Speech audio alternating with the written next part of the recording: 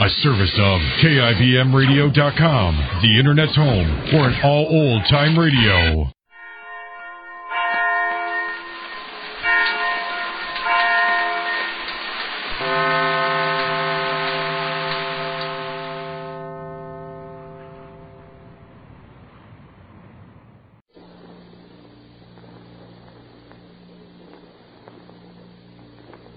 Yes, it's the Goldbergs.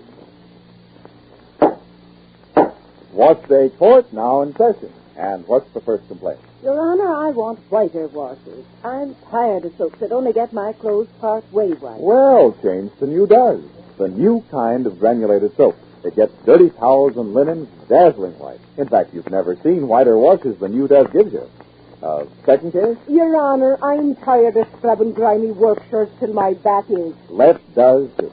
Why, no soap made gets clothes clean easier than New Does. Third case? Your Honor, I want a wash day soap I can really trust with my pretty rayon slips and nicer colored washing. Well, do them with Does. It's far safer for those nice colors than any other leading granulated laundry soap. What? You mean this same Does all three kinds of wash? Gets my grimy towels white and dirty work shirts clean, and yet is safe for colored rayon? That's right. Does everything in your wash. What? Well, I declare. Well, now that surprises you. Just wait till you try Does and see what a new kind of granulated soap it is. Remember, Does is not just a new improvement of an old soap, but a really new kind of soap. So new, you've never before been able to buy a soap quite like it. You see, one of the things Procter & Gamble wanted most was to make a soap for all three kinds of wash, and believe me, Does doesn't. Yes, it leaves your rayon undies soft and bright, and yet it gets those dirty overalls wonderfully clean without any hard scrubbing. And as for your grimy towels and linens, why, Does get them gleaming white. None of this almost white or part way white, but the genuine whiteness you want.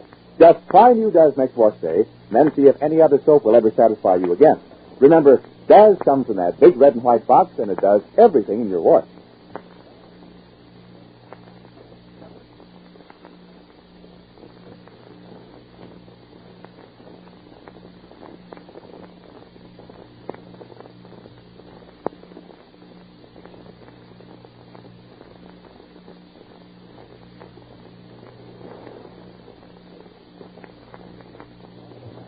And now, the Goldbergs. Well, Molly tried a little bit of her practical, old-fashioned psychology, but she tried it on a modern, up-to-date physician who was a specialist in the subject. So the result was a failure. For Dr. Christopher Cater blocked every little play Molly made for sympathy for Oriane. And he saw through Molly's use of little David as a hostage for Oriane. Molly wants Dr. Cater to come to see Oriane, and so when Chris asked if the boy could stay with him, why, Molly joyfully agreed. But now it seems that Chris wanted to prove something else by it. Listen. So who's going to walk over to Dr. Cater's for David to bring him home? Not me. I'm reading and I'm relaxing. Let Orion, his mother, walk over. You know she won't go to Dr. Cater's house. He should think that she... Think what? Think she loves him? She does. So no what? She wouldn't go. You know she wouldn't go. And I'm a little surprised that Dr. Christopher Cater nevertheless.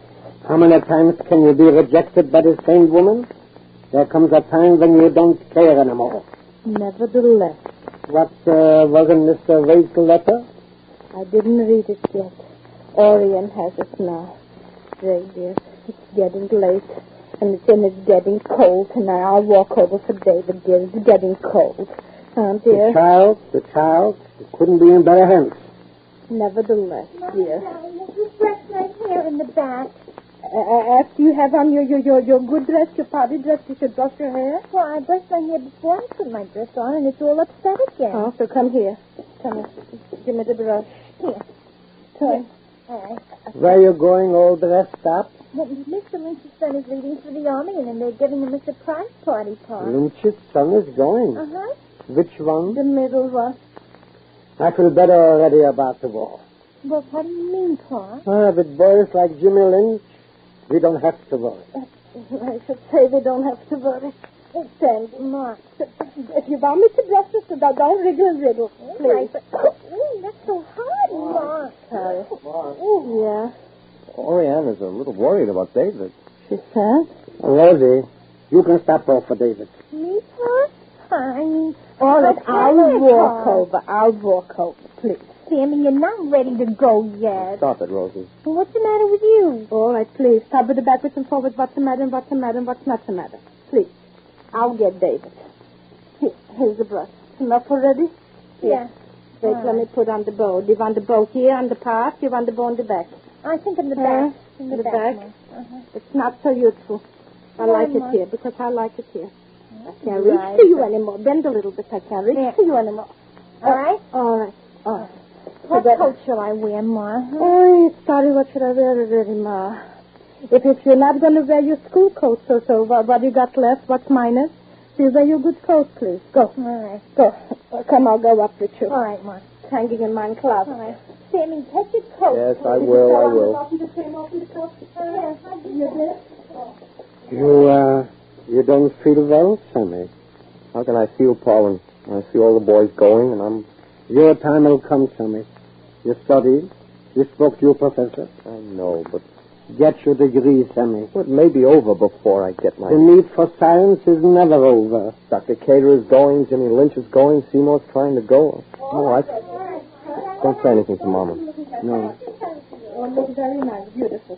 Here he comes, Sammy. Go, Sammy. If you don't want to go, Sammy, I know that you don't have to. Quiet. Give me my coat. Is it all right if I don't stop off for David, Ma? No, don't stop. Don't bother. I'll go. I said it. There's nothing your mother would like better. All right, goodbye. Goodbye, and give my best regards. You hear? All right, Mom. And Rosalie and Camilla, don't let Rosie walk in the front. You can take her arm a little bit. You shouldn't slip on the island. Goodbye. Goodbye. Mom. Oh, before she goes to a party. Oh, Jay, darling, did you notice how tall Rosalie is, huh?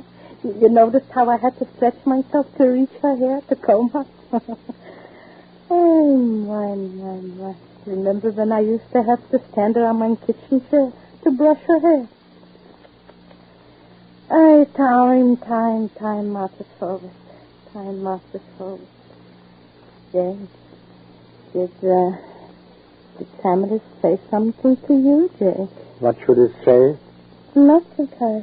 I only thought because Dr. Kate is going and Jimmy Lynch is going and Seymour Fingerhood. He didn't say nothing to me. Jake, you want to walk over? Dr. Kate is with me. Sit, Molly. I assure you Dr. Cater will bring David home. If not, he'll call up and ask who is coming for him. All right. Very well. You want an apple, Jake? No, thank you. You want to play Pissy-Pacer? Play Pissy-Pacer.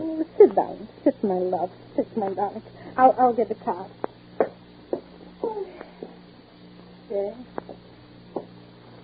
You're sure Samuel didn't say anything to you, Jake? About what? About,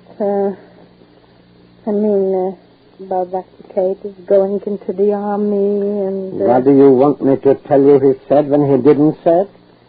I'm only asking. Who is Tashling? I'll Tashel.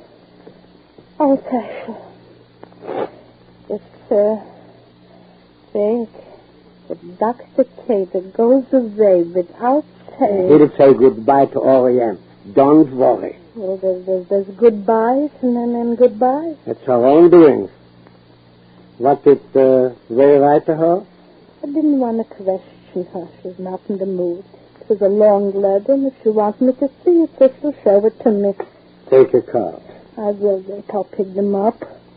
I'll pick number 2. I would go already for David myself, but you play, Jake. But what? Maybe he asked David to stay so that he would have a reason to bring him back himself, so I'll wait yet. You play, Jake. You women would only forget the primitive technique. What do you mean, primitive? The cat and canary technique. That's what I mean. Oh.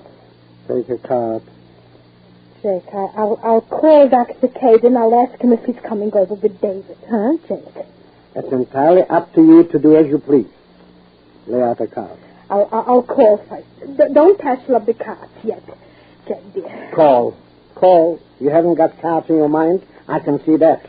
Play solitaire, dear. What else is there for me to play? I'll call, Jay, dear. I'll feel better. You feel, yeah. Yes, I'll feel better if I'll call. Hello, Dr. Cadis, please. Here is a man with his arm outstretched to a woman. Please. With his heart on a silver platter. Are you ringing? And what a heart. Such a heart. Hello? Is Dr. Cadis Jr. there? Where then is he? Oh. Thank you. Thank you what? Thank you. Again, thank you. Jake, darling. Jake, my dear. He's bringing David himself. Well, so where are you going? I'll tell Oriane. Dr. Kate is coming. So what do you have to tell her? Let her brush her hair, Jake, darling. Let her brush her hair. Let her be here. I'll go over to Marthaville Before's house because it wouldn't look nice if Dr. Kate will walk in and then we'll make an excuse and we'll walk out. So I'll tell her, Jake, darling. Oriane!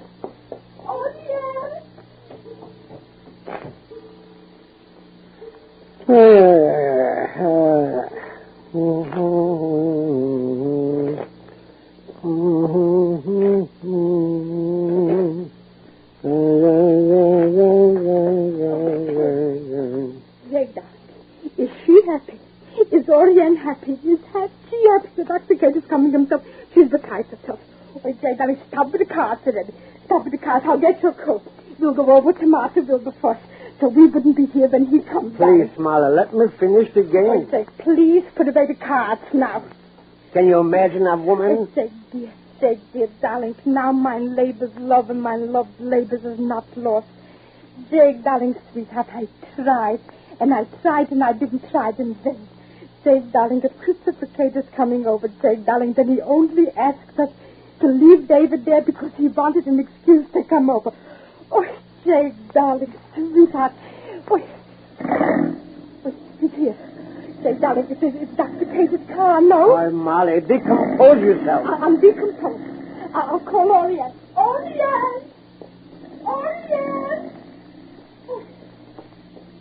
Oh, Jay, Dr. Kate didn't get out of the car.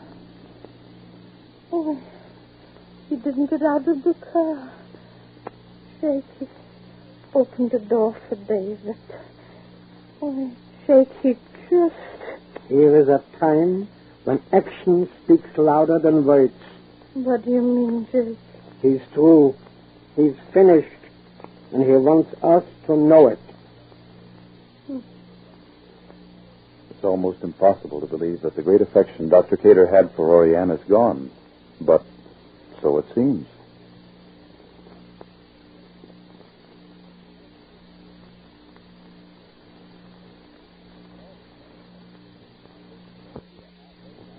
You know, it's a shame to spend your good money on soaps that only do a halfway job for dishes.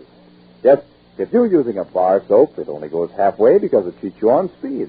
Or if you use a tough granulated soap, it's short on safety for your hands. So, I say it's time you discovered New Does, that amazing new kind of granulated soap.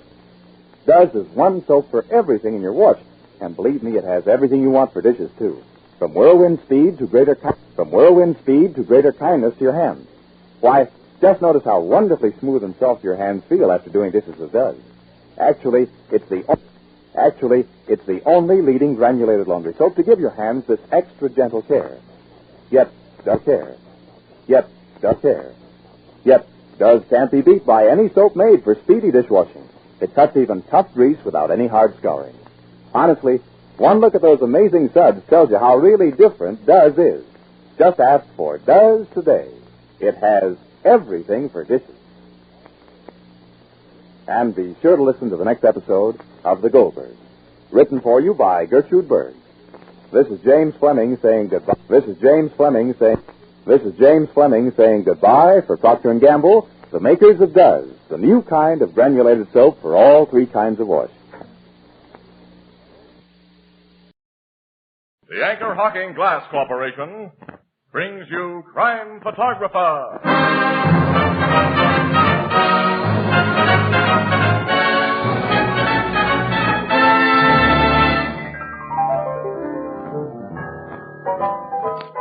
Hiya, Casey. Hi, Ethelbert. How's the weather outside? It's still bad. Seems like this winter will never end. Yeah, but like I always say, a long winter means an early summer. Is that what you always say? Yeah, that's what I always say. Tony, what do you always say? Casey, I always say Anchor Hocking, the most famous name in glass.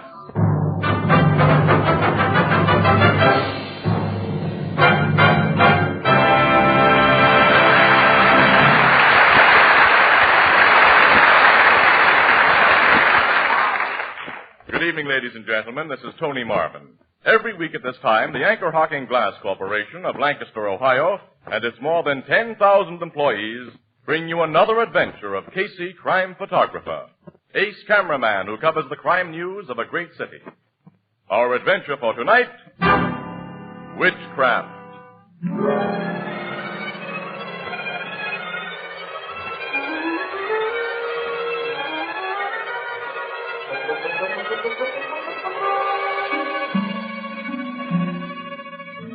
On the outskirts of our city, there's a queer rural community known as Frogtown, whose inhabitants resolutely combat the invasion of modern ideas and metropolitan customs. It's a section of small farms dotted here and there with a cluster of tiny houses. At about 3 o'clock on a cold winter morning, little groups of shivering natives peer curiously at a smoke-blackened shack that has just been the scene of a fire, and at the city policemen who are milling around it. Then a car with a press sign on its windshield pulls up at the curb, and a familiar voice... Hi, Sergeant Flanagan. What? Oh, so you're here, Casey. Sure, and before any other newspaper mug from the looks of things, at least I don't see any competitors around here. You're the first of your troublemaking tribe to get here. Yeah? I got a report that firemen uncovered a murder inside that shack after they got the flames under control. How about that? Oh, that's correct, Casey. Huh? They found the old guy who lived there dead in his bed. He'd been stabbed through the heart. Then the killer set fire to the place as an attempted cover-up. Any dope on the killer? You'll have to ask Captain Logan about that. He's inside the shack now. Well, I'll ask him after I shoot a couple of pictures of the place from out here. These people hanging around are neighbors of the dead guy, I suppose, huh? Yes, we've been questioning them, but nobody knows anything about the murder, they say. Oh, that's a great help.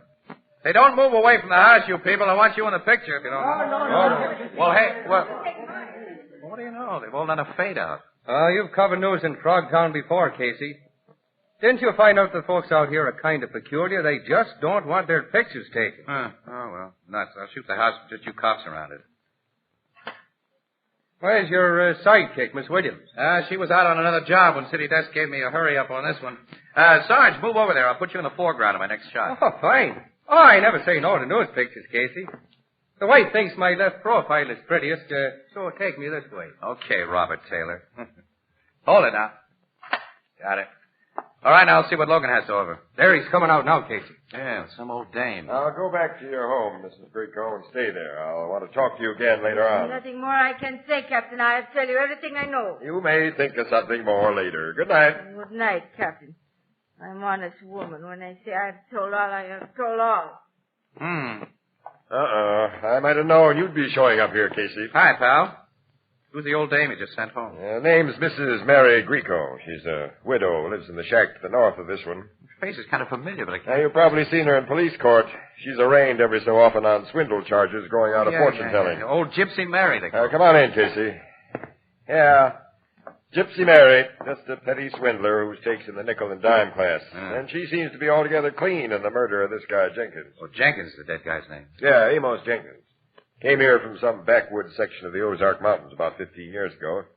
Kept pretty much to himself and was suspected of being a conjure man. Oh, what? A conjure man? That means a male witch, pal, a wizard. He was suspected of being... Are you kidding? Talk to some of the people in this neighborhood and you'll find they're not kidding when they talk about witches and wizards. They go for beliefs that belong back in the Dark Ages. Yeah, now I remember that a lot of farms out here have magic charms painted on the barns and houses to... protect them from the evil eye. You'll see some anti-hex symbols right here in this room if you look around. The fire set by the killer didn't touch him, but they didn't protect the guy who put him up. Any idea who killed this conjure man, Jenkins, or why he was killed? Not yet, but Mrs. Greco and a few other neighbors, I've learned that Jenkins chased a prowler out of here 2 nights ago. Yeah? According to Mrs. Greco, who tells the straightest story, she was awakened around 11:30, night before last, by a call from Jenkins. She got to her window in time to see a guy streak out of the back door with Jenkins after him. Did Jenkins tell him anything about what had happened? Only that he woke up suddenly to Find the guy standing beside the bed with a knife in his hand. And the guy just beat it. She says Jenkins didn't know or wouldn't say who he was. But Jenkins is dead now, so we can't question him. Yeah, I can see that. But you think he came back with that same knife tonight and stuck it in Jenkins' heart? No, Jenkins wasn't stabbed with a knife tonight. He got it with a pair of scissors. What? Scissors? Yep. Body's still in the bedroom as we found it. Come on in and have a look. Yeah, okay. That fire didn't leave much untouched in this room, did it? Oh, yeah, that body's badly charred. All except the head and hair. Hey, take a look at that hair, Casey. The old guy wore it plenty long. He must have been allergic to barbers. Notice anything funny about his hair? No. Oh, wait a minute. Yeah, a hunk of it's been cut off. Close to the scalp. Yeah, with a pair of scissors. And scissors were used? Uh-huh. I told you some things here looked like possible leads. This one give you any idea? No, I'm completely dumb on it, pal, I'm afraid. There seems to be a connection. There must be one. You got anything else, Logan? Yeah. Something even screwier than that clipped-off hunk of hair. Here, have a look. Holy smokes. A human hand. Cut off at the wrist. Was that one of Jenkins? No, the doc says it's completely mummified and has been that way a long time. Where'd you find it? Under Jenkins's bed. Yeah. Huh. Must have something to do with the old guy's conjure stuff. It's probably a charm of some kind. Did you ask any of his neighbors about it? No, nor about the missing lock of hair. I'm keeping these two goofy items under cover for a while, and I'd like you to, too. Okay. They're off the record until you say otherwise. You know, Logan, I'd say the smart thing for you to do is to study up on witchcraft. That's exactly what I'm going to do. I think I will, too. Murder's gotten interesting. All you have to do is shoot pictures around it. I have to solve it. Which reminds me. Hey, I didn't say you could take pictures of that dead guy. Al, he's the only Frogtown resident who hasn't beat it when I aimed a camera tonight. You can't begrudge me one subject who doesn't run off.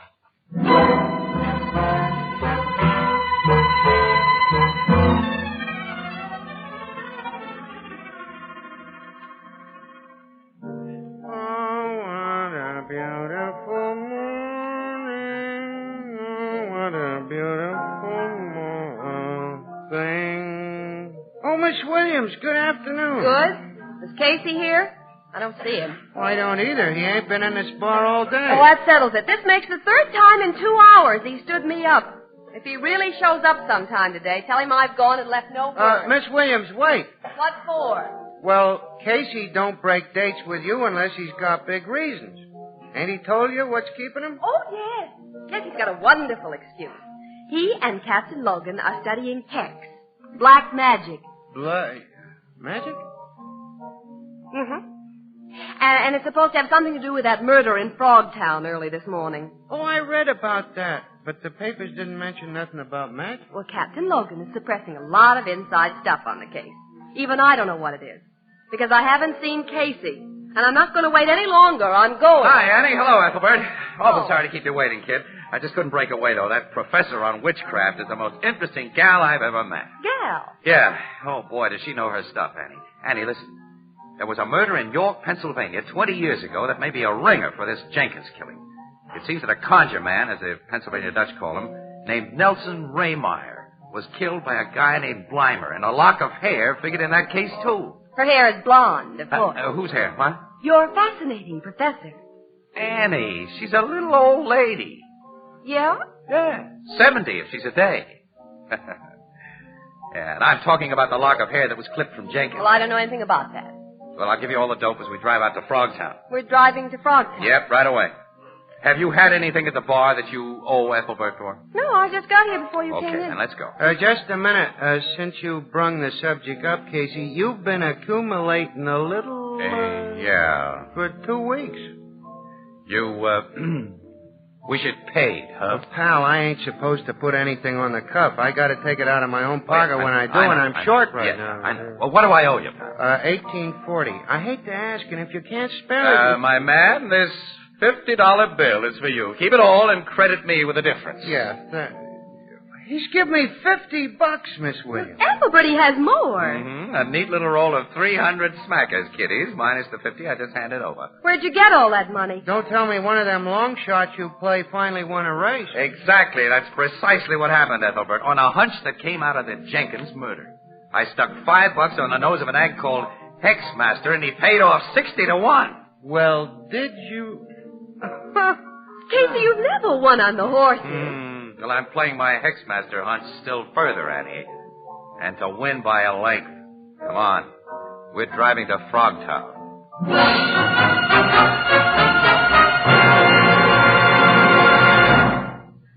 Perhaps once in a decade, a new material is perfected which changes our standards of value.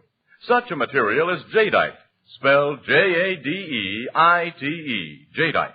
It makes possible dinnerware unlike anything you've known. Jadeite is really beautiful. It has the lovely texture and color of rare Chinese porcelain, and jadeite is unbelievably strong. Why, it stands up under rough handling without chipping or cracking, and is so heat-proof you can safely put it in a hot oven. Yet, jadeite actually costs less than the most ordinary dinnerware. For instance, a big jadeite platter costs only 25 cents in open stock, and a 35-piece dinner service for 6 is priced at less than $5 at your favorite chain store, department store, hardware store, or other stores selling chinaware and glass. A set of jadeite is a perfect gift, and it makes it easy to replenish your own supply of dinnerware. Jadeite is the newest triumph of anchor hocking. The most famous name in glass.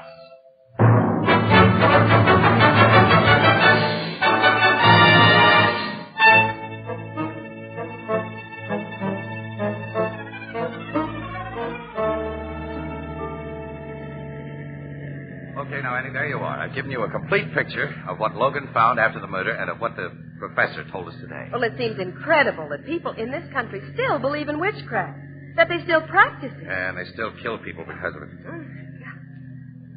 What are we going to do in Frogtown? Something that Logan or his cops can't do quite as well as we can, Annie. That is, without risking a yell of frame-up and coercion. We're going to frame and coerce somebody? Those are hard words, Annie. We're going to throw a bluff that may lead to a killer. Oh, well, tell me more. All right. Now, Logan and I believe that Gypsy Mary, this Mrs. Grieco, recognized the guy that Jenkins chased out of his house 2 nights before the murder. Well, she's keeping mum because she's afraid? Yeah. Now, look, Annie, she doesn't know you. So while I watch outside her window in the dark with a camera, you have your fortune told and pass her a marked bill, see? And I'll get a picture of it, and maybe we can bluff her into thinking that we can cause her trouble unless she talks. Why, it's blackmail, Casey. Well, a man is dead, Annie. His murderer is free. Besides, we're only pulling a bluff, kid. Okay? Okay.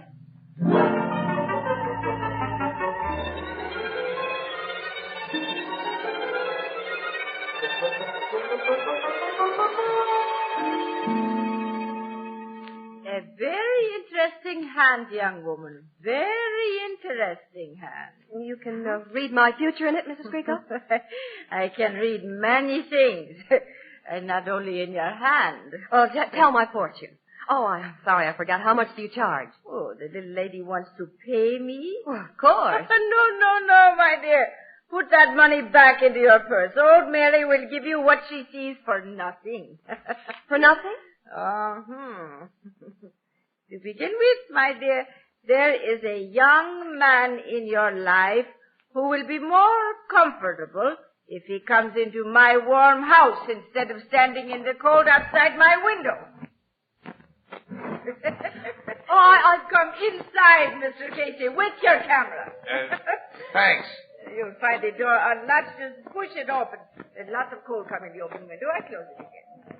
Well, young woman, how do you like the things Mary Grieco sees? You answer that one, Casey. All right, I will. I'll answer by talking straight.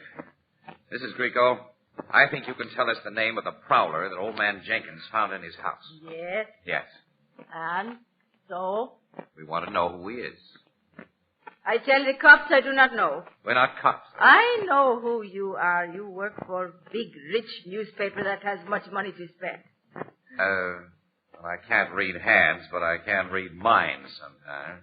How much? How much you pay. Well, our city editor would have to answer that. If you want to buy from me, I sell now. I do not sell later or to anybody Well, else. look, I haven't any dough. Well, then go away. Now, Get wait a out. minute. Wait a minute. I know, wait. It is Casey, now or you have never. $250. Oh, $250. Oh, that belongs to me. It's not the paper's, bright girl. Give man. me $250 I'll and give I it to tell. her, Casey. It's worth it. Well, maybe the paper won't give it back to me. Of course it will. For a murder exclusive? Give me or get out. Okay.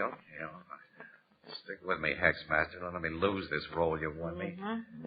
It's just $250. All right, now give me the dope you promised. I gave. And the true dope. I not only see the man Amos Jenkins chase from his house that night, but my good friend Jenkins tells me who he is. All right, tell us.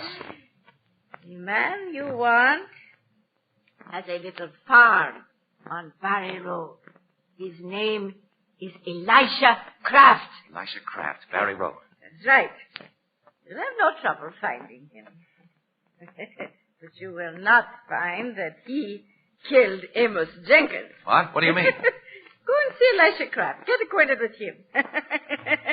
Your money has bought truth from me, Mr. Casey. $250 worth of truth. But it has bought no murderer.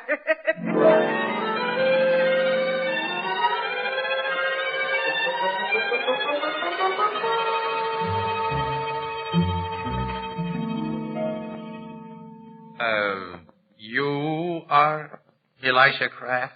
Yes, sir. I just told you I was. Yeah, I just wanted to make sure. What you and this lady want to see me about? Well, we're on the Morning Express, Mr. Kraft, covering the murder of Amos Jenkins. Amos Jenkins? Now, Mr. Kraft, a witness has positively identified you as the man Jenkins discovered in his house 3 nights ago. Mister, I admit I was in Jenkins' house that night, and I ain't sure how I got there. What? I'm a sick man. Sometimes I get spells and I don't know where I am or what I'm doing. I didn't know I was in Jenkins' house until he hit me. Then I come out of my spell and ran. You had a knife in your hand. How do you explain that? I tell you, I don't remember.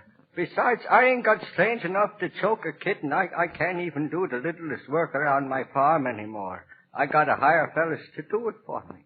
I'm sick, mister. I'm worse than sick. I'm dying. Casey. I'm sorry, Mr. Kraft. I had to do this. I wasn't in Jenkins' house last night anyway. I can prove it by my 2 hired men and Dr. Hoffman. I had one of my spells last night, a bad spell. Dr. Hoffman come at midnight, and him and the hired men set with me till 3 in the morning. Dr. Hoffman, you say? Dr. Gustav Hoffman. Anyone will tell you where to find him, and anyone will tell you his word is better than gold. How long have you been sick like this? Going on a year now. It hit me sharp and sudden. Well, we hope you recover your health as suddenly as you lost it. Thank you, ma'am. I hope for the best myself. Yes. Let's go, Casey. Just a moment, Annie. Before we leave, Mr. Kraft, I'd like to take a picture of you. Picture? Yeah, for the paper. No. Why not? Don't believe in pictures. Don't like pictures. I know my rights. Nobody can take pictures of me when I say no. I gotta rest now. I'm a sick man. Yeah. All right, we'll go. Thanks for everything. You're welcome. Goodbye. Goodbye, Mr. Kraft. Casey, even if his alibi proved phony, I couldn't believe that poor wasted midget of a man drove a pair of scissors through Jenkins' chest. Neither could I, Annie. I don't think his alibi will prove phony either. Well, we'll check it, of course. Come on, get in the car, kid. Okay. Sorry, Casey. Sorry, for what? For $250. Oh. I made you give it to that old woman. The paper's tough when it comes to money. You don't think it'll allow me the dough I spent because we're not bringing in $250 worth? All we'll get for your money is a razzing. I'm not so sure Gypsy Mary swindled us, Annie. Well, now, how can you say that Annie, before I start the car, take a good look at Kraft's house, his barn, chicken houses. Well, I'm looking. All right, what do you see? Well, a group of very well cared for buildings. Annie, listen. If you had a barn, for instance, would you have a fake window painted on each side? It has fake windows. Just painted on the board. Yeah, they're to fool witches. To fool witches? Yeah. According to some popular hex ideas, the witch will be sap enough to try to get in the barn through those windows instead of going to the door. Casey. Yeah. There are painted wheels on some of the buildings, too. Those are witch catchers. Our friend Elisha Kraft had hoodoo chasers hung all over him. You mean he's a believer in witchery? Yeah. And like Jenkins' neighbors this morning, he's afraid of being photographed, too. Yeah, I noticed that. Yeah. Well, I'm going to get pictures of that guy when he doesn't know there's a camera around, Annie. And then I'm going to make him tell me who he paid to kill Amos Jenkins.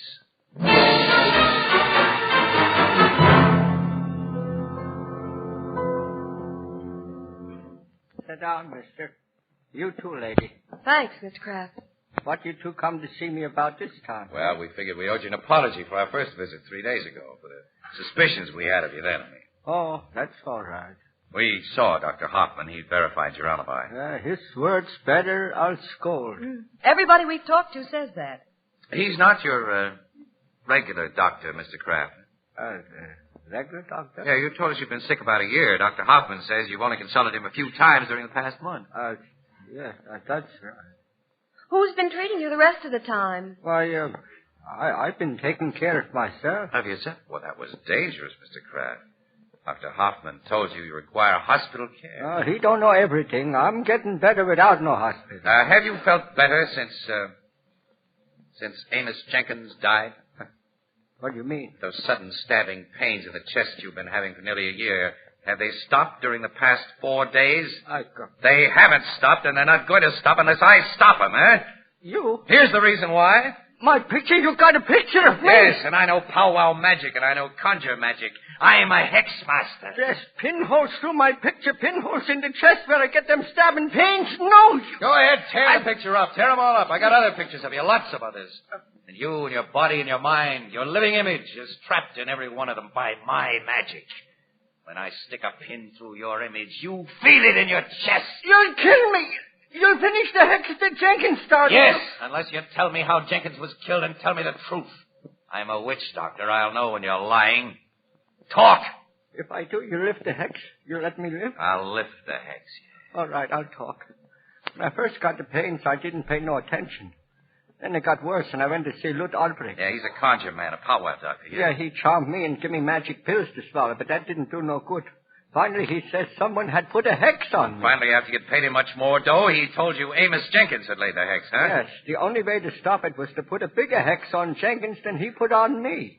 You know, conjure, mister. You know we had to get a lock of Jenkins' hair to fix him good. Yes, I know. With a lock of his hair, which was part of his body, part of him, this Albrecht could work big magic. That's right. Well, I went to Jenkins' house at night when he was asleep. I had a knife to cut off a lock of his hair, but... Yeah, but he woke up and chased you. Yes. Then Albrecht went to get You don't know everything, Mr. Lud Albrecht. I come in your house by the baccalauge. I've been listening. It's nice to meet you, Mr. Albrecht. Even with that shotgun in your hands. I'm going to do more than just hold this shotgun, mister. I've been thinking Elisha might talk to someone more than was good for him. I've been watching him close. He won't talk to nobody else.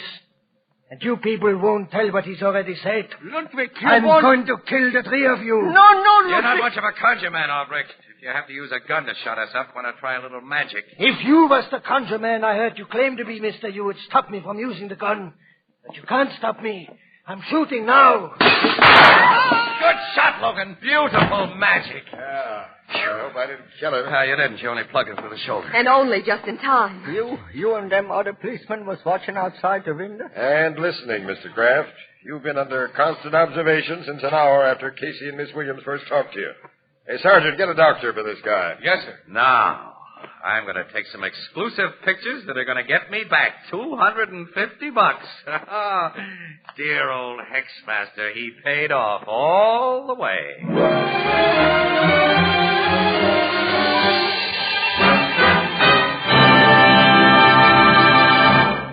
We'll join the crowd at the Blue Note in just a moment. You know, American children are the healthiest children in the world, largely because most American babies now get a good, sound start in life. Much of the credit for this is due to our American food packers who produce convenient, scientifically prepared baby foods. The young mother can now give her baby well-balanced, nourishing meals without spending endless extra hours in the kitchen. In selecting prepared baby foods for your baby, whether fruits, vegetables, soups, or meats, it's wise to insist on two things. One, a brand name with which you're familiar, and two, a glass jar. Sterile, crystal clear, anchor glass jars can't possibly affect purity or flavor. and because you heat and serve foods in the same glass jars in which you buy them, and then reseal the jars to store leftovers, mothers save precious hours each week. Most of the better brands of prepared baby foods are packed in clean, sanitary Anchor glass jars and sealed under vacuum with easy-to-open, easy-to-reseal Anchor caps. Both products of Anchor Hocking. The most famous name in glass.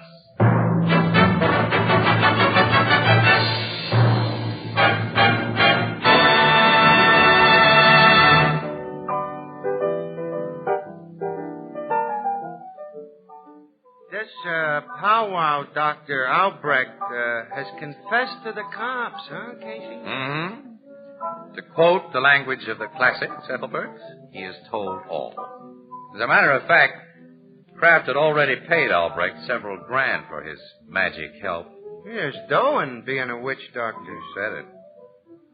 Well, Jenkins woke up when Albrecht snipped off a hunk of his hair, and Albrecht let him have it with his scissors. And then he set fire to the place and made his getaway, and...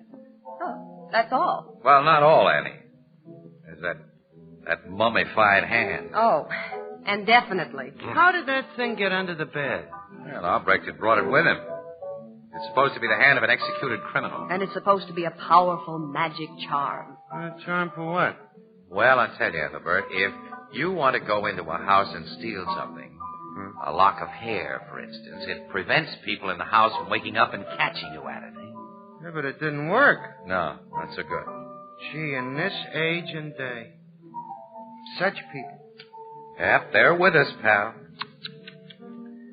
Say, did you get your $250 back from the paper, Casey? He got it. Oh, it's swell. It was. Pipe down, will you, Annie? What goes on? Casey played a hunch too far, Ethelbert. Well, okay, I'll tell it. I don't mind. You see, Hexmaster was running again, Ethelbert, and I stuck the whole roll on him, and I... Say, Ethelbert, can I have the change from that $50 I gave you? Casey, you just don't have any hex appeal. Huh? Oh. Oh, Miss Williams.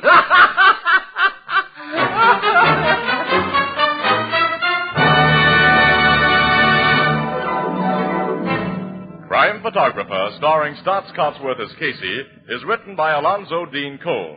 It is brought to you each Thursday by the Anchor Hocking Glass Corporation, makers of Fire King Oven Glass, Anchor Glass Containers, Anchor Caps and Closures, all products of Anchor Hocking, the most famous name in glass.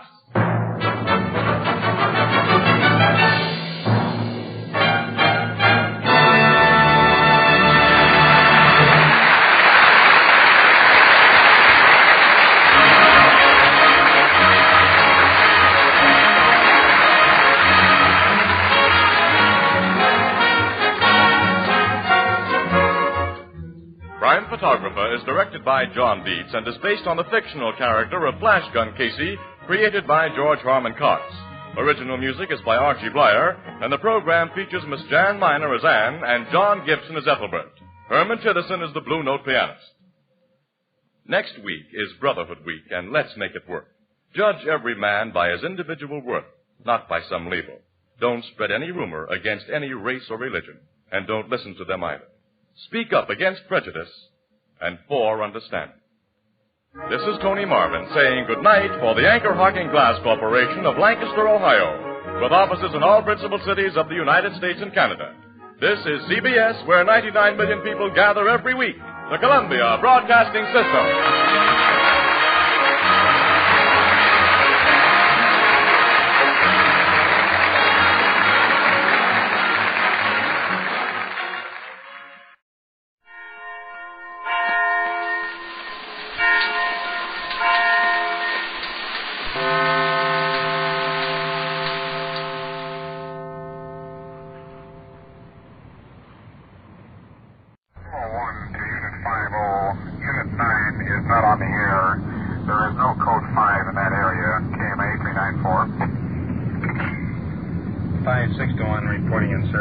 Starting mileage 8261. 8261. Officers Perkins and Walter. Control 110-4, starting mileage 8261, 6:04 p.m.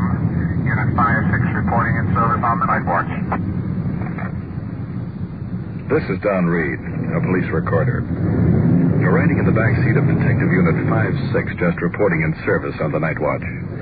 You're going to ride with us. Control 1 to 5-6, come in.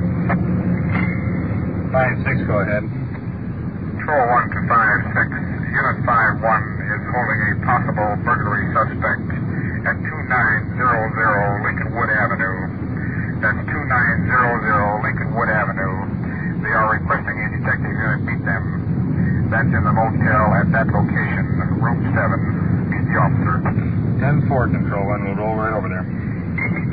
Well, we'll be on that burglary investigation shortly. But as I started to say, you're going to ride with us tonight. And remember, the people you meet are not actors. What happens to us happens to you. Because this is it. This is real. This is Night Watch.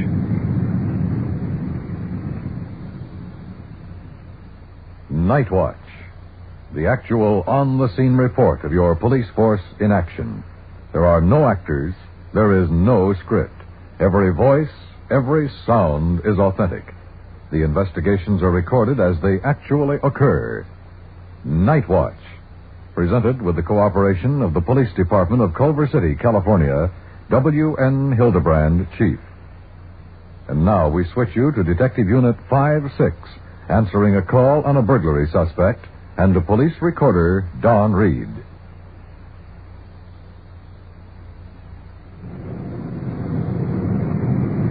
Swinging into the auto court where one of our uniformed cars has a burglary suspect in custody. Police car parked on the drive.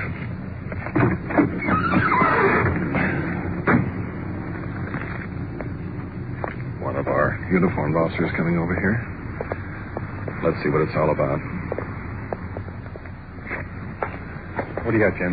The manager of the motel here caught a fellow going out the back window with an armful of bedclothes, clothing, towels, and so forth. It doesn't look too good. It seems that he's registered here under a phony name. Whereabouts is he now? He's inside with my partner and the manager. They're holding him. Okay, let's talk to him.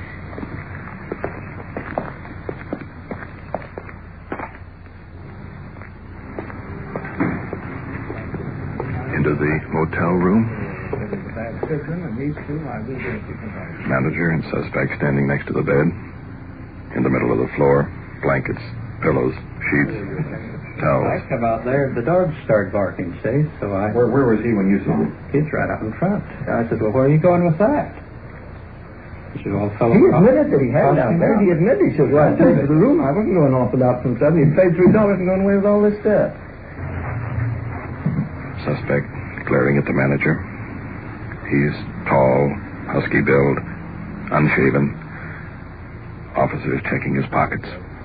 Here's the key to my trailer right there. I live up here about, I think, 3 or 4 blocks. So. What's the name of the place? Geez, I just moved in about 2 days ago. Oh, no. You live by yourself in your trailer? Yes, I do. Do you need bedding or something? Oh, no, I got... You didn't need bedding. What were you going to do with the ashtray you had belonging to the man here? Just a souvenir, but he got Just a souvenir, huh? Yeah. What were you doing with the bedding? I just grabbed it and took off, and I was going out to the office. He said he saw you on the street, no? Sure, he saw me. That's where I met him on the street. Why aren't you staying in your trailer? Why am I still in my trailer? Yeah. Well, I just figured I'd stay here tonight. How come you're taking the blankets out of here? No, don't get my idea that I'm trying to steal something from this man. Don't tell me nothing, Jack. I mean, I can get tough too. I mean, but I'm not trying to take all stuff as weekend. Well, I mean, all right. That's the only story I can see. Okay, I'll call you a liar too. You've been arrested? I've been arrested in kind of assault and battery. What else? Assault and battery, Philo Vance is all. Suspect arrested for assault. 502. That's drunk driving. That's a straight scoop. What would you think the bedding for, though? We paid for this room. Paid $3 for the room. We're going to steal $35 for the bedding. We're going to half a fee. About, $35 for the bedding. Well, we're going to check you out, you know. Okay, check me out. I mean, if you think I'm wrong, okay, let's go. We'll locate your trailer. We'll check it out, too. Let's go.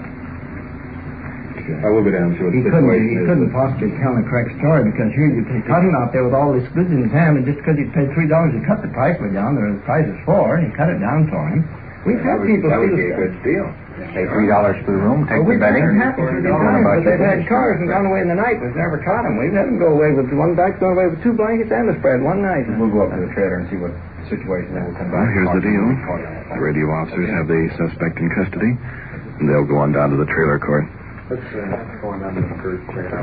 Our detective unit will roll down with them. See if we can fill in some holes in this case.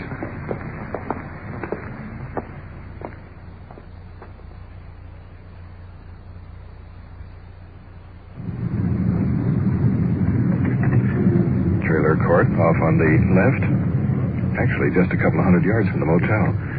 The uniformed car is pulling up in front with a suspect.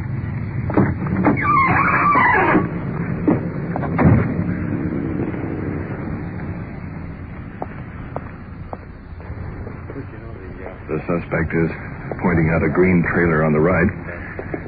Now let's go over to the office with the detectives. Just an observation.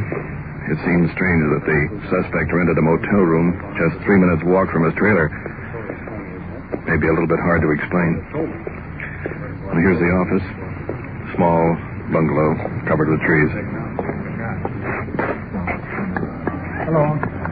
What's the police department? I'd like to ask some questions about the trouble is in the corner trailer up here. Which one? You mean right here in the front? Uh-huh. Well, listen, he just came in the other night and just moved in there. Hasn't even come in here and registered or anything yet. And I haven't been able to catch him. Wasn't there all day today? He'd come and looked at the trailer, you know. And then he said that he was going to come in a certain time. And I said, well, the marriage stayed up until the 20th of the month. He couldn't come in until, before that. And he said, well, I can have it done by the 20th. And I said, yes, you can have it by the 20th. And then I was out one evening and Paul here said he'd moved in there. He went down here to the motel next to here. Rented a room, went out the window with all their bedding. No kidding. When he comes back, he's not coming in yet. Then I don't have to let him have it, do I? He's not coming back. Because I don't want him in here at all. Oh, no. I'm glad we found that out. All right, you keep him over there, then. Don't let him come back here. Good night. Good night. Good night. Well, there's another discrepancy in the suspect's story. Seems he just took over the trailer. Legally, he doesn't even live here. Son, you want to check out the trailer with us? We're going in. Yeah. Well, let's go in and have a look. Officer Blumenstein, Sergeant Perkins going in.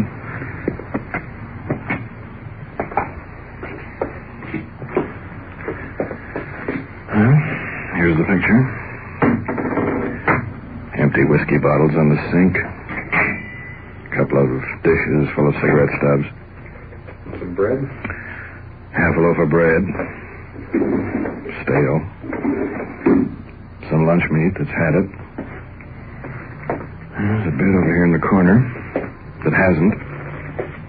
Not a stitch of bedding on it. Just a bare mattress.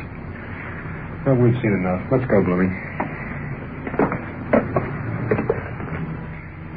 Paul, he hasn't got any bedding in there at all. Matter of fact is he sneaked in there and isn't paying any rent.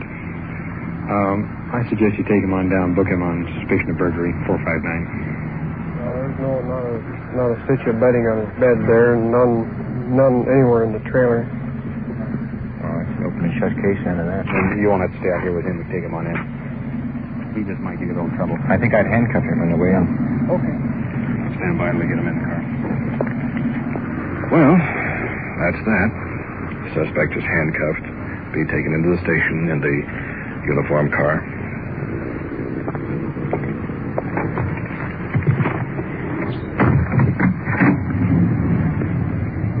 You believe him, Perkins? Are you kidding? That's a good way of furnishing your trailer. $3.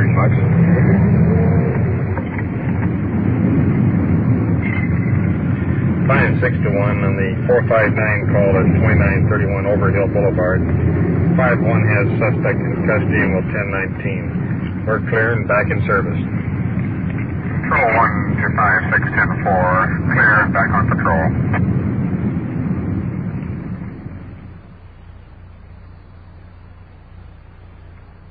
No further information of the suspect at this time. If apprehended, hold for robbery detail, LAPD, KMA 394, 1:40 a.m. Control 1 to 56, come in. 5-6, go ahead. Control 1 to 56 at 1329 Terabella. At 1329 Terabella, we have a report. 14-year-old girl locked out of the house and is hammering on the door. Investigate trouble. 10-4, Control 1. We're out in the west end of town. It'll take us about 10 minutes. Control 1 to 5610-4. Roll code 2. 10-4.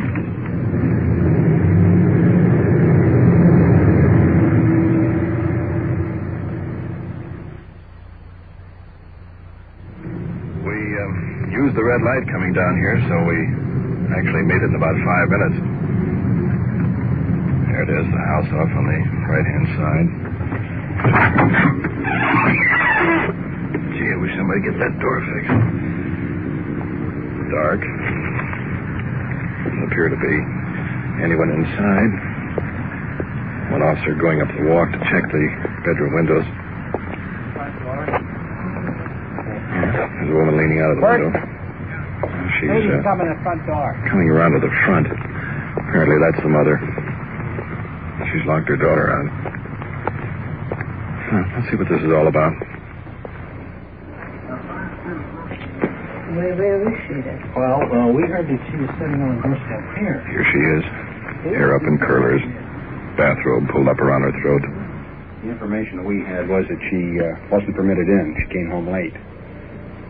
Yeah, but Where did she go tonight?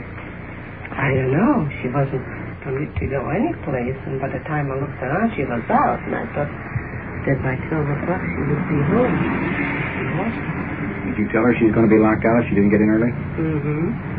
If she comes in late, after 12, I said she'd be locked out. But however, if she was knocking the door, I would open it for her. You don't know where she went or who she was with tonight? No, I didn't. Are you at all worried about your daughter? Yeah. How old is she?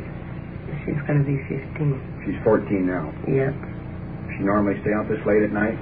No, she's not permitted, but she does it all the time. She does it all the time? Mm-hmm. I have no way of punishing her for that. Just don't know what to do about it. And I thought to find something that doesn't work. She's not in the house now? Not that I know of, no. You want to check her bedroom? We'll wait for you. The mother going into the house. I wonder why kids get into trouble. Walking out of the shadows under the street light. Young girl, bareheaded, no coat on. Must be the young girl in question.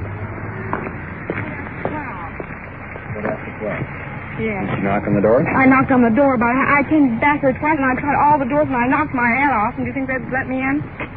So I just walked around. I knew you were down here. So. You're how old? 14. What time did you get here? About 12:15, but I was at work till then. You were at work. Where do you Well, I work? worked down here. Where? Down at this little restaurant down here. Yeah. So I worked there from about 8, I guess, since I Till left when? the house, till 12. You can check that with my boss. What are you doing working until 12 o'clock? I don't know. But I was. Were you out with a fellow tonight? No, I wasn't.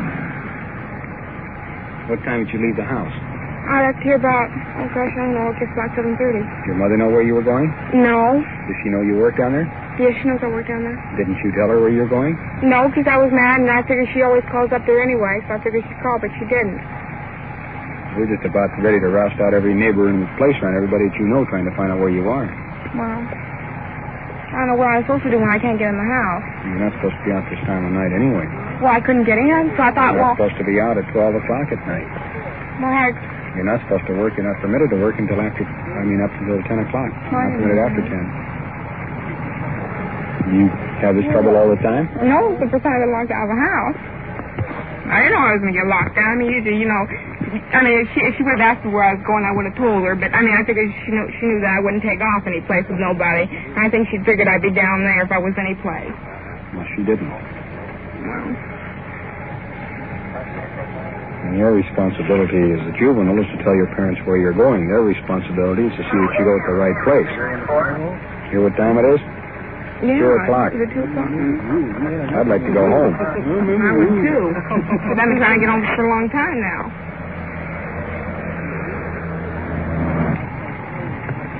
Let's talk to your mother.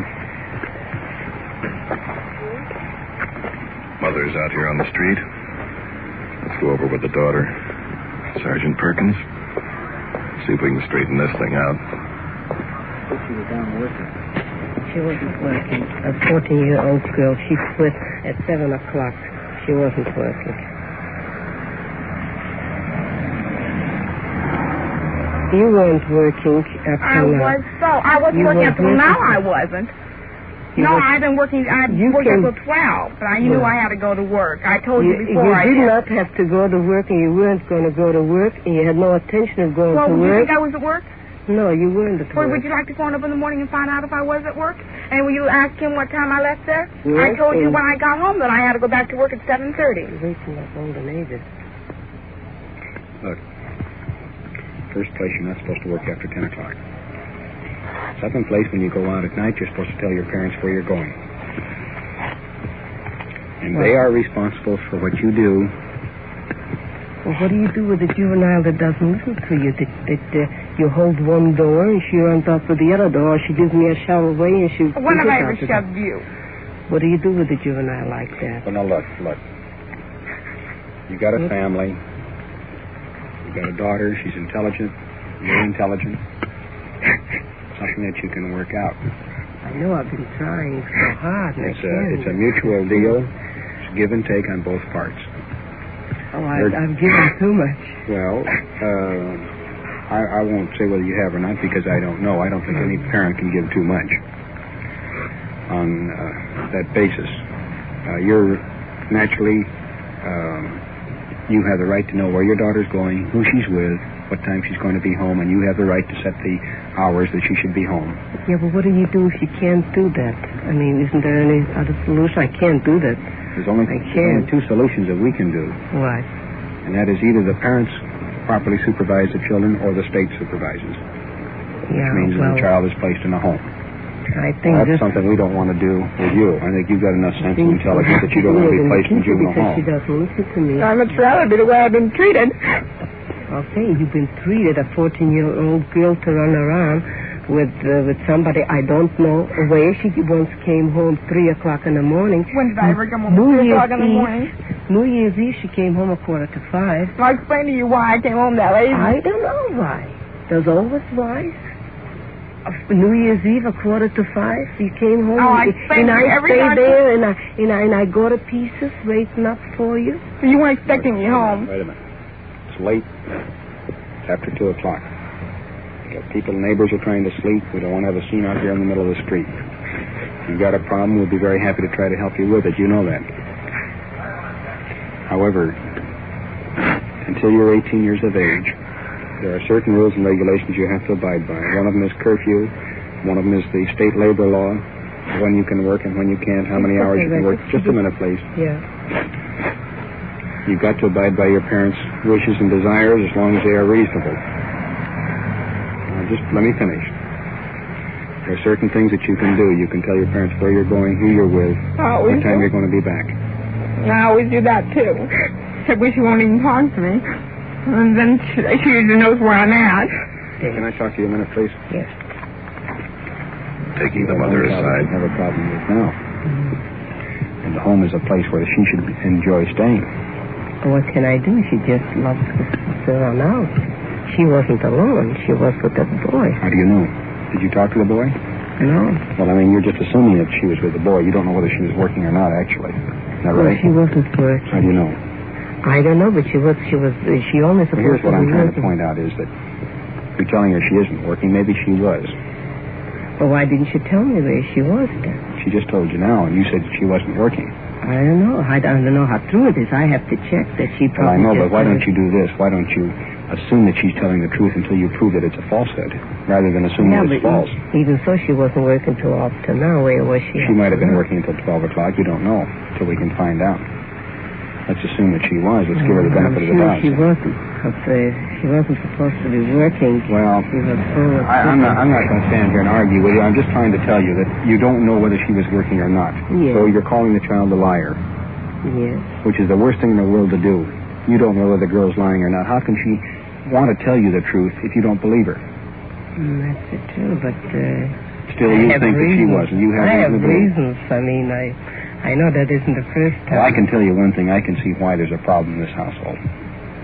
I can tell you one thing right off the bat. One of the biggest problems that you've got is the fact that that girl doesn't believe that you believe anything she tells you. Well, that's the truth, because she's been lying all the time, too. Well, you assume that she's lying right now. You don't know that she's lying or not. Well, some part of it is a lie, because she did not work up till now. She was with the boy up till now.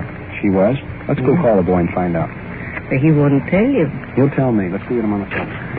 Let's head up the walk. Sergeant Perkins is taking down the phone number of the boy in question. The number here? Also the place where the daughter claims she was working.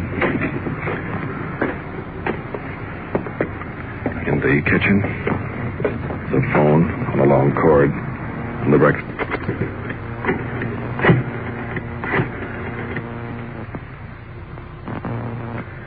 Hello, this is Sergeant Perkins of Culver City Police.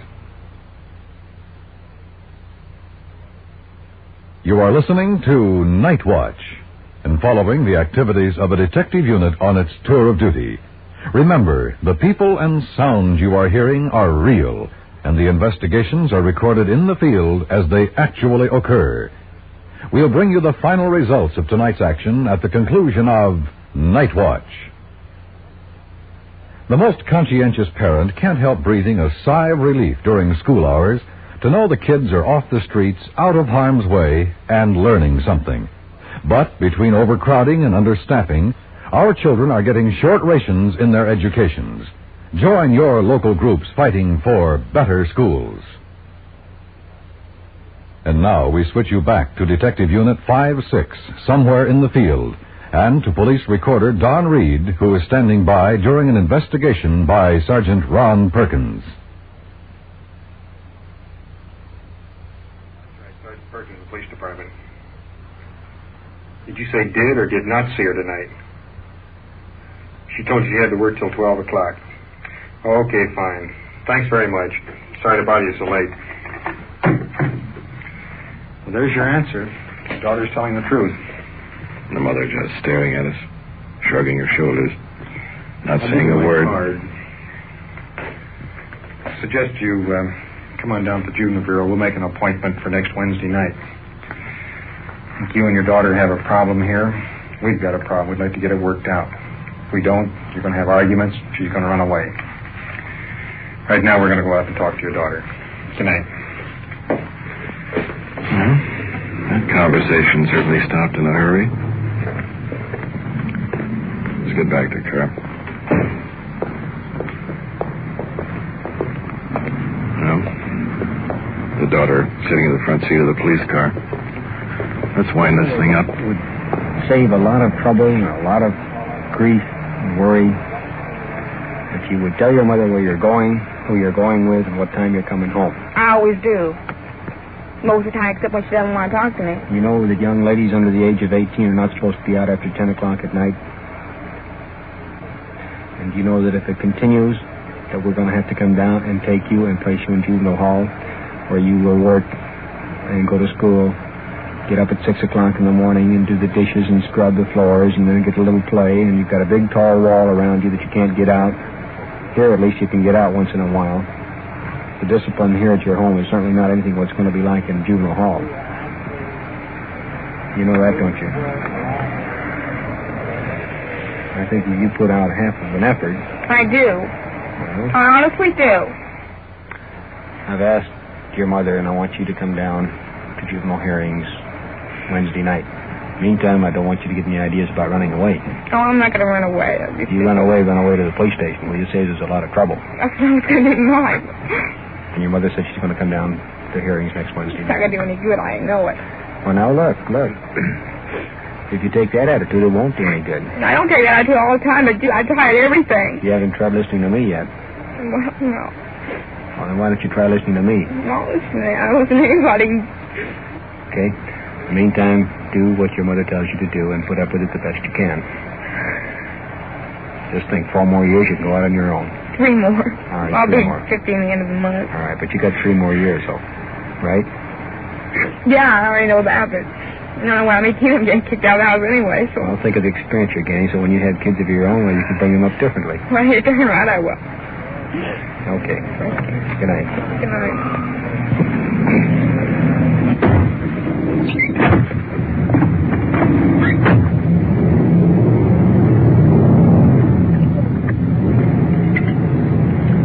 5621, clear on the 214 investigation and end of watch. Control 1, 5610-4, clear on 214, 2:16 a.m., KMA 394, Unit 56, into the station and end of night watch.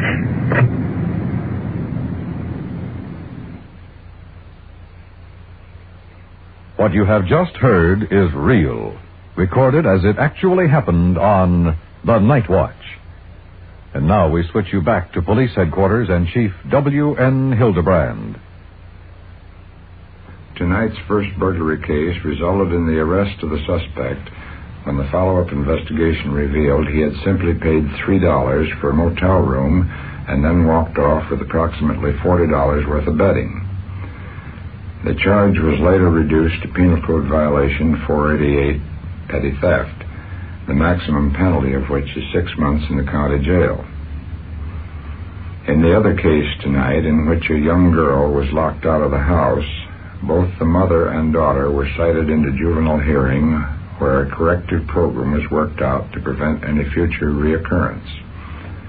Each week, as you follow Detective Unit 56, you'll note the events run the gamut from homicide to advising juveniles.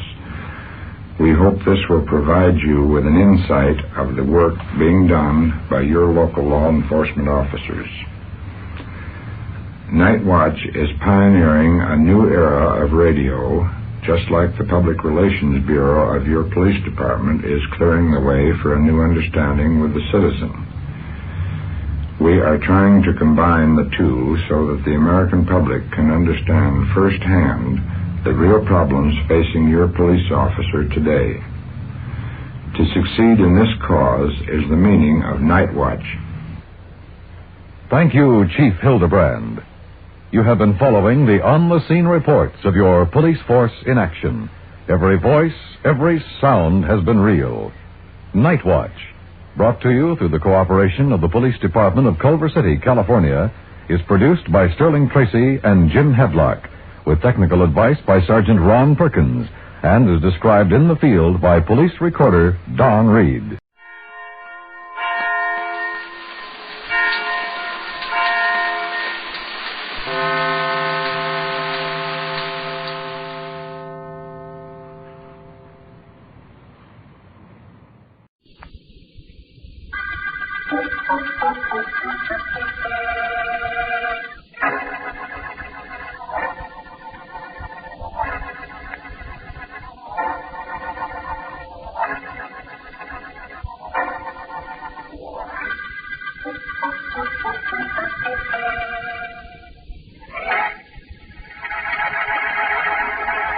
Stop twirling that keychain. You're making me nervous. Easy, Joe. You're blowing your top, kid. Don't call me kid. Now, look, Eddie, I'm trying to be calm. Trying to be calm ain't easy with a guy like you. Now, tell me what happened and tell me fast. Solid. Nothing to get excited about, kid. Don't call me kid. Now, look, I'm your boss, Joe DeAngelo. You call me Mr. Giangelo or Joe. But you don't call me kid. You get that? Okay, kid. What? You want a report? Here it is. I passed 2 of the $100 bills you're making in competition with the government. No trouble. You like that? 2, huh? And it's good where? One of them I got rid of down at the restaurant on Green Street. No trouble. The other I got rid of at the haberdashery. Guy looks the bill over good, and he gives me the change as nice as you please. We're in business, Joe. Yeah, you bet your life we are. Only this local stuff is small time, see? Tell you what I want to do now, Eddie. Yeah? I want you to make contacts in different cities. Sell them the counterfeit bills I make. Can you do it? Match. Push over. What do you want from? 25%. I want $25 of good dough for every $100 phony. Can you get it? I'm going to get more than that, kid. I'm getting $30 instead of 25. Okay, I could use the other 5. Yeah, maybe you can, kid. The other 5 goes to me. That's my commission. Don't start anything, Eddie. Remember now, you just work for me. You do like I tell you. Yeah, who takes the risks of passing the queer? You? No, me. And I'll do what I can for you here. Don't you forget, the FBI would like to know what you're doing. Now that that's settled, I think... Wait a minute. Georgie! Georgie, come in here. Hey, what is this? We'll find out. Come in, Georgie. Really, Mr. D'Angelo, I wish you wouldn't scream my name. It's disturbing. Well, what is it you want? Georgie, Eddie here is, getting ambitious. I'd have expected something like that from him. Look at what he's wearing. The suit coat is 3 inches too long, that keychain is in horrible taste, and the color of that suit, midnight blue. What is this, a lesson in what I should wear? What do you want with Georgie, Joe? You'll find out. Georgie, you're a good boy. So I'm going to let you have some fun. Right now. Let go of my arm. Joe.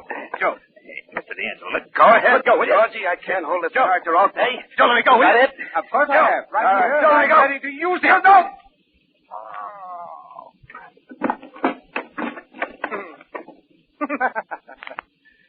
Done, Mr. D'Angelo.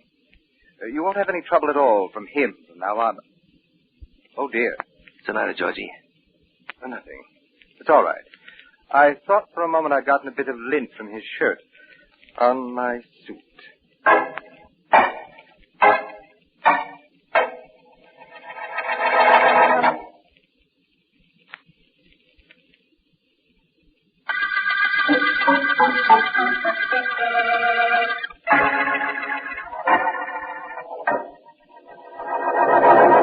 But, Mr. Markham, my boy is gone. And he was a good boy, Mr. Markham. I'm sure he was, Mrs. Macon, but there isn't anything I can do. Well, you I'm district attorney. You want the police department, Bureau of Missing Persons. No. I'll get them on the phone for you. No. It is not them I want. You and your friend Philo Vance, I hear about Mrs. you. Macon, I read about the two of you. And now my Eddie is missing. You can find him, Mr. Markham. He's a good boy. Well, if it'll help you any to tell me about him, Mrs. Macon, go right ahead. I'll turn the information over to the proper authorities. And Mr. Markham, last night, Eddie, he does not come home. All the way he comes home. Every night. Last night he does not come home. 3 weeks ago he quit his job. It's a good job, Mr. Markham. He was a shipping clerk. Go ahead, Mrs. Macon. After he leaves that job, he have more money than when he work. And I said to him, Eddie, I said, where you get this money? But they won't tell me.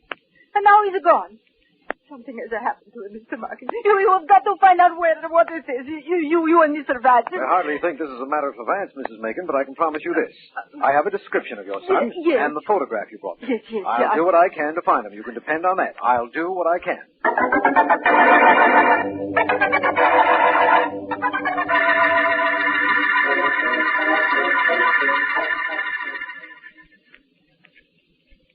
Again, you're filing your nails. Always filing your nails. Put that file away, Georgie. Certainly, Mr. D'Angelo. You sound upset. Is there something wrong? That kid. That Eddie Macon we knocked off. We don't need him, I assure you. I'm quite capable of passing all the counterfeit bills you make, and of making connections to have them passed in other cities. So why worry about him? Oh, yeah? Suppose they find his body. Suppose they trace it back to us, then what? My dear Mr. D'Angelo, don't be ridiculous. First of all, they'll never find his body. It's down at the bottom of the lake, very carefully weighed with a very heavy stone. Second of all, even if they did find it, there is nothing that will lead the police to us. Absolutely nothing. What are you going to do now? I'm going to work on this press. Might as well get some of those bills moving, in case we have to blow town in a hurry. Ridiculous. We'll be here as long as we like. See you later. Where are you going? Out of here. I simply won't be able to stand the sound of that printing machine.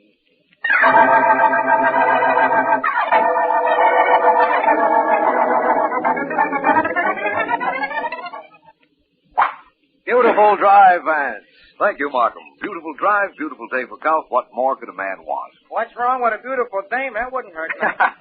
A caddy has something there, Vance. Yes, he has. But a beautiful girl might lead to trouble. And this is no day for trouble. I'll go down to your ball, Mr. Vance. I'll be there by the time Mr. Markham shoots. I hope I hit one long enough so that I have to really walk for it. I need the exercise. Well, here goes. Well, not bad, my friend. It's right up there with mine. Come on, let's go. Right. Oh, by the way, Vance, there was a woman in my office to see me this morning. Uh-oh. Quite an old woman. Her son had disappeared. From what I gathered, he was a good boy who met a wrong crowd. She was terribly worried. That's one of the things you can always depend upon a mother to do. Worry. Did you turn it over to the Missing Persons Bureau? Yes, but they haven't uncovered anything. Oh, well, I don't imagine we should concern ourselves with it. After all, it is a beautiful day. Wonder where my shot landed. Our caddy is standing down the fairway a bit. One of us is there, no doubt. Probably both of us. Both shots were headed in the same direction. We'll see. Oh, by the way, Vance, this is a course you've never played before. There's a stream running through the fairway about 300 yards from the tee. That should be about 100 yards from where our shot landed. Water hazard in the middle of the course, eh? Definitely unfair. Natural hazard, I believe. But a good brassy shot will carry it over onto the green. Well, here we are. And both together, as I imagined. Boy, brassy, please. Yes, sir, here you are. Just water about 100 yards down, sir. So Mr. Markham was telling me. Water comes from Lake Ralph. We go ice skating in the wintertime. Boy, fun. So I'd imagine. Swimming in summer, skating in winter. Oh, not much swimming, Mr. Vance. Couple of boats and ducks in the lake all the time. Funniest ducks you ever saw. What's funny about them? Well, this morning I seen them on my way here. They got red feet. Red feet, eh? Yeah. That is strange. Well, here goes a try with this brassy. Hope I get enough carry with it. I'm betting on you. Oh, thanks for your confidence. There it goes. A beauty, Vance. Now, if I can only duplicate that shot. If I were you, I would, Markham. Principally because this is the last hole we'll have time to play. Nonsense. We're playing all day. I don't think you'll want to play after what I have to tell you. Oh, what is it, Vance?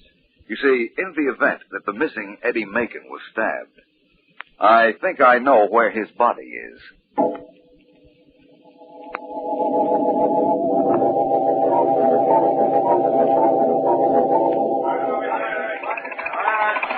Well, Vance, the police driver found Eddie Macon's body at the bottom of Lake Ralph, and it'll be brought to the surface any minute now. But how did you know it would be there? The clue of the red ducks, Markham. Remember what the caddy told us?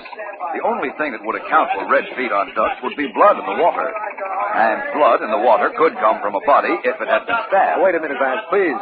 If there were blood on the water, it would have been noticed, wouldn't it? Certainly. But the blood became dissipated in and by the water, Markham. Only before it had, the ducks swam over the spot where the body was located, got blood on their feet, and then went on land. I'm enjoying this, Vance. You're even able to trace the movements of ducks. What a man. Well, it's reasonably simple. On land, the water from the duck's feet would dry, but the blood would cake and be retained in the webbing. I suppose that's right. In fact, I know it's right now. Oh, we've got men going all through those bushes on shore here looking for some tie-up with the crime. I hope they find something. Merely getting the body will tell us nothing, I'm afraid.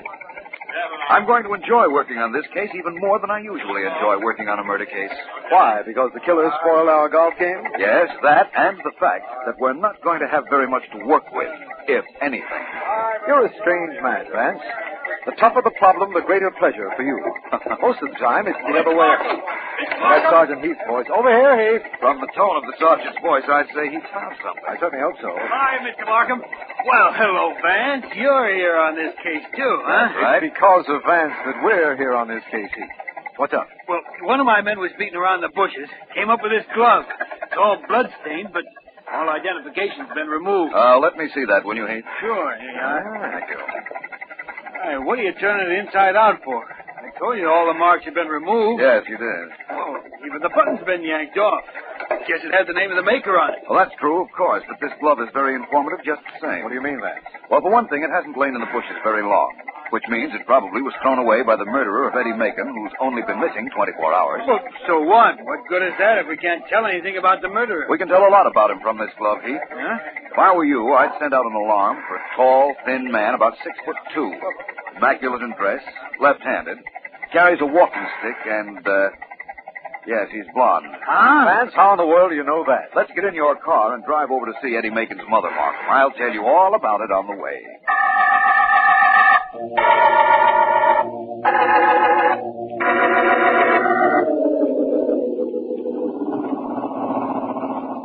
I'm waiting, Vance. Sorry, Markham, I was just thinking of something, but it doesn't matter now. What you want to know is how I got the picture of our murder suspect just from looking at a blood-stained glove. That's right. Well, it's reasonably simple. The glove was a large size, leading me to assume that the murderer was a tall man. However, the fingers on the glove were very narrow. Hence, the killer was thin. But the way he dressed and the fact that he was left-handed and carried a stick. Most men who carry a stick are meticulous in dress, Markham. And the glove was a little worn between the index finger and the inside of the thumb. Only a stick would cause a worn spot, such as I noticed in that particular place. Well, granting all that, what about the fact that he was left-handed, that he was blond, that he was well-dressed? Left-handed? Well, the glove we found was a left glove. And apparently he carried his stick in his left hand. Blonde? I saw a very small blonde hair on the inside of the glove. The police laboratory would have detected that, I'm sure. And what about the business of his being well-dressed? There were traces of liquid nail polish on the tip of the inside of the fingers, Markham. Apparently, after his most recent manicure, he was in a hurry and didn't give the polish a chance to dry. That's all there is to it. That and the fact that most men who carry a stick are well-dressed. It certainly sounds simple the way you say it. And it's just as well the explanation's over, because here's Mrs. Megan's house. Oh, she knows about her son? Yes, Heath telephoned her. I imagine she's all broken up. She was almost hysterical when she came into my office to report him missing. We'll soon find out. Coming, Markham. Of course. What do you expect to find here, Vance? If we're lucky, Mrs. Macon will be able to tell us which of her son's friends answers the description I feel fits the murderer. That'll certainly simplify this case. Yes, it will. And it's one reason that I don't believe we'll find anything. The bell, Markham. Right. There's one thing I hate. It's dealing with hysterical women, Vance. We may have a surprise in store for us there, too, Markham. Yes? Oh, it is Mr. Markham. Yes. Hello, Mrs. Macon. This is Philo Vance. You remember you asked me to get him to help find your son? Yes, and you would not do it. It wouldn't have done any good, Mrs. Macon. Your son was already dead when you came to see Mr. Markham. Perhaps. What is it you want? We have a description of a man we believe might be your son's murderer. We'd like to know if you knew such a man. What does he look like? He's tall, blond, dresses very well, carries a walking stick, quite thin. I don't know anybody like that. And neither does my son. You can't help us? You could not help me. I cannot help you. Good day, gentlemen.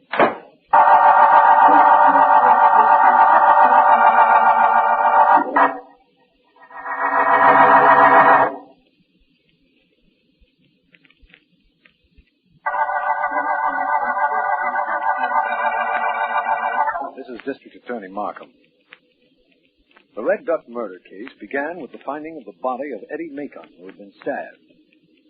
From a glove discovered near the scene of the crime, Philo Vance has constructed a detailed picture of the killer. So far, we have been unable to find a man answering the description. At this time, he might be almost anywhere. In a taxi, in a park, in a shop. Come, my man. Please, just wrap it up and give it to me, and I'll take it with me. I have my car outside.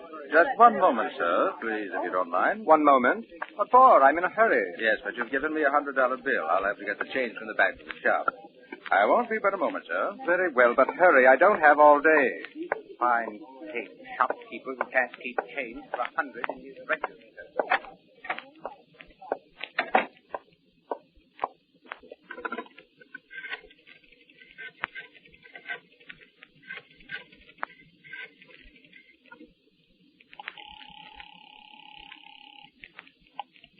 Police headquarters. Hello, this is Bailey at Bailey's Men's Shop on Main Street. A man is in the shop, tall, blond. He's carrying a stick. He just gave me a $100 bill. It's one of those counterfeits we were told to watch out for. Good. Stall him there a few minutes. We'll be right over. Right.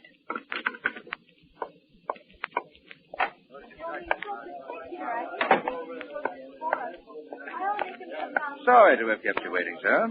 But I'll have your change in just a moment. Very cute, weren't you? But you don't trap me. I'm getting out of here. What? Hey, you, stop! Stop! Excuse me, please. Pardon me, please. Stop him, somebody! Somebody stop that man on the roadster there! Hey, you! You in the car, stop! Okay. Get off, you fool. Get off.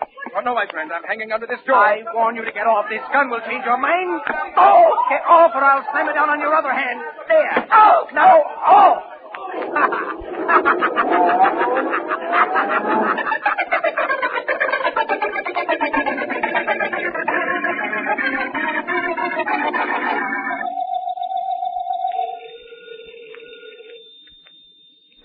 Markham Markham speaking. This is Vance, Markham. Vance, I've been calling you all over town.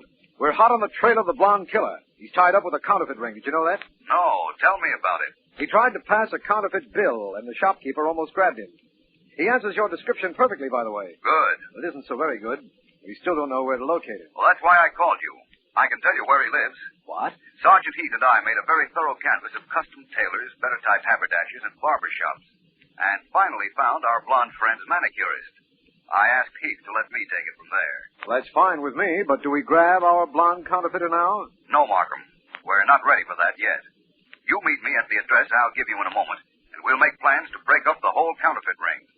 We'll break that up and get our murderer at the same time.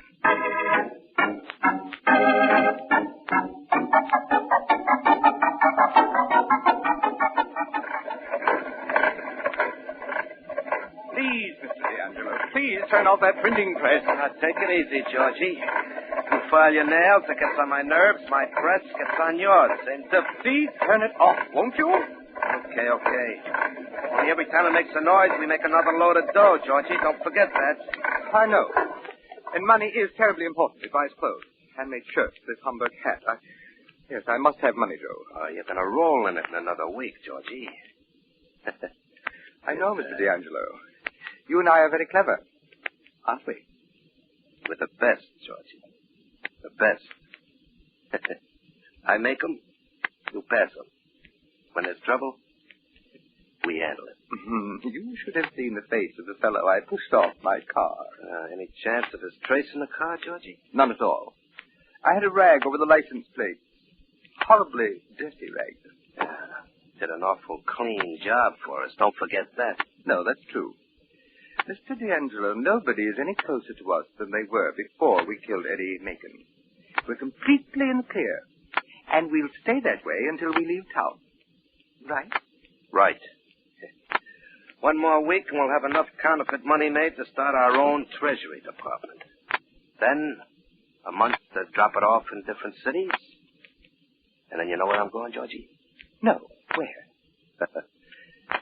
I'm going to spend the rest of my life on Easy Street.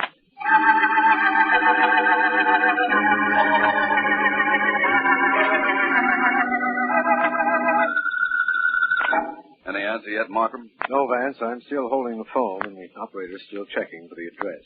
Quite a nice apartment the blonde killer has, isn't it? Excellent taste. I'm still not quite sure how you found it, Vance. Well, Markham, his type of man had to have his nails done very often, usually by the same manicurist. Sergeant Heath and I found a manicurist at one of the better hotels who had a customer answering our description. She once had to go to his apartment to do his nails and remembered the address. It was as simple as that. Vance, everything is simple once you set to work on it. I sure wish this operator would answer. I wish our blonde friend had been here when we broke into his apartment. All we found was that telephone number on his pad. What happens after the operator gives us the name and address belonging to that number? It all depends on who the number belongs to. We think I'm sorry to keep you waiting, wait a sir. minute, Vance. It's all right, miss. I'm still here. The number is listed under the name of Joseph D'Angelo, printer, at 484 Jean Street. D'Angelo, printer. Thank you very much. Vance? I know, I heard. Well, it's all starting to tie up now, Markham. You get Heath and a squad of men. I'm going to 484 Jean Street. Mr.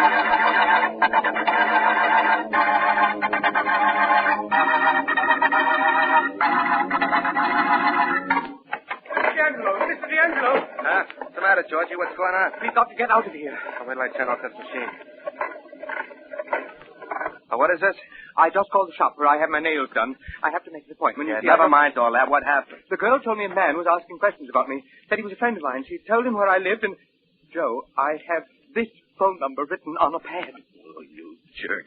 Well, come on. Let's break all this stuff and throw it in the melting pot. Yes. Anybody comes here 2 minutes from now won't find a thing. All that lovely money, too. Every hunk of paper in the joint. Now, come on, hurry. Right. Guy who asked those questions might be here any minute now. Take the lid off that stove down there. All right. This money lying around isn't dry yet. I'll get ink all over my hands. So what? Take off your coat. We've got work to do. I'll get ink on this beautiful shirt. I just had it made. Take that coat off and step on it. Now, here. Dump these bills into the fire. All right. I'm going to take the press apart and knock down those plates. Oh, my beautiful shirt. It'll be ruined. I'll get the money out of the way. More trip. Better make it. I'll bang this press into so many pieces nobody will know what it was. Couldn't we save the plates? Those beautifully engraved plates on the table. They go next. Right into the fire, pretty boy. How you doing? I destroyed all the money. Good. I gotta go to work on these. I wouldn't work on anything if I were you. Oh, Georgie, this must be the guy who asked questions. The knife, Georgie, the knife. How'd he get in? The door was open and I walked in. The knife, Georgie. Use the knife. The knife, Mr. Oh, no, you don't get him, Georgie. I'll hold his arm. You don't either. Oh. I'm going to do that more often. You'll never do anything again, ever. This knife will... Drop that No, knife. I Drop it. Let go. I'll drop it. But I'll get out of here. You'll never catch me. Never saw a man so wrong in my life. My friend's out cold, and I'm holding you here until the police come. Stop it. Stop it and let me alone. Stay right here against this thing. No. Oh, no, you don't. No. Don't try to get away. You have a gun, eh? Stop it. You're breaking my back. Breaking my back. I tell Breaking you. my heart.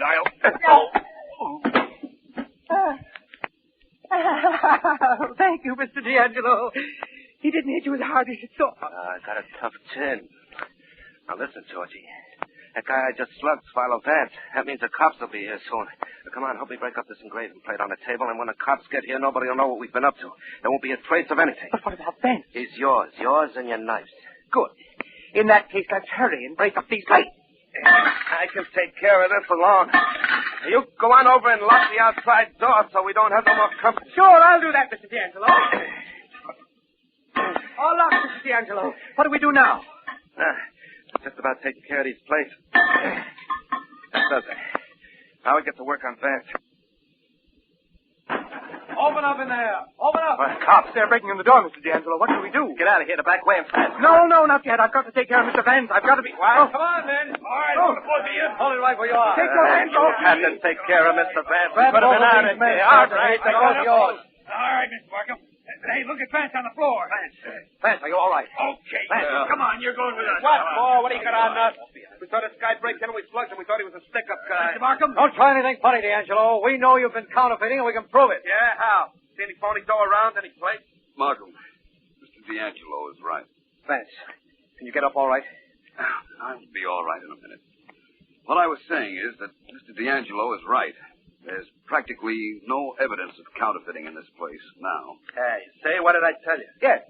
Do you see what Mr. D'Angelo told you? I said there was practically no evidence.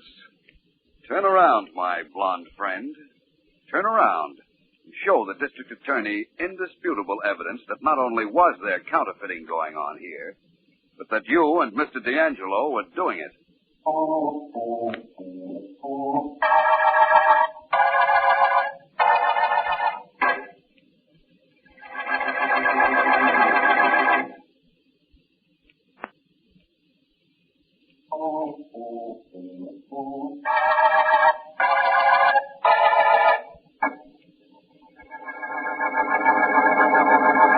Not much to discuss in this case, is there, Markham? Just one thing, Vance.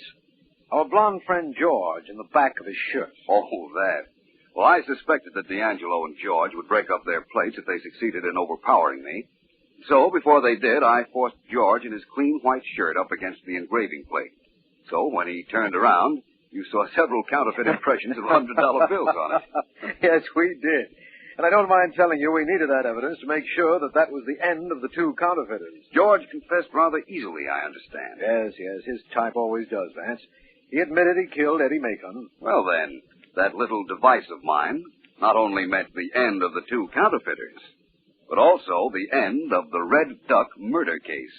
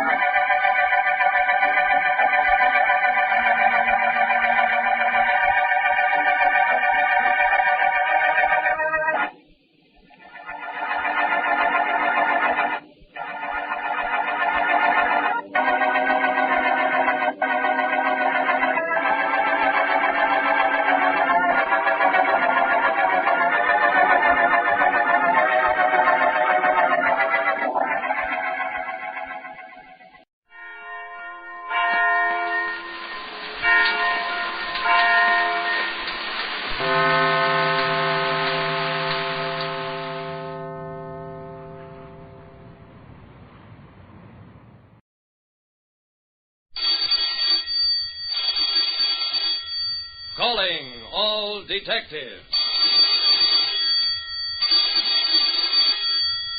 When I looked through a Dime-a-look telescope, I saw a way to solve a case I never knew existed.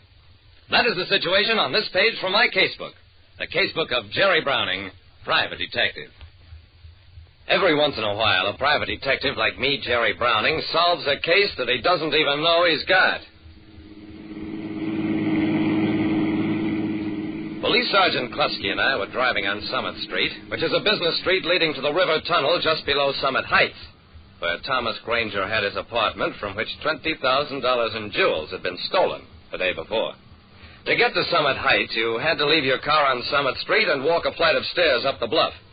It was a nuisance, but once you got upstairs, you did have a magnificent view of the river and the shore opposite. Klusky, look down the block. That guy on the corner with the Dime-a-look telescope. Yeah? What about him? Suppose that telescope wasn't pointed at the moon, but at the apartments up in the heights. Wouldn't that be a way of casing places to be robbed? Klusky's eyes lit up. It sure is short and wood. Come on, I'm going to pull that monkey in. The telescope man's name was Shep Latcher. At police headquarters, he vigorously protested his innocence, even though it developed that he had a previous criminal record. I kept in the background as Latcher insisted, "Who need a telescope to case a joint? You can tell just looking is the lights on a roof." Well, that was true enough. So after some more questioning, he was released. But as he left, lugging the telescope over his shoulder, I had the feeling that Shep Latcher knew an awful lot that he wasn't telling. When a swank River Bluff apartment was burglarized, a Dime-a-look telescope man was arrested and released. Thereafter, the Granger burglary case settled down to routine. 2 days later, I got a break when I overheard a snatch of conversation in a tavern. That same day, Sergeant Klusky found some of the loot at a fencer's shop. Between the two leads, we cracked the case, made 3 arrests, recovered practically all the missing jewels. At no time after his initial questioning was Shep Latcher, the telescope man, involved.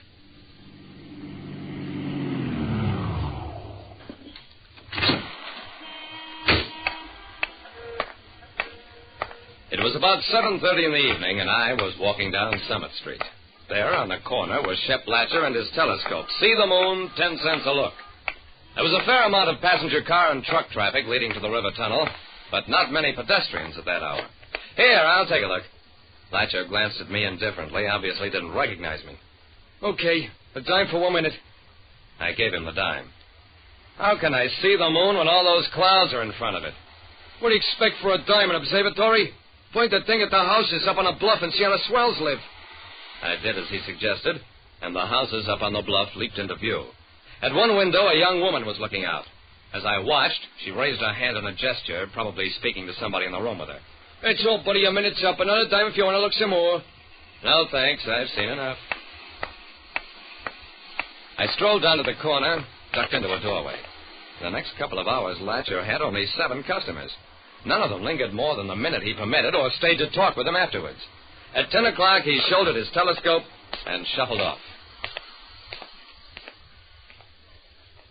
Well, I'd spent an evening proving nothing, except that an ex-criminal now appeared to be satisfied to earn 40 cents an hour with a telescope that must have cost him $75 to $100. The more I considered that, the less I believed it. When you're working on something for curiosity's sake, you don't work at it very hard. The next day, I got a case from Consolidated Insurance, spent a week on it, then found myself once more with a few free days.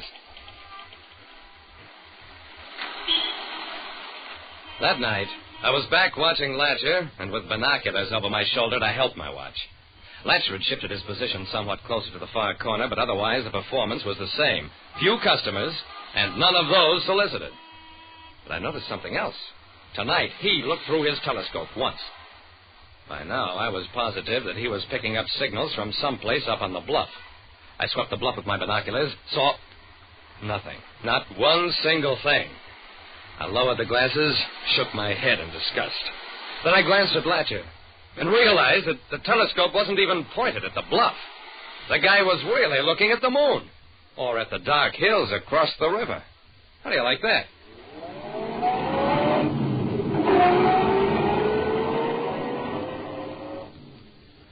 I was so annoyed at myself for wasting all that time and suspecting a poor guy trying to go straight that I stayed away from that whole district for the next few days.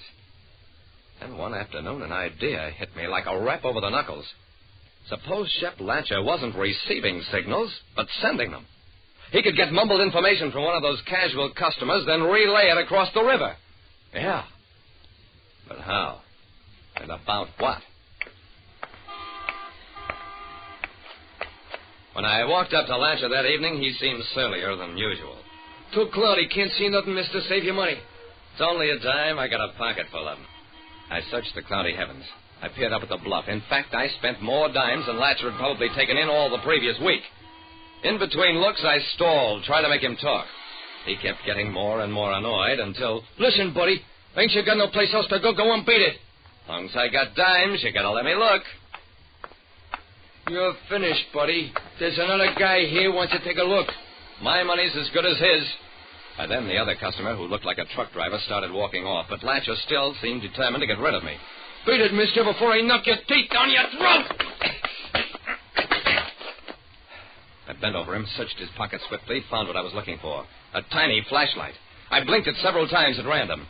Whoever was waiting across the river for the light signals could chew on that for a while. Then I yanked Latcher to his feet. Okay, Latcher, let's go visit some cops.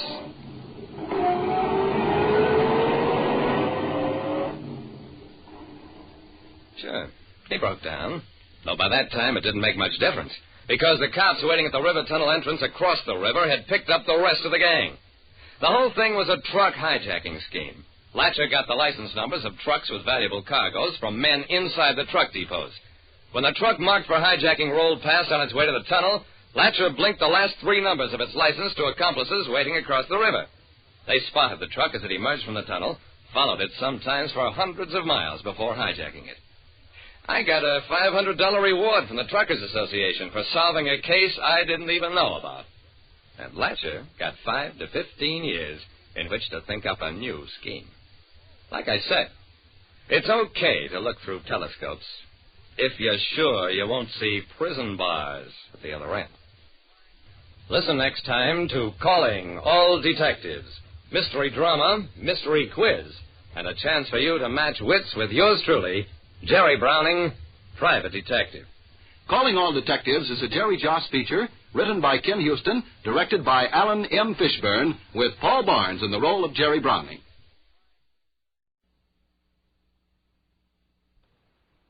Get this and get it straight. Crime is a sucker's road. And those who travel it wind up in the gut of the prison of the grave. There's no other end. But they never learn. From the pen of Raymond Chandler, outstanding author of crime fiction, comes his most famous character in The Adventures of Philip Marlowe.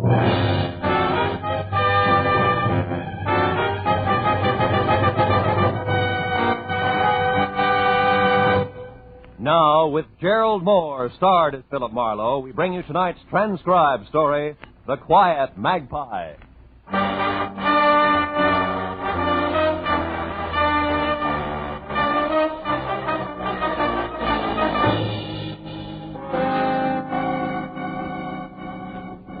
That's a lie! A deliberate, dirty lie! Counsel, will you restrain the defendant, Mr. Calloway, from making another such outburst? Proceed, Mr. Deaty. Thank you, Your Honor. As I was saying, ladies and gentlemen, in further proof that Vincent Calloway murdered his father, Homer Calloway, in cold blood, the state has established that a violent hatred existed between them. A hatred that crystallized through the years as Vincent Calloway grew from a pampered, coddled, only child into an indolent wastrel of a man, content to lavish on himself the profits from the Calloway Oil Company, his father's business, without once lifting so much as a finger in the firm's behalf. That's not true. I worked in the... Counsel for the defense will advise his client that the court will not countenance another interruption of this sort. Thank you, Your Honor. A hatred, ladies and gentlemen, that reached explosive proportions when Vincent Calloway recently took as his bride an ex-showgirl. A woman with a long and tarnished history of flagrant fortune hunting. A woman whom he flaunted in the face of his father's expressed wishes and deep desires to the contrary. Further, the state has proved that just 2 days prior to his murder, Homer Calloway had decided definitely to change his will. Why? Why, other than to eliminate his son from its benefits?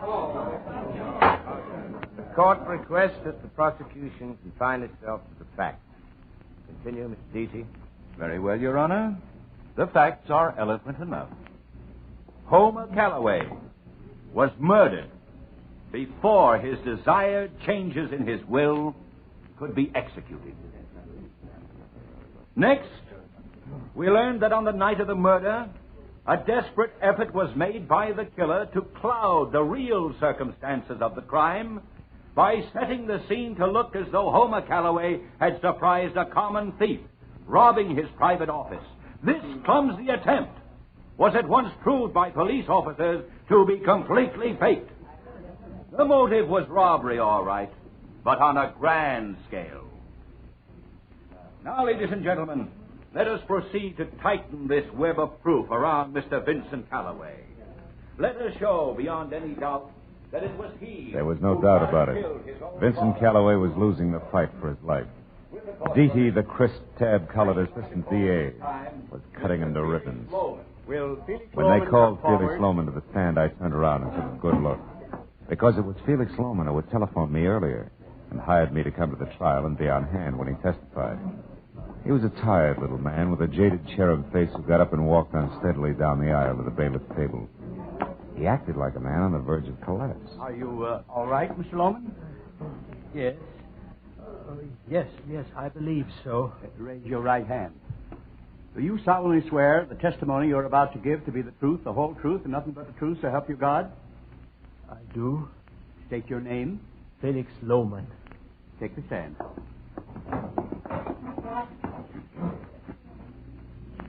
Now, Mr. Lohman, will you please tell this court what your association with the late Homer Calloway was? Why, yes, sir. I was Homer's best friend for many years. I was his personal advisor and confidant until I... Mr. Lohman, the man's ill. Get a doctor. No, that won't be necessary, sir. It's nothing. Really, I have a friend here. Mr. Marlowe. Philip Marlowe. He'll help me. Is there Mr. Marlowe here?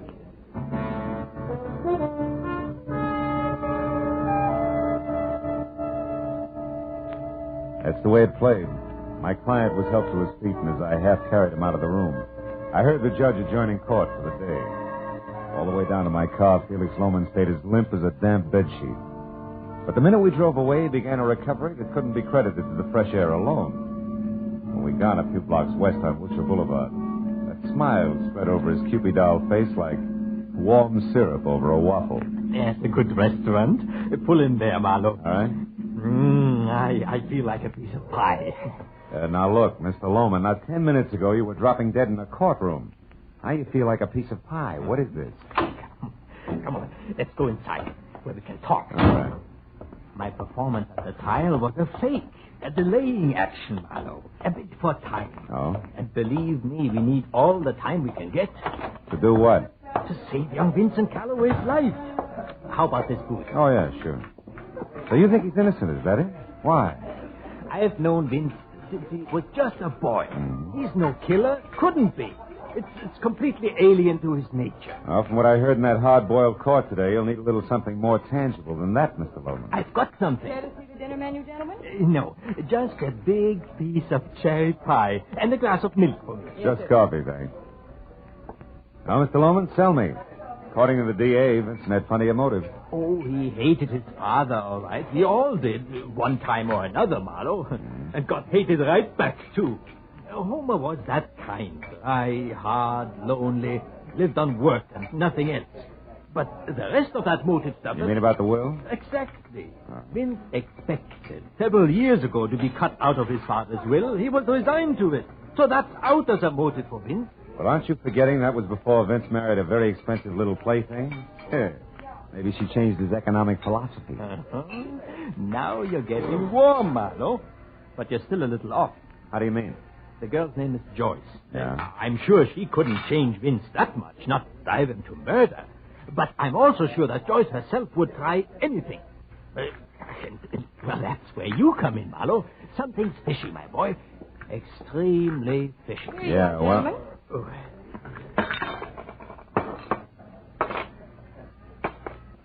That's fine, thank you.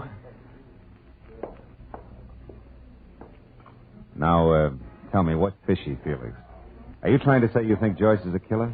I don't know, but I do know that, item one, Vince was worried about her for some reason a few days before his father's death. So, when this mess broke, I checked up on her myself. Mm-hmm.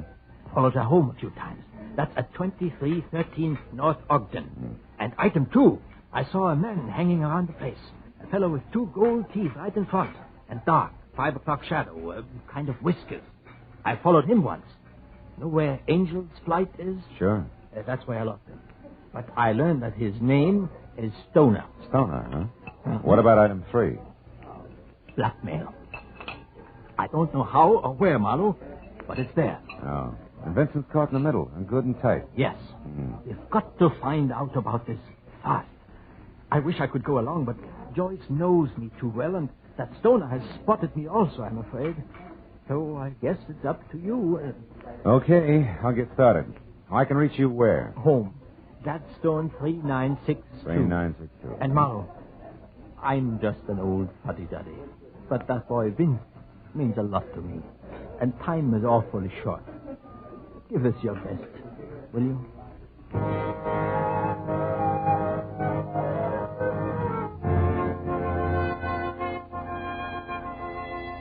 I left little Felix Loman ordering a big piece of cherry pie and went outside. It was almost dark. I decided to try Joyce Calloway on the North Ogden Drive sector first. I finally located number 2313, which was neatly hidden in a series of obtuse redwood angles surrounding the rose-tinted glass front door to an extravagant duplex. I was about to push the buzzer when the door closed at the side of the house. So instead, I stepped back into a dense clump of handy landscaping and waited. It was a man, and enough light filtered along the walk from the street lamp to show his heavy dark beard even after a fresh shave. The light also glittered off a pair of gold teeth front and center that he whistled through as he passed. Whatever had happened inside obviously hadn't worried Mr. Stoner much, but it began to worry me. I decided to take my chances on picking him up later. After he'd gone, I went up to the door again, and the girl who walked through the entrance hall and taught me looked as soft and as glossy as a well-brushed kitten. Maybe it was her yellow shoulder-length hair or the flowing folds of the black velvet hostess gown. In either case, it was even better with the rose-colored glass door out of the way and the unmistakable scent of taboo in its place. Yes? What do you want? You're Joyce Calloway? That's right. I'm Marlowe, Mrs. Calloway, Phil Marlowe. I'd like to come in and talk to you a minute about your husband. Vince? What about him? Well, it'll keep long enough for us to go inside, huh? Well, all right. Come on in. All right.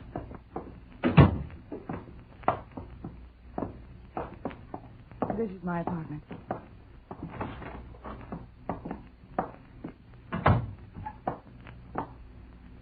Now, what is it? Well, first, I'd like to congratulate you. The moral support you didn't give him today was real great. Too busy shopping to drop in at your husband's murder trial? Why, you... Oh. Okay, baby, I asked for it. I didn't go because Vince said that he didn't want me to. Now get out. And the next time your lousy district attorney's office wants to find out something, you can tell him... Just a minute. I'm not from the DA. I'm strictly freelance. At the moment, I'm interested in a small matter of blackmail and how a man named Stoner ties in. I don't know what you're talking about. You'd better get out of here. Now, listen, baby. I'm tired and it's late. I want to know about Stoner. I don't know any Stoner. Okay, let's make it easy. He's a bird with a heavy beard and 2 gold choppers, and I just saw him leave by your side door about 5 minutes ago. Does that help? You're crazy. There's been nobody else in here tonight. Now, get out of here. Sure. You know, Joyce, you're either awfully dumb or awfully scared. I don't know which. But neither one is going to pay off for you. I promised.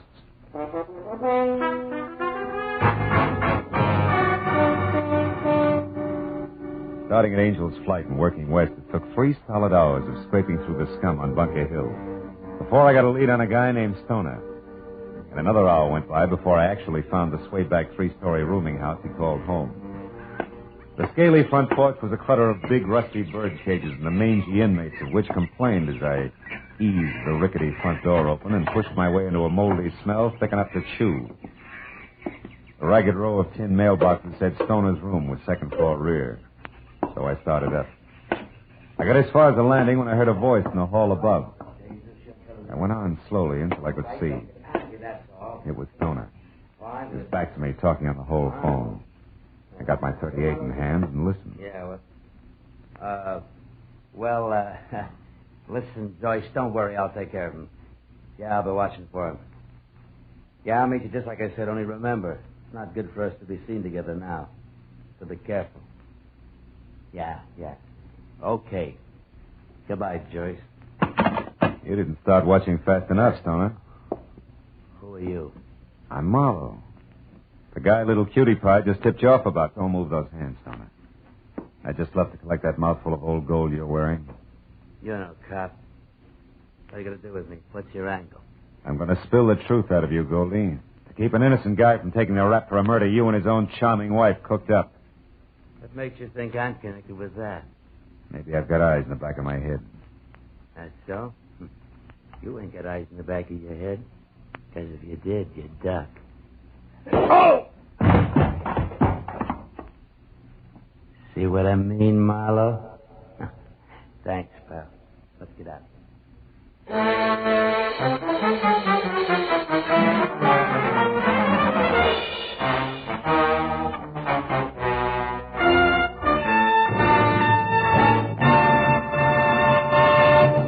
In just a moment, the second act of Philip Marlowe. But first, although the intention of the entire world is now focused on the critical situation in the Far East, there are still tragic remnants of another war in Europe. There are still hungry people, children who need clothes. There is still sickness and the ever-present misery and poverty. Now as before, it is your job to help these people. Help them through your generosity, through care. One $10 care package can feed and clothe an entire family in France, in Italy, in Germany. Send hope to these destitute peoples of Europe by showing you care through care. Now with our star, Gerald Moore, the second act of Philip Marlowe and story, The Quiet Magpie.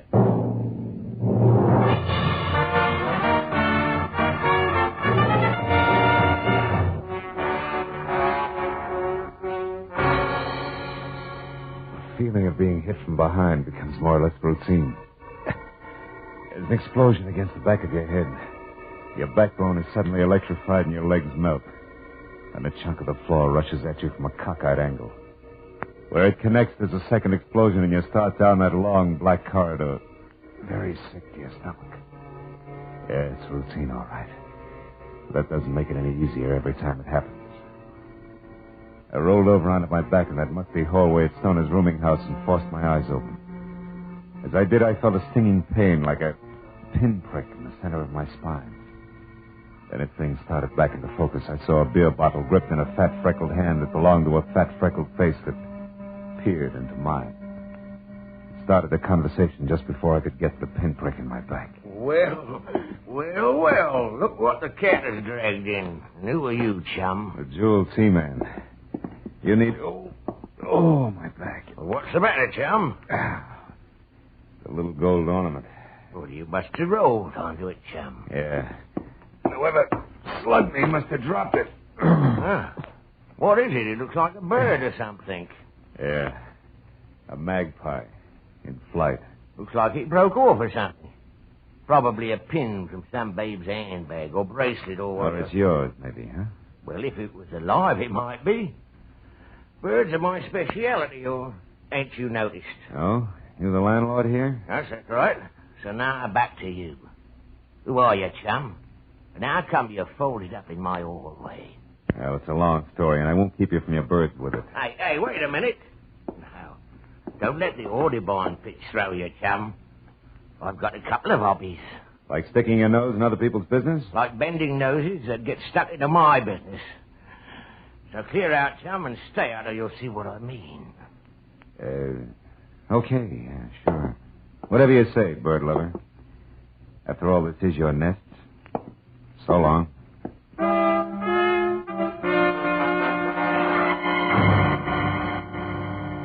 I figured it would play smoother if I left my tail between my legs and waited for him to return to his birds and beer. So outside, I let 10 precious minutes go by before I made my move.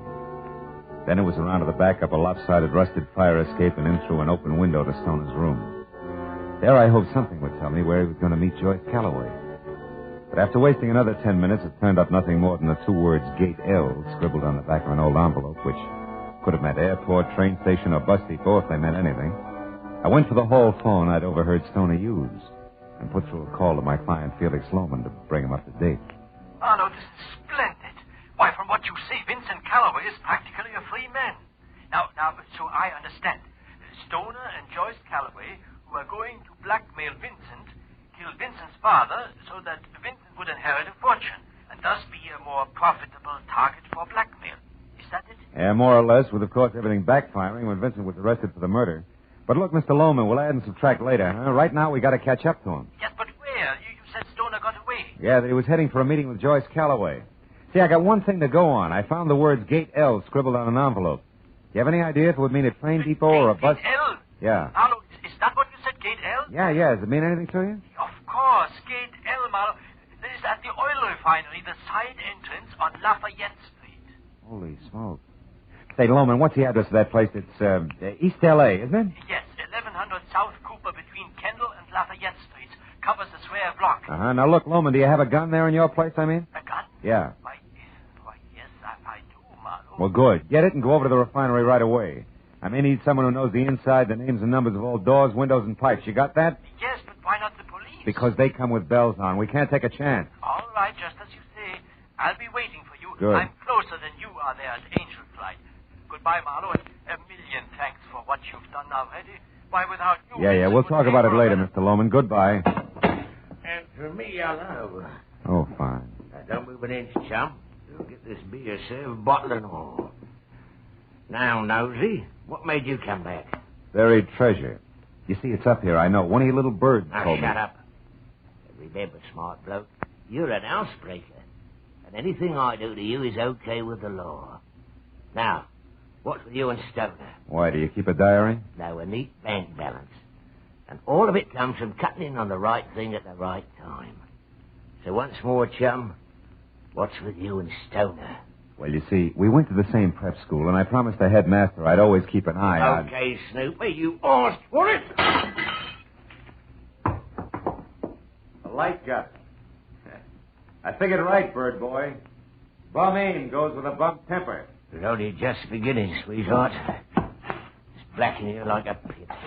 When I get my hands on you, you're going to be sorry. You hear that? Well, talk up. Talk up. Come on, Yellow Belly. Let's hear from you. Come on. Okay. So it's hide and seek, huh? No. Hey, game, bird boy, and you're it. Now listen to the birdies sing, chum. It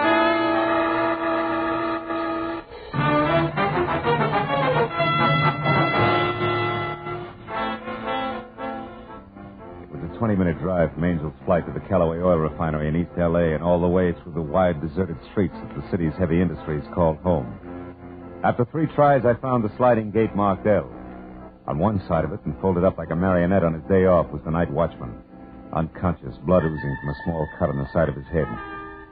And inside, thousands of square feet of pavement dotted with a dozen different kinds of massive black metal oil tanks that were ringed with fat pipes and skinny ladders. And in the pale glow of a half moon looked like the kind of distorted stuff bad dreams are made of. I slipped my .38 out of its shoulder holster, moved into the narrow shadow of a long, low building, and slid a careful step at a time toward a center structure. It was shaped like a giant fishbowl on stilts. And then I heard it. It had come from someplace just under the fishbowl. As I ran toward it, I was ready for what would be left of Felix Lohman. I started to curse myself for ever letting him come on ahead on his own. But when I was close enough to where I could see, I quit calling myself names. Felix Lohman was there all right, but very much alive. Alive and holding on tight to a smoking revolver that was still pointing down at the crumpled form of Stoner at his feet. Stoner, who was very dead. Marlowe! She's up there. She has a gun, Marlowe. Look, up on that platform behind those pipes. Hold it, Lohman. Get down. But, Marlowe, you must... Get down. She's got cover up there. We haven't. I don't care. You rotten, scheming woman. You're going to pay for all this. You're going to die even as you killed Vincent's father. No, Felix, I didn't. Yes, Mrs. Calloway. There's no other way out for you. It's too late for you and your lives. It's your end, Joyce Calloway. An end you deserve. Oh, fool, she'll get you, Lohman. You louse. My shoulder. It'll be your life, Lohman, if you don't drop that gun. Well, dear client, what's your answer? Do you drop it or do I shoot again? No. I'll drop it. I do as you say. Okay, Joyce, come on down. Get a good look at your husband's benefactor, who incidentally murdered Homer Calloway, murdered his accomplice Stoner here, and tried to murder you. My shoulder. You know, for a smart guy, you're pretty stupid, Lohman. You should take better care of your cufflinks. A gold magpie shines in the moonlight, especially when you extend your arm to shoot people. Marlowe. Here, Lohman's the mate, the one that broke off in the hallway at Stoner's place. That much of you can still be patched up.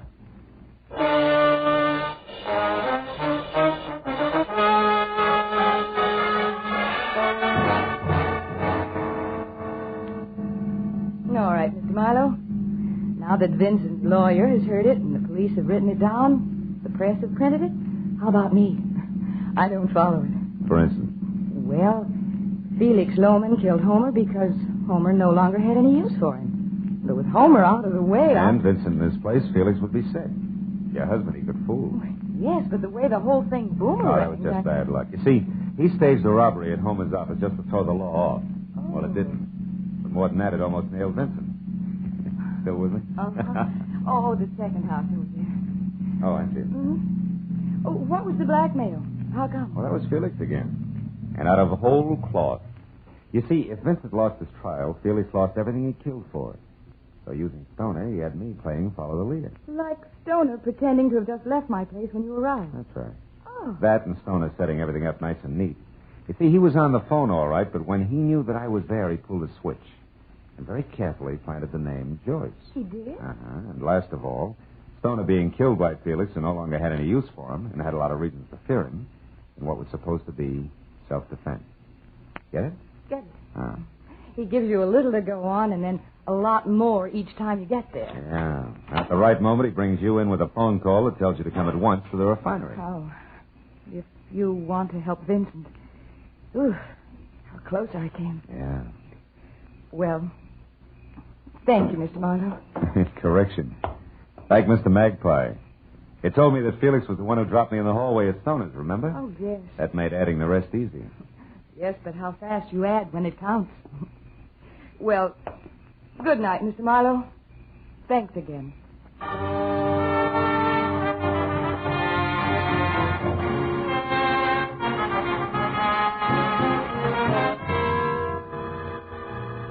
By the time I pulled up in front of my apartment on Franklin, the black in the sky had started to melt into a slate gray. And my eyes ached for the long sleep that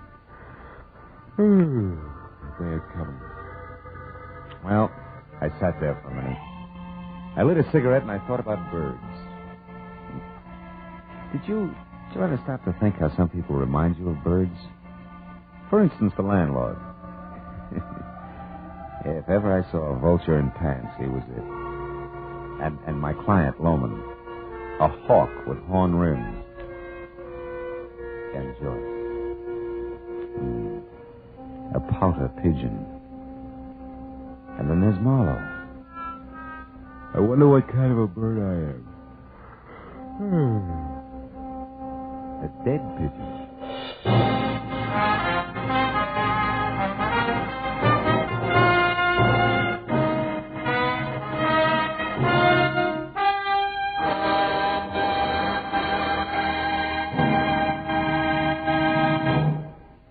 The The Adventures of Philip Marlowe, bringing you Raymond Chandler's most famous character, star Gerald Moore, are produced and directed by Norman MacDonald and written for radio by Robert Mitchell and Gene Levitt. Featured in the transcribed cast were Harold Deerenforth, Lynn Allen, Wilms Herbert, Charles Lung, Bill Johnstone, and Ralph Moody. The special music is composed and conducted by Richard Arant. Be sure and be with us again next week when Philip Marlowe says... This time an eager young kid took a beating in an alley. A lobster face began to boil and a pair of month-old corpses got together. All because a woman in a dark tunnel kept a secret that didn't belong to her.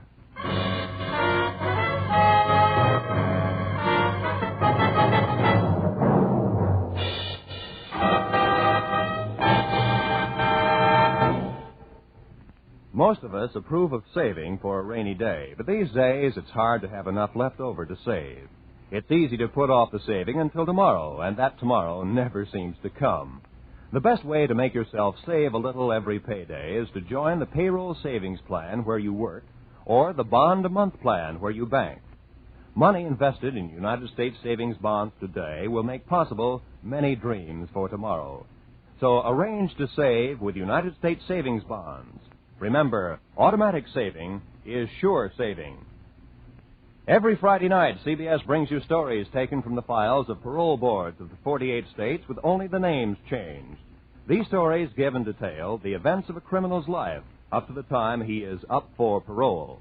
Then, before you hear the board's decision, you can make up your mind. Is this man ready to be set free?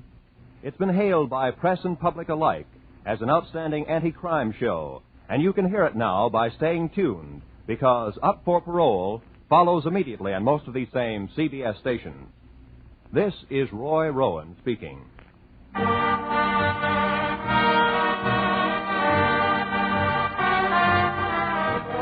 is CBS, where you find Songs for Sale every Friday night, the Columbia Broadcasting System.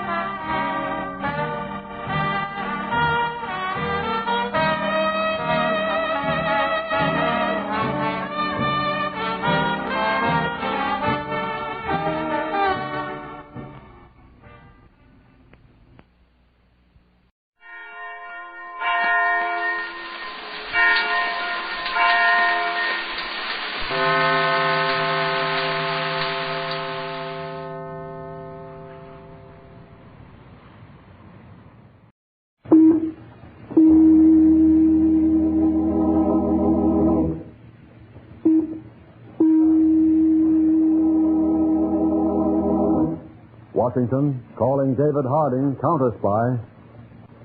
Washington, calling David Harding, Counterspy. Harding, Counterspy, calling Washington.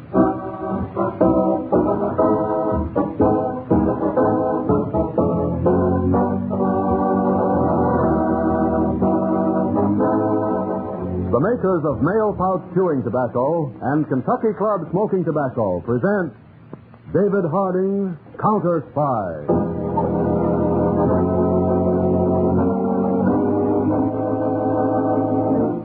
In Washington, a very prominent bachelor by the name of Harold R. Blake stood in the center of his expensive apartment.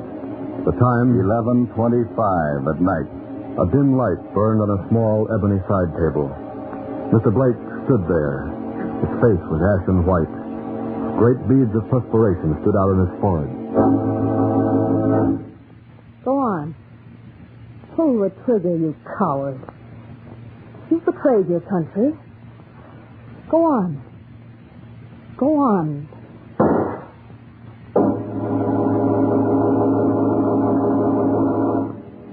Have the editor hold the press. Harold R. Blake has just committed suicide in his living room. He left a note saying it was because of ill health.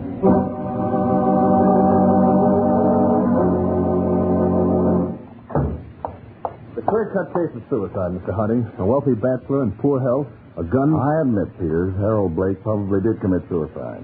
But remember this. Blake held a very critical post in our government. We're still at war, and trained enemy agents are still at work. They're experts at making murder appear to be suicide. Then you're going to investigate? Well, I think I'll at least ask a few questions. The note Blake left said he was committing suicide because of ill health.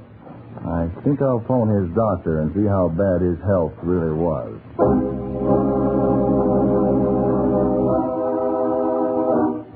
You would know, Dr. Wolf, if Mr. Blake was in poor health. Mr. Hardy, I was shocked at Mr. Blake's suicide.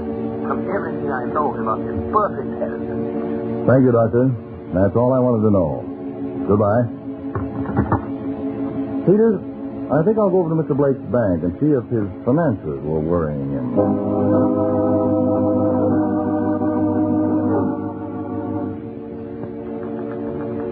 No, Mr. Harding, Mr. Blake's finances were in perfect condition. He had many government bonds and securities, and I'd say he was worth close to $1 million. Thank you.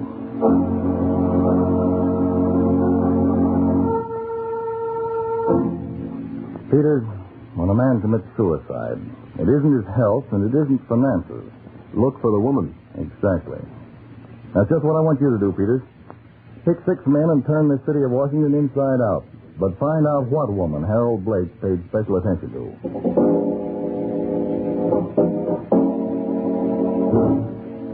Mr. Harding, I've just completed that investigation. Blake was described as having a spotless reputation. Genial, sociable, friendly, but never escorted any particular woman. All right, Peters. That ends that lead. But meet me later. I'm going to take a long chance now. This is the accounting firm which Blake employed to handle his books.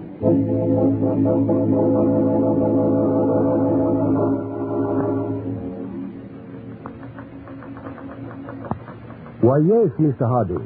We have been the accountants for Mr. Blake's firm for 11 years. Uh-huh.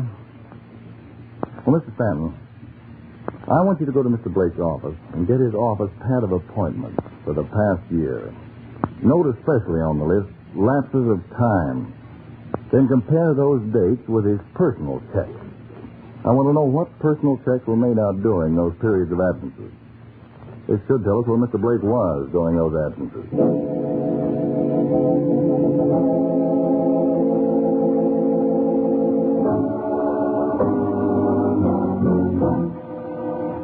Mr. Harding, we went over Mr. Blake's office pad and found he was absent from his business during the past year on 4 different occasions. A week at each time. Good. Now, during those absences, did he make out any personal checks? Yes, he did. His first absence corresponds with the check he made out at the Saratoga Hotel, Saratoga Springs. During Mr. Blake's second absence, he made out several checks at the clubhouse, Pine Hill, South Carolina. Uh-huh. This third check, it was made out at the Hampton Towers Hotel, Atlanta, Georgia. Uh-huh. The cashing of those personal checks certainly shows where he spent his time when he was absent in his office. Thank you.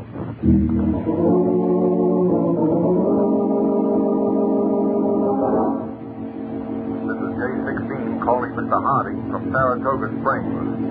Man in question spent week here in company of woman. Dark complexion, about 31, expensively dressed, unusually attractive. Full report follows.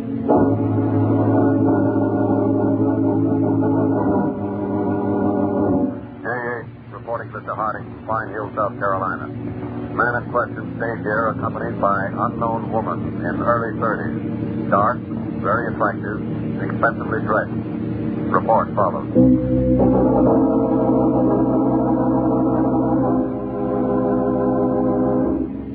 Well, this is beginning to get very interesting, Chief. Yet we still may be on a wild goose chase, Peters. We have no idea who that girl was. She may have been perfectly all right. Yes, but how can we ever find her? Well, here's a little something I dug up. On April the 2nd, Harold Blake made out a check to the Washington Jewelry Company for $8,000. It's a pretty sizable amount for a bachelor to be making out to send to a jewelry house. That's what I thought, Peters. We're going to check that jewelry house. I wonder just what Harold Blake bought with that $8,000.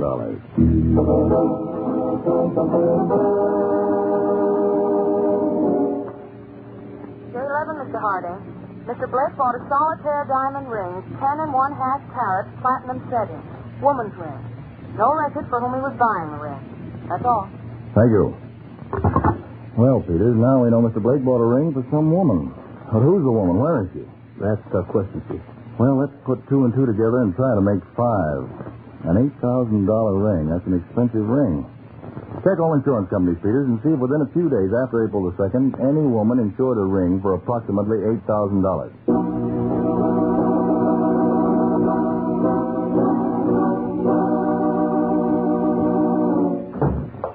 We're getting somewhere, Chief.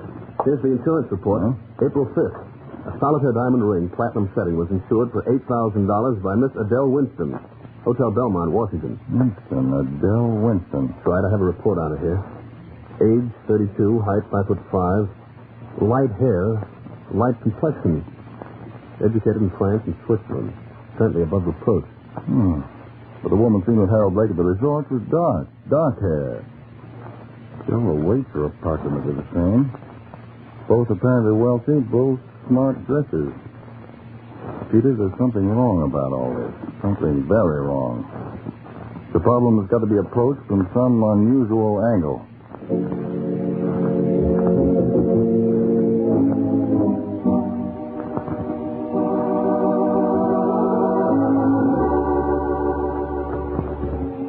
Oh, you have a very beautiful apartment here, Colonel. Oh, thank you, Mr. Harding.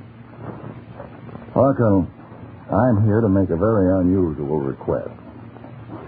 You knew Harold Blake personally, didn't you? Oh, yes. Was his suicide a bona fide suicide, Mr. Harding? To be perfectly candid, Colonel Higgins, I don't know.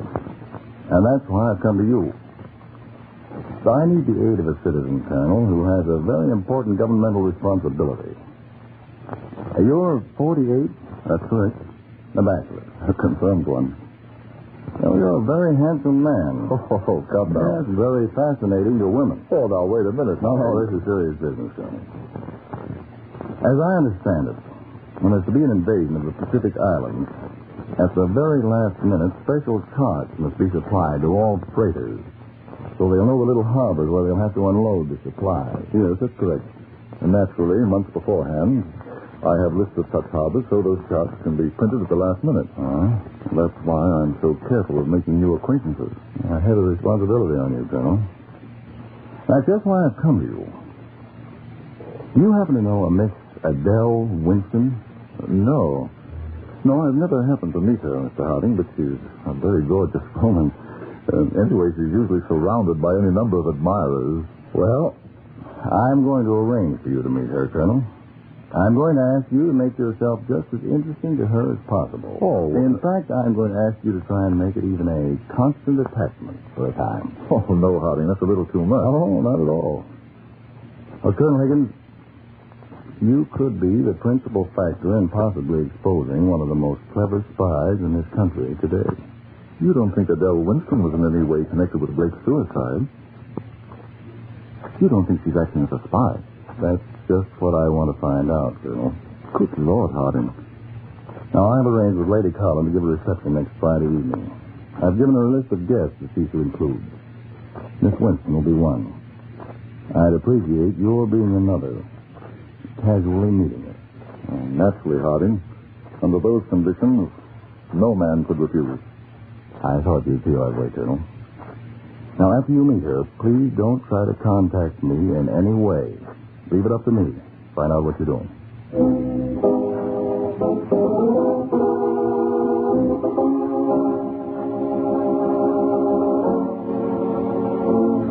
J.H. to Mr. Harding.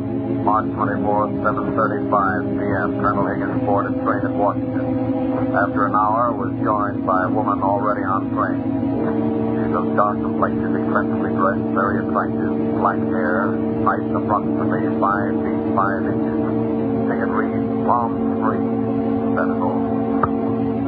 Strange, Peters. That's not the description of Adele Winston.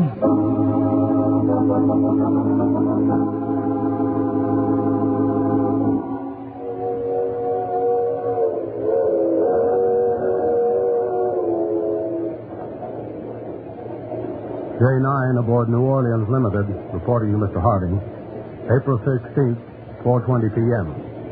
The colonel in question boarded train at Washington. Hour later, joined woman on train. Dark complexion, expensively dressed. Very beautiful and exotic. Weight about 110 pounds. Tickets read Atlanta, Georgia. Peters, who is meeting Colonel Higgins on these trips? Is it Adele Winston, or who is it?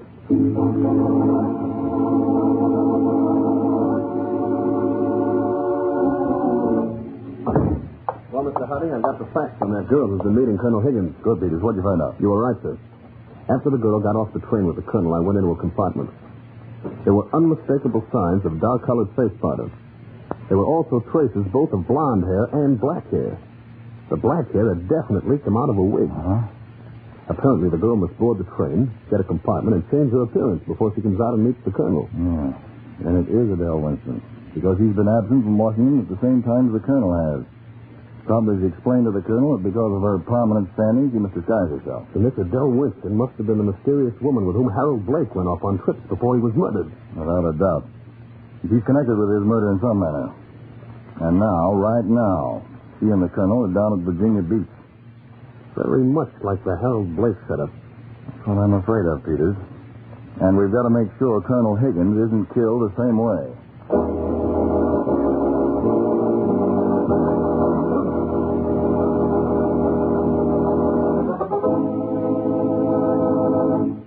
Back to David Harding, Counterspy, in just a moment. But first, Mail Pouch is one of America's best-known and most popular chewing tobaccos. A popularity and preference built on uniform, consistent quality and delightful taste and flavor. On or off the job, Mail Pouch is a favorite because chewing serves to steady nerves. And Mail Pouch helps to ease the tension of hard, strenuous work. Helps to relax tired, tense minds and bodies. Mail Pouch is delicious and satisfying, full of pleasure and long-lasting goodness, because it is made of choice, selected tobaccos, properly aged and skillfully blended to an exclusive formula.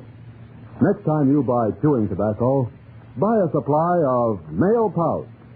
Treat yourself to the best. Now back to David Harding, Counterspy.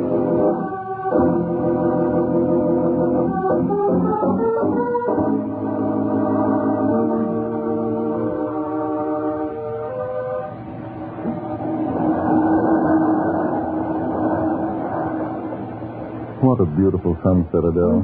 Yes, it is beautiful, Roy. I love to lie on the beach after all the others have gone in. Yes, it is nice. Roy, sometimes I see a look come over your face. Anything troubling you? No, dear, nothing. Perhaps you're worrying about your responsibilities. Those charts you have to have made before Japan is invaded. No, I don't think I am. I wish we didn't have to go back to Washington tomorrow. Oh, but we must, though. I've got some important conferences. Oh, here, put these in your bag, will you, Adele? I'm afraid I'll lose them in the sand. Well, why bring keys down to the beach? Well, I don't dare leave them in the hotel room. This little flat key. That's quite an odd shape. What is it for? It's the key to the secret cabinet in my library, where I keep the confidential charts. Oh, no, Roy. Don't give me the keys. It's too big a responsibility. All right. I'll hide them next time, under the rug at the hotel. Let's go in the water. Come on. All right. I'll beat you to it. Oh, just try.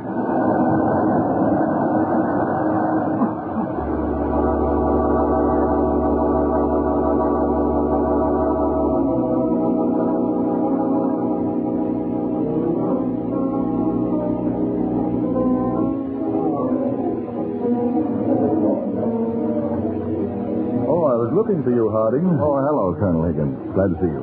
Sit down. Thank you. I thought it might be better for us to meet openly at the hotel dining room rather than me to go again to your apartment. A good many things have happened since we last talked, Harding. Yes. You have proved yourself a veteran, a trained counterspy agent. Couldn't have done better. Anything the matter, Harding? Well, I think the big moment's here. It's now or never. All right. Just give me your orders. I'd like to have you invite Miss Winston up to your apartment Wednesday night for an informal dinner. Just you two. Well, I'll try. You don't think, do you, Harding, Miss Winston is a spy? Yes, Colonel, I do. But, Harding, I kept the key to my secret file where she could get it. Even called her attention to it. Harding, tell me the truth. You don't think Miss Winston was the girl who was with Blake on those trips before he committed suicide? Yes. His blood is on her hands, Colonel. And she's probably been responsible for the deaths of a dozen other men. Now, Wednesday night after you had dinner, I wish you'd go with her into your library for coffee. But under no conditions, Colonel, drink the coffee. I'll casually drop in a little later. You intend to break her Wednesday night? If I can. I hope I can. What's the matter, Colonel? You're white as a sheet. I'm all right. Can I get you something? No?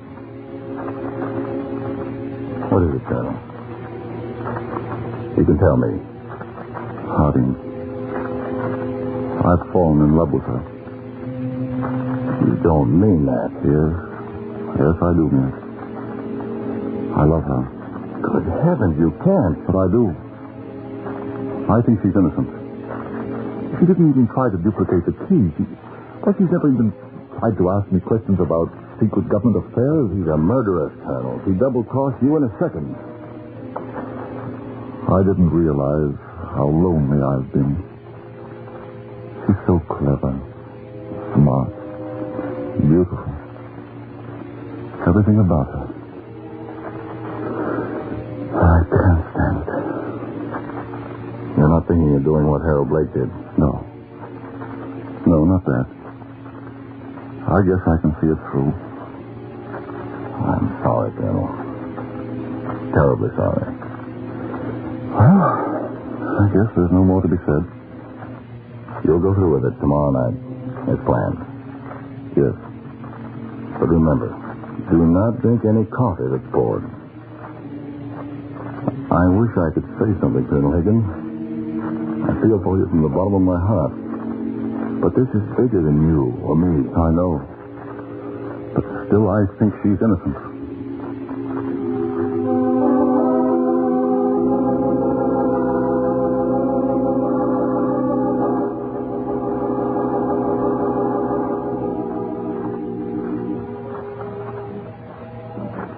Some more champagne, Adele? Please, Roy. That's a stunning evening gown. Very flattering. Thank you, Roy. More champagne for you, sir. Oh, yes. And James. Yes, sir.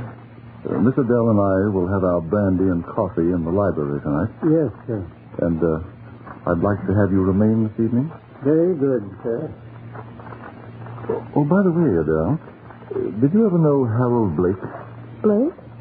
Oh, wasn't he the man who committed suicide about 4 months ago? Yes. Well, I guess I must have seen him. I don't think I ever met him. An awful thing, wasn't it? Wasn't there some talk that it wasn't suicide? Oh, rumors, I suppose. Oh, like silverware? You caught me looking at it all. Yes, I do like it.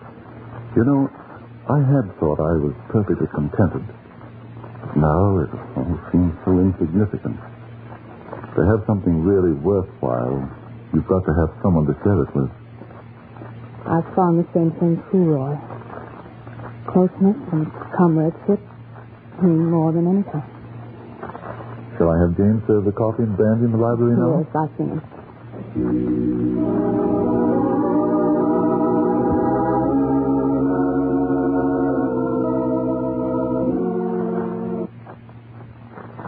I'd rather sit on the divan with you. Adele, you look like the most sophisticated woman in the world, like one of those gorgeous paintings. And then you'll say something so tender. But a woman should be a mystery to a man.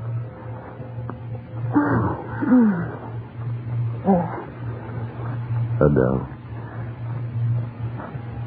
I know. But you don't know how much. Oh, yes, I do, Roy. My heart's been acting the same way. It's been ever since that last trip. Do you love me, Adele? Yes, Roy. Very dearly. Pardon me, sir, but Mr. Harding and his friend have called. Oh, yes. Yes, James. Show them in, will you? Yes, sir. Why did they have to come at just this moment? Well, Harding's a very good friend. I guess he's just dropping in. We were on our way to the club. Thought we'd stop in, Colonel. Oh, I'm glad to see you, Harding. Have you met Miss Winston? No, I don't believe I've had that privilege. Good evening, Miss Winston. Good evening, Mr. Harding. Miss Winston, there's a friend of mine, Mr. Peters. Good evening, Mr. Peters. Pleasure. Colonel Higgins, Peters. Good evening, Mr. Peters. Won't you join us in brandy and coffee? No, thank you. Well, sit down, gentlemen. Make yourselves comfortable. Thank you. Well, while you men chat, I think I'll go and freshen up a bit. Well, we'll miss you. You men stay here and talk. I'll be back in just a few moments. Harding, it can't be true. That woman is innocent. Colonel Higgins, ordinarily I wouldn't operate this way. But I owe it to you. Tell me, Harding, tell me. She's really one of your agents working with you. Tell me that you suspected me and really did this so she could check on me. Tell me that. Ease my mind. Colonel, would you ring for the butler, please? Why, yes. Yes. Harding, it's the butler you're really after. Tell me it's he and not Adele, isn't it? Colonel, I know how upset you are. I sympathize. But I can't change the facts.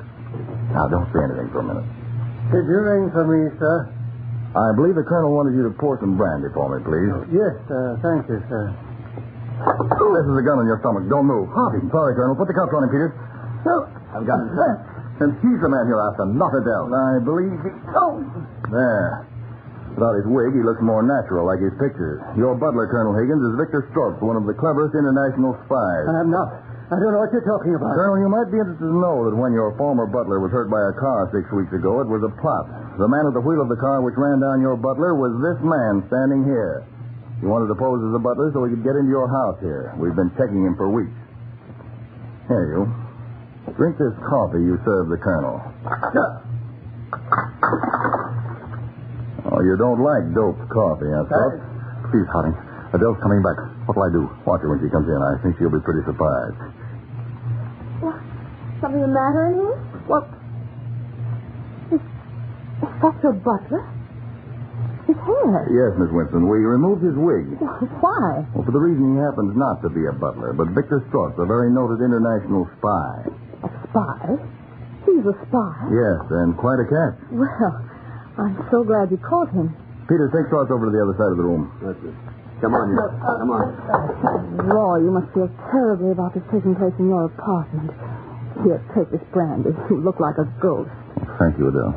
Thanks. Colonel Higgins, I have a recording I'd like to play for you. Would you mind my using your machine? Why, no. The switch is right on the side of the radio. Thank you. Just a short recording. Well, I feel a little dizzy. I guess I'll sit here by you, Adele. What kind of a record is it, Mr. Harding? What's the purpose of it? Well, I believe it'll be self-explanatory. It was made last night. There. The voices were speaking rather softly at the time, but I'll turn on the full volume so we won't miss anything.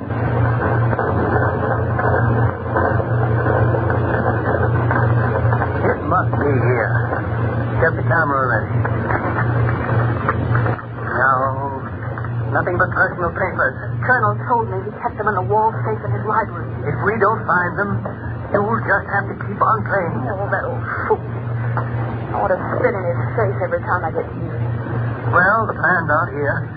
We fail tonight. You'll probably put them in here tomorrow night. Oh, I hope tonight would be the last. We must break him and force him to commit suicide the way Blake did. If he won't, we'll poison his coffee. Not so quick. Adele, what are you saying? Fortunately, Colonel Higgins, the plans weren't there. If they had been, you wouldn't be alive tonight. Adele. If they'd gotten them, Adele Winston would have taunted you. She'd have gotten you intoxicated. She'd have told you she'd gotten the plans. You'd be disgraced. She'd have broken your heart, so you'd have done what all the other men have done she's worked on. I would have laughed at the stupid dog. Colonel, her real name is Gerda Stenya of Hungary and perhaps of Japan, a paid spy who goes to the highest bidder. And that man, Victor Strauss, is her husband. No. Take them all away, Peter. The other agents are out in the front hall. Let go of it. You can't do this. Let go of me. I'm awfully sorry, Colonel.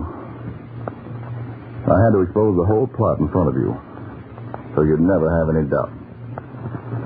I didn't know a person could be hurt quite this much. You may have saved the lives, Colonel, of thousands of our men. I hope so. There have been a lot of people who've given all they had in this war.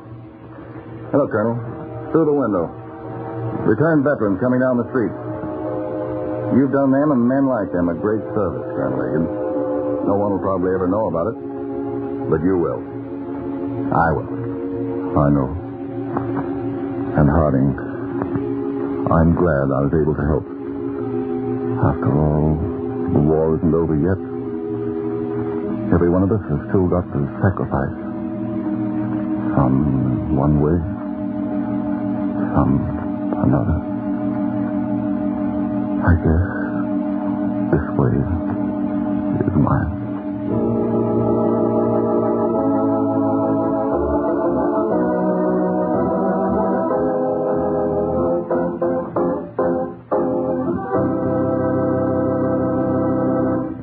In just a moment, we'll tell you about next week's Counterspy case with David Harding. But in the meantime, Mr. Pipe Smoker, once you get that white burley Kentucky Club flavor in your pipe, you'll have the sweetest pipe you ever smoked. There's no other tobacco quite like white burley Kentucky Club when it comes to keeping a pipe in good taste. For Kentucky Club is a mild, free-burning smoking tobacco, pleasant and inviting from the first puff right down to the bottom of the bowl. It is mild the way you want it, yet is fully satisfying. It stays lit and burns clean, leaves your pipe sweet and fragrant. The white burley tobacco, blended the special Kentucky Club way, truly makes a difference. That's why pipe smokers everywhere agree that quality and smoking pleasure considered, it is truly America's #1 smoking value. A value that challenges comparison. Smoke Kentucky Club pipe tobacco. Treat yourself to real pipe smoking enjoyment.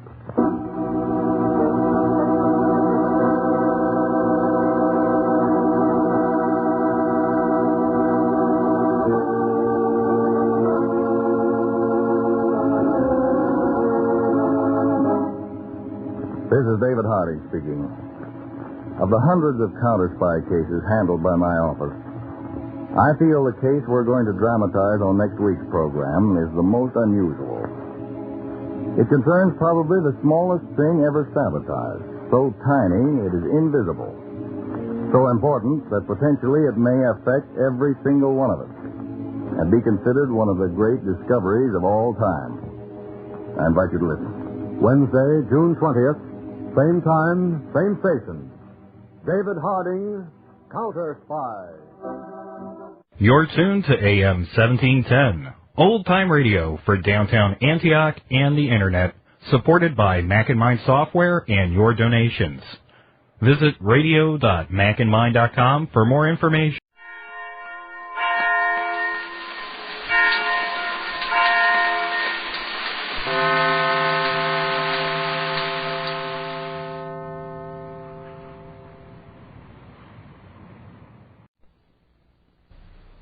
War Old Dutch Cleanser, famous for chasing dirt, presents Nick Carter, famous for chasing crime.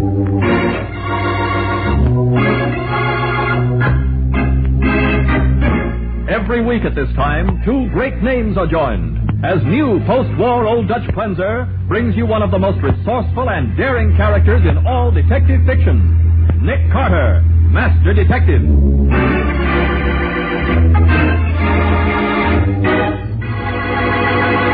Oh, Nick, if only he'd come. He's 10 minutes late now. I want to see him just as much as you do, Patsy. I sure hope he can tell us what we want to know. 12 hours on this case, and we don't even know the victim's name. That's true, Patsy. Great Scott! Nick, did they... Yes, Patsy, they did. He'll never tell us anything now. He's dead. Now, the case of the Nameless Blonde. Today's exciting adventure starring Lon Clark as Nick Carter, brought to you by new post-war Old Dutch Cleanser. As our story opens, Nick has just returned to his office from lunch. Finding no one in the reception room, he makes his way back to the laboratory, where Patsy Bowen greets him. Oh, Nick, you have a visitor in your office. Oh, I have? She came right after you left, a very attractive blonde. That's nice. Who is she? She wouldn't give me her name. Okay, let's see what she wants. Well, why, she isn't here. Nick, look. Behind your desk. Great Scott. She must have fainted. Let's have a look. This woman hasn't fainted, Patsy. She's dead.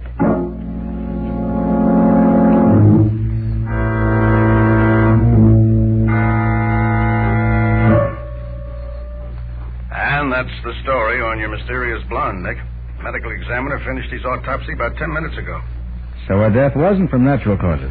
Not with that much poison in her. Huh. We don't even know who she was. There was nothing on her to identify her. Well, I let the newspaper photographers take her picture. The edition should be on the streets by now. Have you seen them?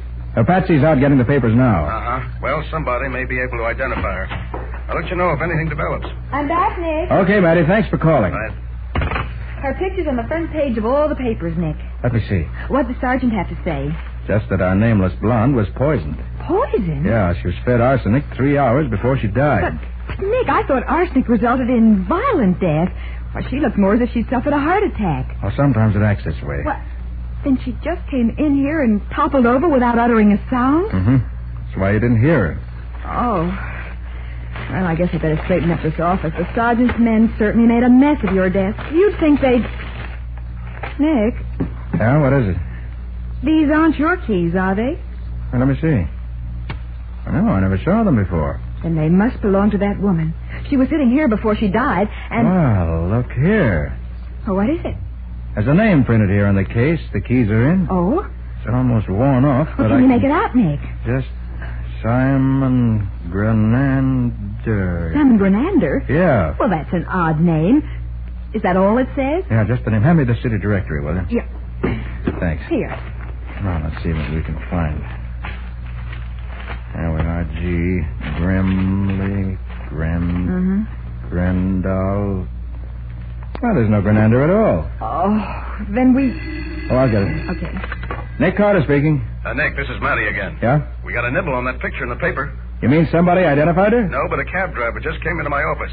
He says he recognizes her as a fare he picked up downtown yesterday. Good. He took her out on Lafayette Road. Lafayette Road? Yeah. Well, that's a pretty swank neighborhood. I'll say.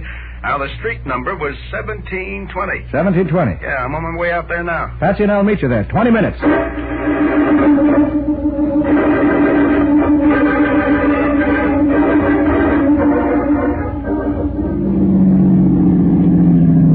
Here I am over here, Nick. Okay, Matty. Hello, Sergeant. Oh, hiya, Patsy. Well, this is the place, Nick. I thought I'd wait for you two before I did any investigating. Oh. Gee, the house is completely dark. Yeah, don't look like anyone's home. Not the friendliest place I've ever seen. Ring the bell, will you, Matty? Right. There is no use trying to get in. What? Stand right where you are. Don't try anything because I have a gun. Hey, look, who are you? Who are you? And what are you doing trespassing on private property? We happen to be the police, mister. The police? Yeah. Yeah, now who are you? I'm the caretaker. My name is Weber. Nobody home here? No. There's no one living in the house now. Hasn't been since the funeral. Funeral? Whose funeral? Mr. Stokes. He died just last week. He lived here alone. Do you mean Marvin Stokes of Stokes and Whitaker, the big real estate company? That's right. Oh. Were you here all day yesterday, Weber? Sure. I'm here all the time, day and night. And maybe you can tell us the name of the visitor you had yesterday. Visitor? Yes. I did not have any visitors yesterday. Look, we know a woman came to this house in a taxicab late last evening. Now, who was she? You're crazy. No woman came here. The cab driver says he let her out here and she walked up the steps before he drove off. That is not so. Who's Simon Grenander? Simon Grenander? I have never heard of anyone by that name. All right. You have the authority to let us in this house? No, I cannot do that. You would have to see Mr. Stokes' partner, Mr. Whitaker. He is the only one who could let you in. Why Mr. Whitaker? Because he is in charge of this property now. Okay. Guess that means we drop in on Mr. Whitaker. Well, you go ahead, Nick. I gotta get back to headquarters. See you later then, Matty. Okay. Come on, Patsy.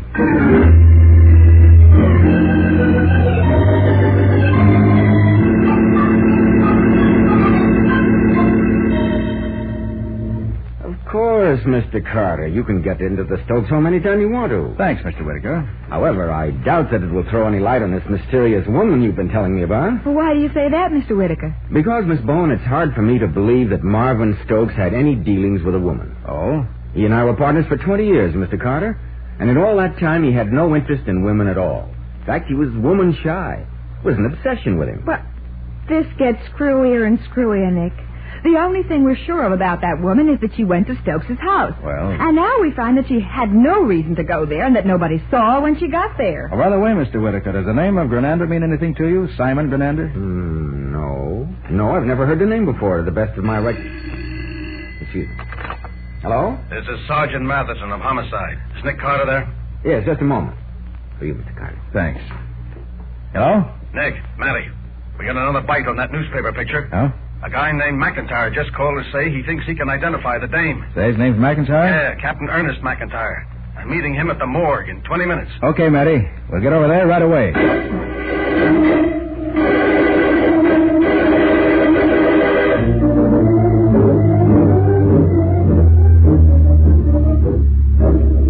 Oh, what the devil's keeping that guy? He's 15 minutes late already. Oh, take it easy, Sergeant. He'll be here. Oh. Hey, Matty, you have any idea who this Captain McIntyre is? No, he just said he was a retired sea captain. I asked him if... What's that? Holy smoke, those were shots. They're right outside. Yeah, come on. Right. Now, look, there's a man lying there. He's been shot. Yeah, killer must be in that car that just pulled away, Nick. Yeah, it's the only way he could get out of here so fast. Yeah, well, whoever blasted this guy did a good job. He's dead. Nick, do you think this is Captain McIntyre? Wait till I see whether there's any identification on him. Yep. Hey, what's that, Nick? Billfold. Find anything in it? Yeah, he's Captain McIntyre, all right. Well, how do you like that for a lousy break? Well, now we know somebody's determined to keep us from identifying that woman. So determined, in fact, they'll even commit murder to do it.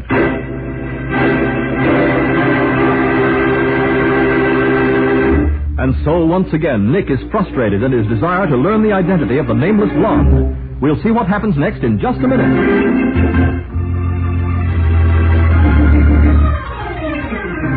And now, back to the case of the nameless blonde. Today's adventure with Nick Carter, brought to you by new post-war Old Dutch Cleanser. As we pick up our story, 2 hours have passed since the death of Captain McIntyre, the man who promised to identify the mysterious woman Nick found murdered in his office. Now in the bright moonlight, Nick, Patsy, and Sergeant Matheson approach a small waterfront shanty. The next shack down the beach should be the one where McIntyre lived. Yeah, but what do you expect to find in the captain's shanty, Nick? Well, there's just a chance, Matty, that McIntyre had something in his possession that'll tell us what he himself would have told us if he'd lived. Like what the dead woman's name was and who poisoned her? Yeah, the key to her death must be her name. Uh-huh. Otherwise, why would somebody be so darned anxious to keep us from learning what it was? Well, that makes sense, but... Uh-oh. That's McIntyre's shack over there. There's somebody in it, Nick. Yes. The lights are on and it looks as though somebody's moving around inside. Come on, we gotta hurry. Yeah. Hey, the lights went out. Better watch it. We'd make swell targets in this moonlight. Hey, get down, Patsy. Hug this hand. Whoever's in that shack spotted us. And doesn't want us to spot him. He's staying in the shadows, Nick. He must have gone around behind the shack. I'm going after him. Now, hold it, Matty. What? I have a feeling those shots were meant to cover a getaway. There's no use trying to catch him now. Yeah, I guess you're right, Nick. Well, aren't we going to take a look in that shack? You bet we are. Watch your step, Patsy. I'm okay. Okay. Careful now. I'm going to open the door. Keep your gun ready, Matty. Yeah, don't worry. Oh, it's open. Uh-oh. Gee, it's dark in here. Can you find a light? Maybe there's a switch by the door. Yeah, here we are. Oh, boy, look at this place. Looks like a cyclone hit it. I expected something like this. Yeah. If we're right in thinking that McIntyre was killed to stop him from telling us who the woman was, then the murderer was pretty sure to have the same idea we had. Certainly. He'd come here to look for evidence that might help us to identify her. And it was probably the murderer who took that pot shot at us. Could be. Nick, Yeah. there's someone on the porch. Okay, you guys, what's going on here? Take it easy, brother. This thing in my hand ain't no water pistol. Who are you? The police. Police, huh? Yeah. Well, what's the idea of tearing a joint apart? What's that to you? It so happens I bunk here, copper. Thought this was Captain McIntyre's shack. It is. Him and me, we live here together.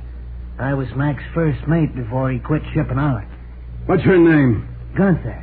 Al Gunther. Uh-huh. Well, you better start looking for a new roommate, Gunther. Captain McIntyre's dead. Dead? Of course, you wouldn't know anything about that.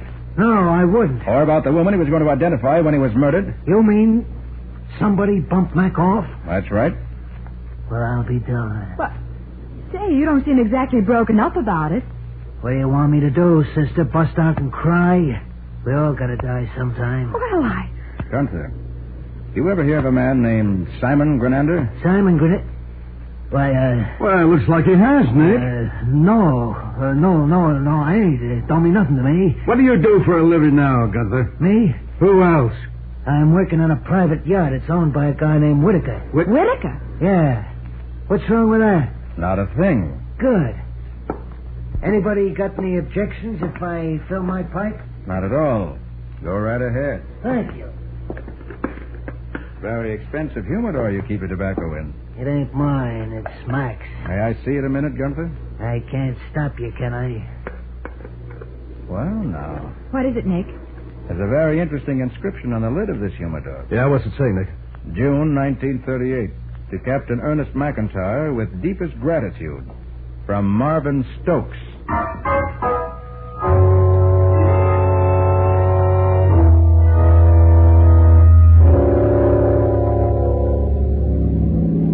You say we can get in the Stokes house this time, Nick? Yes, Betty. I called Whitaker's home. His sister Elizabeth said she'd meet us there and let us in. Well, what do you think that'll get you, Nick? Oh, look, Patsy. 2 people have been murdered. And the only link between them is that somehow they were connected with Marvin Stokes. I know, but... One thing, I hope I can find something in Stokes' personal papers to tell us what kind of favor Captain McIntyre did for him 10 years ago. Yeah, and maybe we can find out why the woman who died in your office went to his house after he was dead. Yeah, I hope so. The answers to those questions should tell us who the woman was and why she was murdered.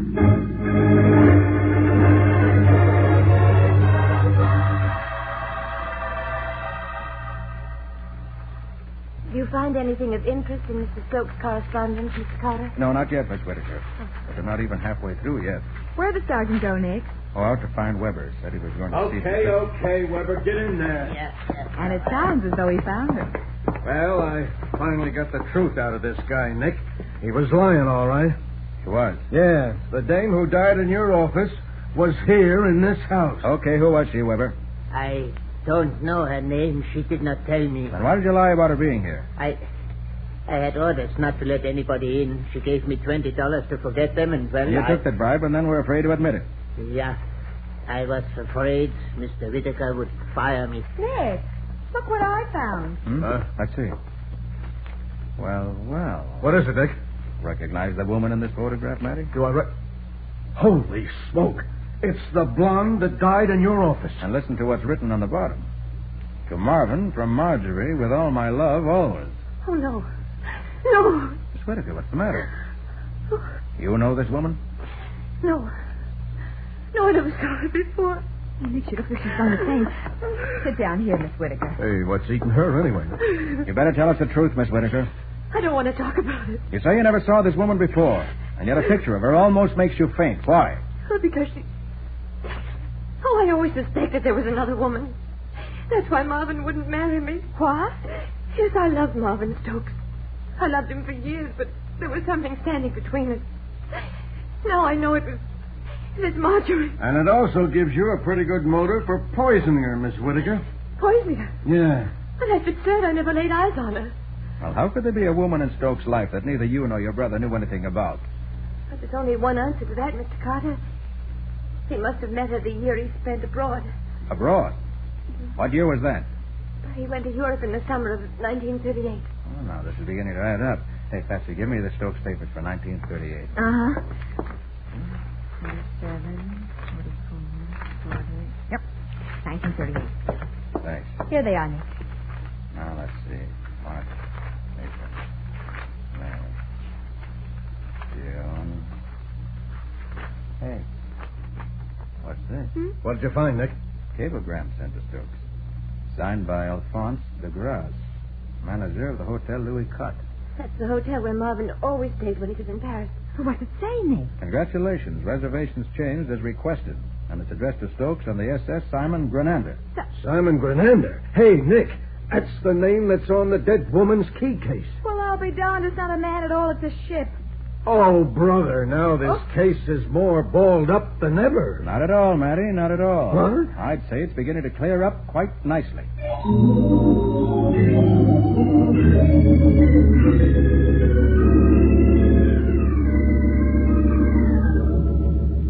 Nick, if you really know who who the murderer is, why the dickens don't we go get him instead of sitting around the office waiting? We're waiting for Matty to track down the proof. Meaning the log of the SS Simon Grenander? Yeah.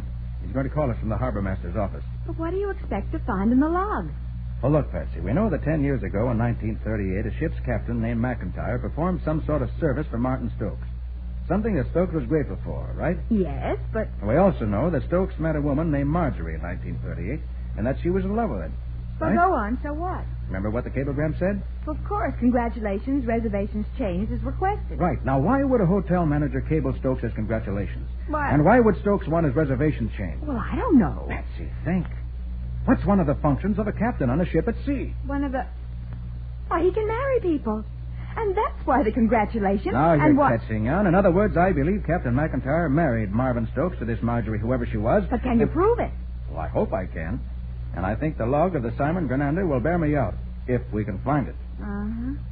Marjorie and Stokes must have separated. We know she didn't come back to America with him. Apparently not. But now after Stokes is dead, this Marjorie suddenly bobs up.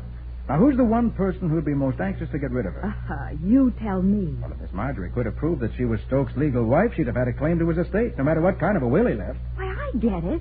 Whoever inherited Stokes' property would have had to get rid of her or lose his inheritance. Right.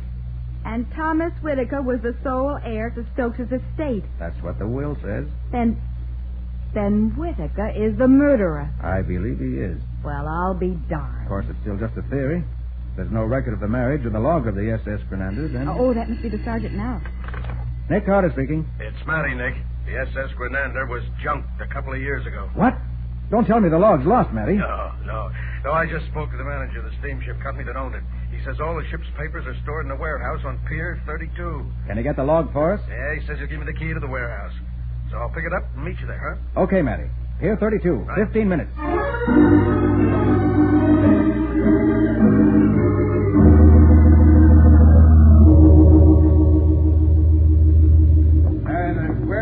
Down this way, Nick.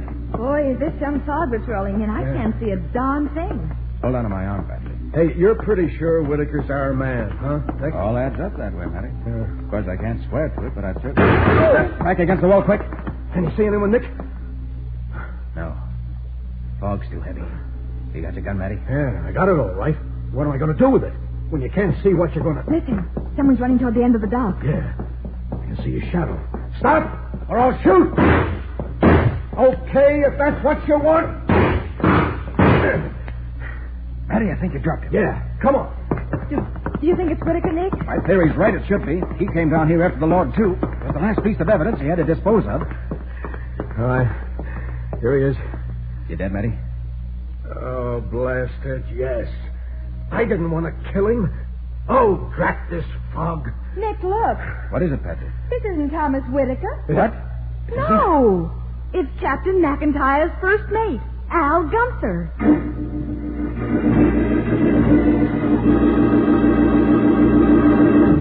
Bewildered, Nick, Patsy, and Matty stare down at the body on the dock.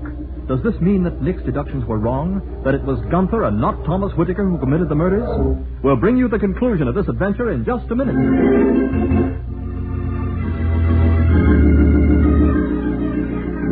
Now for the conclusion of the case of the Nameless Blonde. Today's adventure with Nick Carter, brought to you by new post-war Old Dutch Cleanser.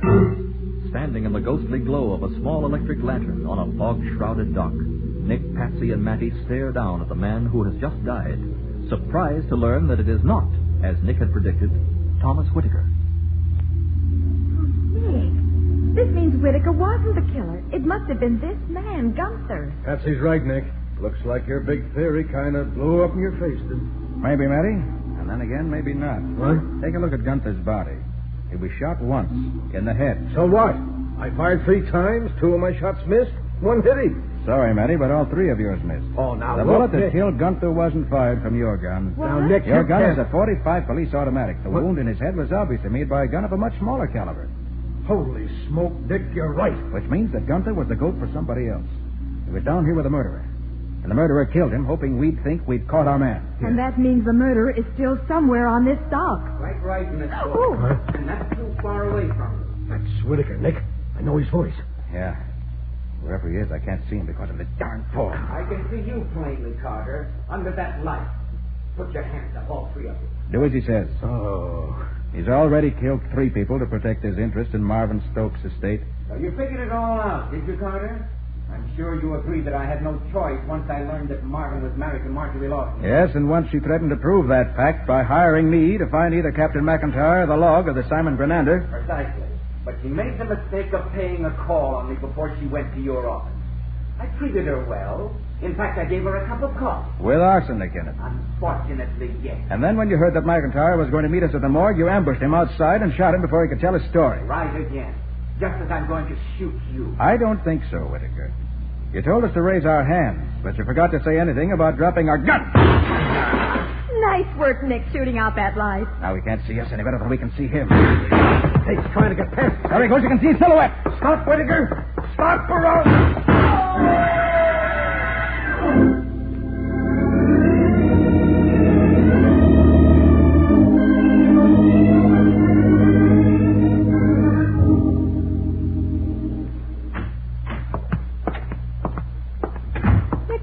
So long. Oh, I had to stay at the hospital while Whitaker made a statement. Oh, what'd he say? Everything was pretty much the way we figured it, Patsy. We? Well, you know what I mean. Marjorie Lawson, or Marjorie Stokes, I should say, arrived from London last week. She'd been living there ever since she left her husband. Well, why did she leave him? Well, from what Whitaker said, they came from different social levels. Stokes was wealthy, and she was a shop girl. Oh. Apparently, after the honeymoon was over, he was ashamed of her. Well, that's a fine thing. Yeah. That's why they broke up only a few months after they were married. And that must be why Stokes never mentioned the marriage. Yeah, I suppose so. And the only proof Marjorie had of their marriage was in that ship's log. No marriage certificate? No. Whitaker says she told him all her papers were destroyed in the London Blitz during the war. Oh, what a break. Yeah, wasn't it? She was probably looking for some kind of proof in Stokes' papers the night she bribed Weber to let her in. But she didn't find it. So she came to see me. It all makes sense, Nick. That is, except for Gunso. Where did he fit in the picture? Why, you put him in the picture, Patsy. I did? By your reaction when he said he worked for Whitaker. But... It made him curious. He went straight to Whitaker tonight to find out what it was all about. And Whitaker persuaded him to help him find the logbook. So it seems. But how about Whitaker, Nick? Was he badly hurt? Maddie's bullet got him in the right leg. I think he'll be up and around in time to go on the last walk he'll ever take.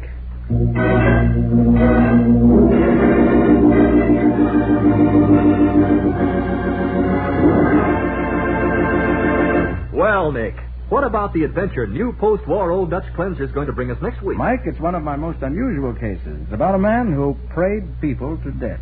Prayed them to death? And did they really die? Oh, I'll say they did. And before it was all over, Mike, this man started praying for Nick to die. Well, I guess a lot of criminals have felt the same way about Nick. What do you call the story, Nick? I call it The Case of the Salesman of Death.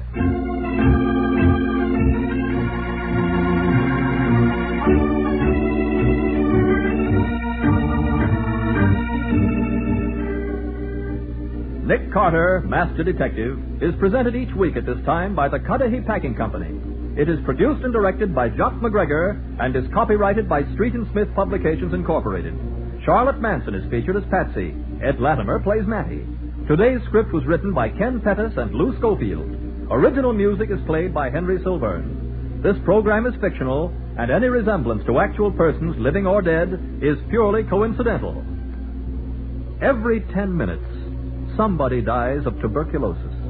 Yet tuberculosis is curable and can be wiped out. And the sooner it's caught, the quicker and easier the cure.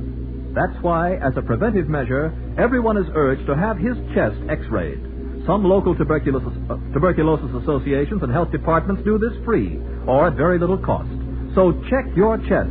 Get a chest x-ray tomorrow.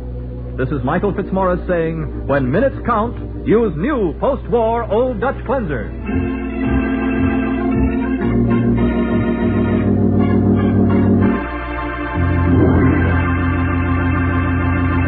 This is the Mutual Broadcasting System.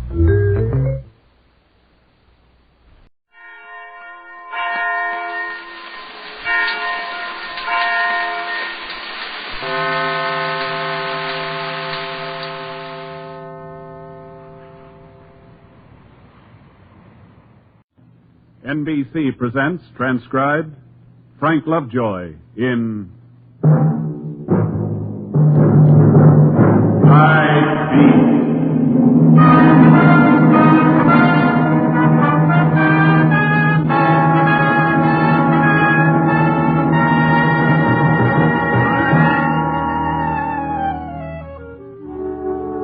This is Randy Stone. I cover the night beat for the Chicago Star.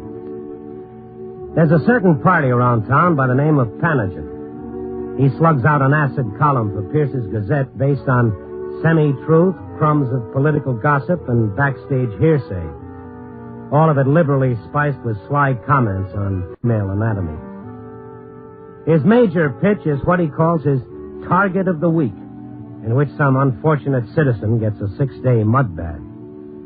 As a result, those broken in Panagen's column are beyond count. Well, last week, the color of his ink hit home, and hard. Believe me, friends, it's something of a shock to pick up the opposition paper, only to read that you're a killer. I was pounding out the final paragraph a few hours from deadline when a copy boy burst into the city room and told me my boss man, Joe Phillips, wanted to see me quick. I walked up a flight of stairs, down a hall of frosted glass doors to one marked Night Editor. Phillips was leaning over his desk, his heavy brows squeezed into a familiar frown. The minute I came in, he picked up a clipping from the Pierce's Gazette and bade me take a chair. Sit down, Randy. Pleasure. What's up? You won't believe this. Even after you read it, you won't believe it. Well, let's hear it. Hold on to your seat. No surprise is the rumor that Randy Stone, Chicago Star newsman, triggered Harry the Slicker Borenson. What? There's more, Randy. It is said in the more authoritative circles here that the boys in blue rigged a confession from ex-con Johnny Liggett to protect the Star's fair name. With Liggett due for electrocution tomorrow at 12:01, wouldn't you say, Governor, that something should be done about this? The end. Let me see that. In black and white. Triggered Harry the Slicker Borenson. This must be a gag. You can buy that gag at any newsstand. Wow. Yeah, wow. I feel like somebody just smacked me in the basket. You look green, all right. Well, what's the answer? Nearest I can figure, Andy, it's that series you did on Borenson about 6 months ago. 4-time loser? That was the title. Oh, no, Phillips. You got any better ideas? That's your only connection with Borenson. Oh, this thing was picked straight out of the air. Why, I don't know. I never had a run-in with Pierce's Gazette. Of all the 4 million people in the city, why me? Maybe because you work for the Star, the Gazette's stiffest competition. But it's such an obvious lie, Phillips. How can they hope to get away with it? Liggett was convicted of Borenson's murder. 1, 2, 3. The jury was out 30 minutes. What about proof? Panagen never let facts stand in his way. Whatever he gets into his head would be good for circulation. That's what he writes. That's why George Pierce keeps him on. He wants to get the Star in a big feud, so Chicago will start talking about it and boost the Gazette up to our level. Well, we're not playing. You mean you're letting this go without a fight, not a word of denial? We can't get sucked into this thing, Randy. Now, wait a minute. This isn't just a personal matter between Panagen and me. The Star is in it neck deep. Look, Randy, I know how you feel, but everything we print, good or bad, means a big plug for Pierce's Gazette. Well, make me a bargain, Phillips. If I dig up the Panagen story with facts, documented, authentic, if I bring you the whole story, will you print it? What kind of story? I don't know. Maybe that Panagen and his big boss, George Pierce, are covering for somebody. I don't know. Yeah, it could be. I wouldn't put it past them. Well, what do you say? Well, if the story's really hot, okay. Thanks. Where are you going? I'm not about to laugh this off, Phillips. Randy, now, look, take it easy. Don't get yourself into trouble. In trouble? Listen, from now on, Panagen's my target of the year. I'm making him a cause. I'll write that disease out of this town if I have to use handbills.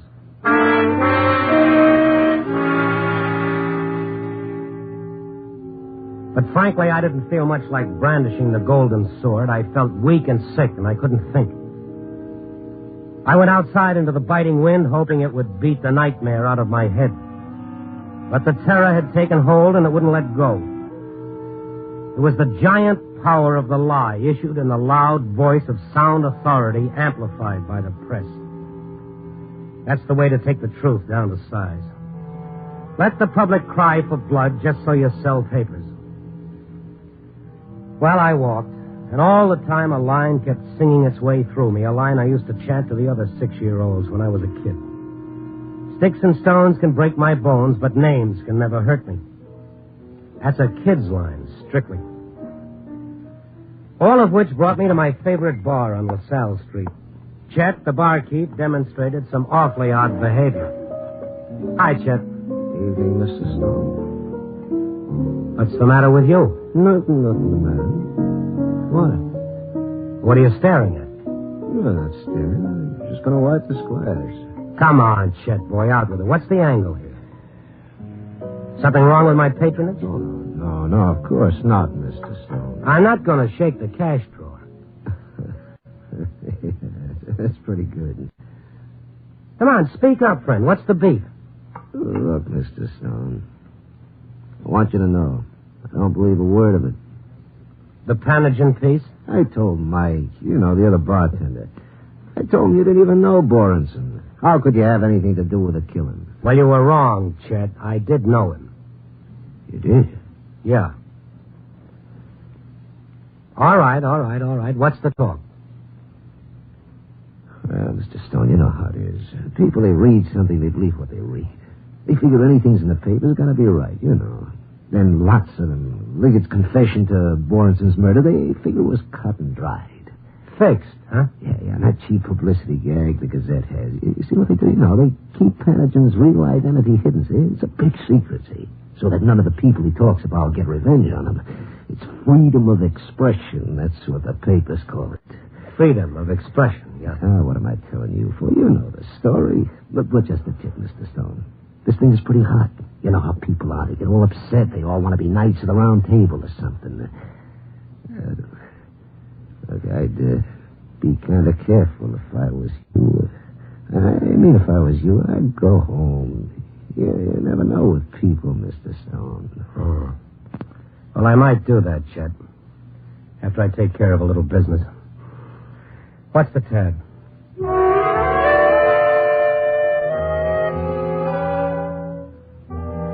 My business concerned the owner and publisher of Pierce's Gazette. I went to George Pierce's residence. I was told by a rather worried wife that the eminent publisher hadn't been home in 24 hours. She gave me the name of his favorite hangout, which I guess she was too proud to phone, and asked me if I found him, would I please tell him to come home. I said I would. He was there, all right. George Pierce, executive in the blue light of a cheap tavern, pumping his royal bloatedness full of sherry, flushed and sweating in a tight tuxedo. I sat down uninvited between him and the jowly blonde, thus killing the punchline of a very old story. What are you talking about? That was your change. Who are you? Randy Stone. You remember me.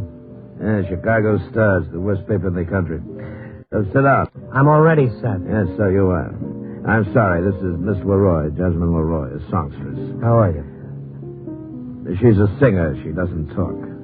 Besides, she's a little under the weather, aren't you, honey? Well, Stone, you all straight with the police? You confess yet?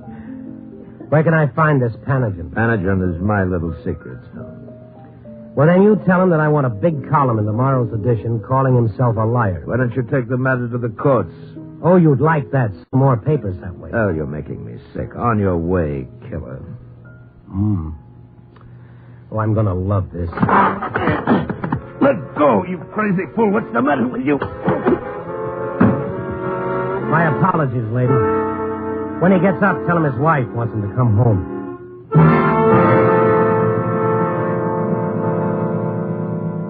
I'm no lover of the quick punch, but I'll admit it, I walked out of there feeling singularly better.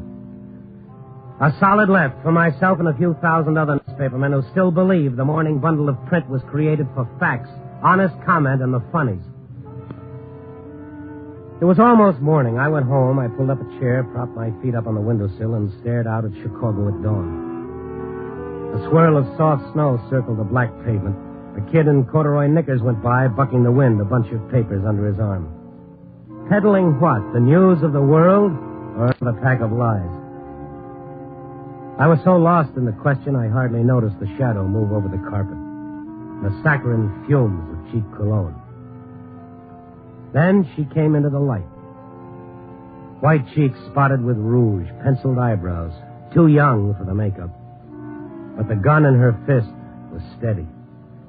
You could tell the feel of it wasn't new to her. Yes, she was an old hand. How long have you been here? I thought you'd never get back. I work nights. You know me? Pauline Liggett. I didn't think you'd remember. The time I interviewed you and your husband. You asked me all kinds of questions. About what kind of a life do we live. I said we lived a nice kind of life before Johnny. He's going to die tomorrow. You know that, don't you? I know. You know he was framed, don't you? That wasn't the jury's opinion. It's any kind of evidence the police want. They can cook it up like that. Including the bullet in Borenson's brain? Don't move. Yeah. Bullets. Anything. They can cook it up. How about the confession? They cooked that up, too? They tortured him to get that confession. He has marks on his arms, on his back. Who told you all this? I saw the marks. You think the police put them there? Who else would do a thing like that? The police didn't have to, Pauline. The evidence was all there. If there were marks, he put them there himself. For sympathy. I knew that's what you'd say. I knew it. I expected exactly that. So Johnny Liggett was framed? Because he's got a record. The police hate him. How did he get a record? 5 years he served at Joliet. You know why? He went to prison to help his brother. His brother stole a lot of money, and Johnny went to prison so his brother wouldn't have to. That's touching. And the 2 years in Leavenworth. Johnny served that for his brother, too? Listen, once they start framing you, just like Johnny says, you're the patsy from there on in. They always put the finger on you. You haven't got a chance. Why don't you tell the governor about all this reserve honesty? The lawyer's taking care of all that. Mm-hmm. Now, what's the gun for? I went down to the jail and I saw him. I asked him, I said, Johnny, now you tell me the truth. Did you do it, Johnny? And he looked at me and he said, no, Pauline, I swear to you, he said, I never done a thing like that. It's like everything else, he said, a frame. Pauline, use your head. Why would I kill Borenson? I don't know why you killed him. How should I know? Maybe over some kind of deal you had with him. Money, maybe, or a girl, maybe. But this Mr. Pierce and this guy Panagen that writes for him, they're for the little guy, always for the little guy like Johnny. You want to believe that story awful bad, don't you, Pauline? It's true. The whole thing is true. Sure, it bucks the evidence. All the logic. But it's true. Yeah, I'll bet it looks real fine all printed up. When they put it up in black and white and charge people money to read it, it sounds like a lot of truth, doesn't it? Like the state's attorney. You talk good, Mr. Stowe.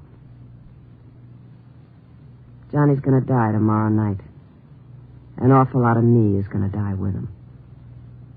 But you aren't going to have a chance to sit back and laugh. At 12:01, they killed Johnny. At 12:01, I kill you.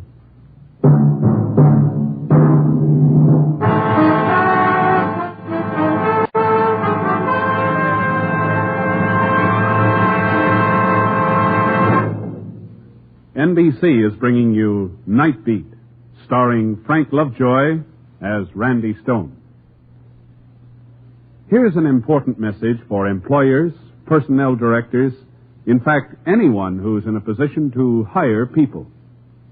Disabled workers have learned how to take care of themselves. They know how to avoid accidents on the job. And why not? They've gone through one period of suffering, and they certainly don't want another.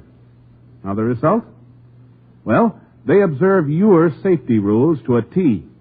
And what's more, you'll find they furnish the enthusiasm and leadership for putting across your safety programs with a bang. Now, do you think this is just theory? Well, certainly not. It's been proved time and time again by surveys conducted the nation over. Those surveys showed without exception that handicapped workers have better safety records than able-bodied workers doing the same jobs. That's right, better safety records.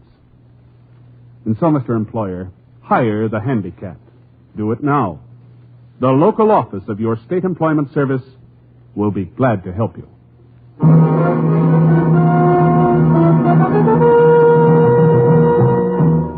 And now, back to Night Beat and Randy Stone.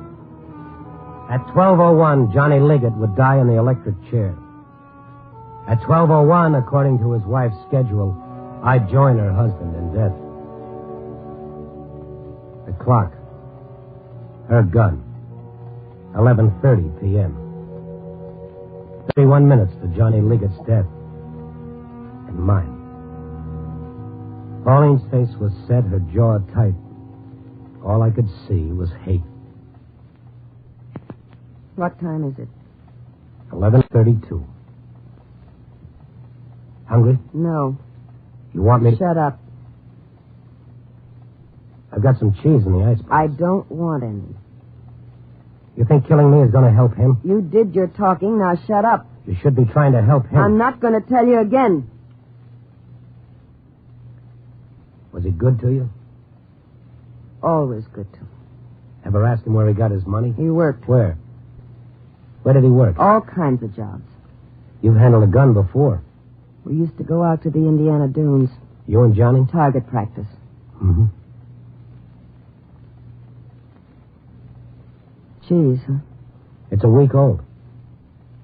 Get up. Go on. No tricks. I'm good with this. No tricks. Open the icebox. Open the icebox. Give it to me. No, leave it where it is. I'll get it. Get away from the door. Go on. American cheese. That's right. Dried out. A week old, like I said. Poison, maybe. A killer like you. Maybe. I'll take my chances. No bread? Just cheese. Go on back. Sit down.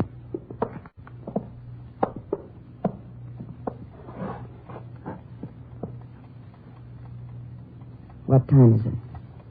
11:33. And a half. Goes slow, doesn't it? Mm-hmm. Slow. Yeah. But it keeps going. Well, you're going to look at that clock every minute and tell me what time it is, just like Johnny, watching the clock. Maybe he's just playing cards.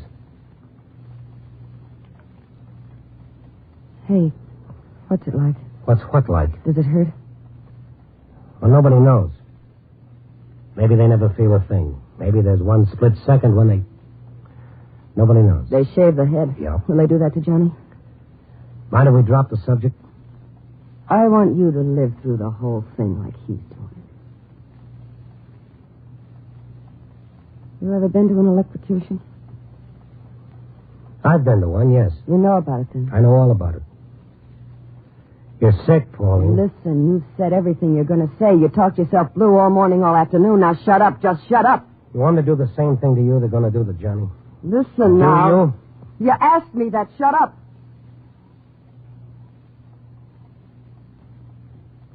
What time is it? 11:34 and a half. Keep watching that clock. The chaplain's with him now. Probably. Reading. What can they read to him? The 23rd Psalm. It helps. I'm not going to cry. He never liked it when I cried. The Lord? The Lord is my shepherd, I shall not want. He maketh me to lie down in green pastures. He leadeth me beside the still waters. He restoreth my soul. He guideth me in straight paths for his name's sake. Yea, though I walk through the valley in the shadow of death, I will fear no evil, for thou art with me. Thy rod and thy staff, they comfort me.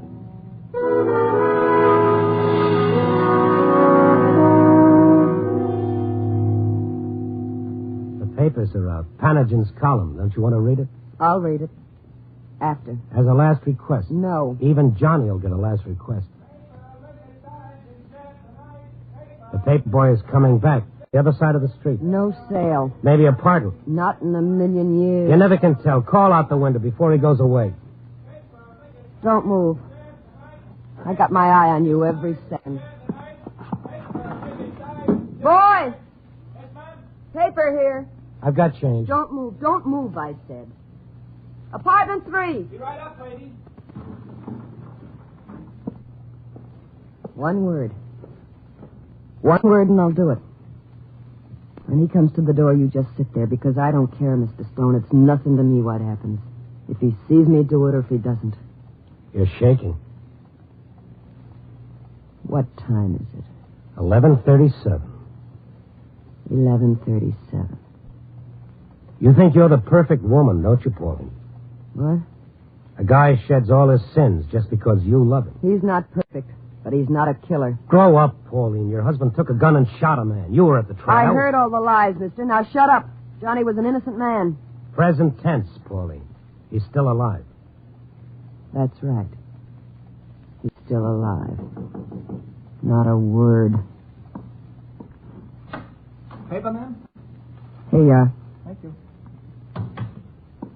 Let's see what Panagen has to say. I like to read my own publicity. I'll do the reading.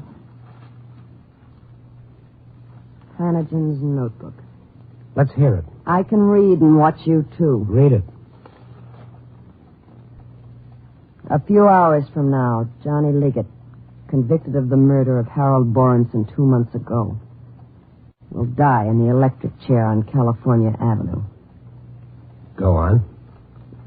I visited the condemned man in his cell today. He told me he wants everyone to know he did not kill Harold Borenson. I am an innocent man, he said he holds no grudge against the man who did the killing. He'll be punished, Liggett said, but I forgive him. Is that all Panagen has to say? Liggett asked me to take care of his wife, Pauline. I haven't been a good husband to her. I wish I told her about the other woman a long time ago. Other woman. Last minute confession. Another woman. It's a lie. It's a dirty lie. Panagen? Panagen never lies, Pauline. Johnny always said to me there never was anybody but you, Pauline. He always said that. You better make up your mind, Pauline. What? If Panagen's a liar. Other woman. If Johnny went with another woman, Panagen's telling the truth. If he didn't, Panagen's a liar. He's a liar. If he's a liar, Pauline, then he lied about a lot of He's a things. liar. Johnny wouldn't do that to me. Give me the gun, No, Pauline. stay away. Stay away from me. Don't you come near me. Stay away. Listen to me, Don't you Pauline. talk to me. I don't want you talking to me. The whole city knows about it now. The city knows all about the way he cheated on you. They're sorry for you.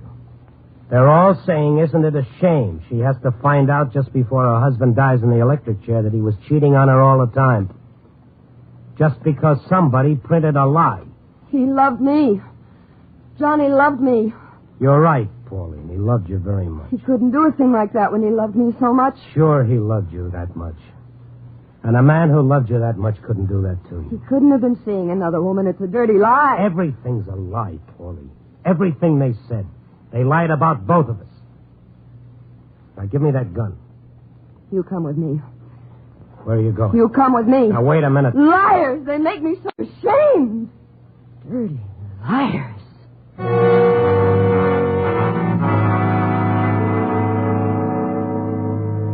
She wasn't sane anymore. The truth and the lie, reality and the dream were mud in her mind. Her eyes gleamed shame, anger, hate, all melted into madness. She forced me out into the car at the curb. In talking myself out of my own killing, I talked her into another. Our destination? The home of Panagen's boss, George Pierce. It was 11:55 when we reached Pierce's residence. He answered the door, blinking into the darkness, his tiny eyes buried in sleek, puffy flesh. His bulk was wrapped in a silk dressing gown, his feet in carpet slippers. He was scratching himself. Yes, so is this. Get inside. Hurry up. She's got a gun, George. Stone. Now listen Get here. inside. He's right. I've got a gun. Pauline, listen to me. Inside. This is Liggett, that Dirty liar. liar. Your paper. What's the trouble, Mrs. Liggett? Another woman. Now, listen, Mrs. Liggett, maybe just for human interest, Panagen might have said something that wasn't... Human interest? Look, why don't we go into the library and have a drink? You look like you could use the drink, Mrs. Liggett. He's going to die tonight. He's going to die, and all you care about is human interest. You write things like that about him, making off like I wasn't a good wife. Nobody ever loved anybody like Johnny loved me, Mr. Pierce. Nobody. We'll print a full retraction, Mrs. Liggett. I know about Panagen, too. There is no Panagen. Everything that goes into that column is yours, Mr. Pierce. Every dirty line of it. Now, Mrs. Liggett... You're Panagen, aren't you? Mrs. Liggett, please. You're the liar, aren't you? No, Mrs. Liggett, I didn't even see the... Dirty liar!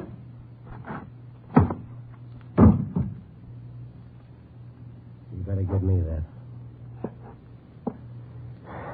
Okay, Pauline, he's dead. You got what you came for.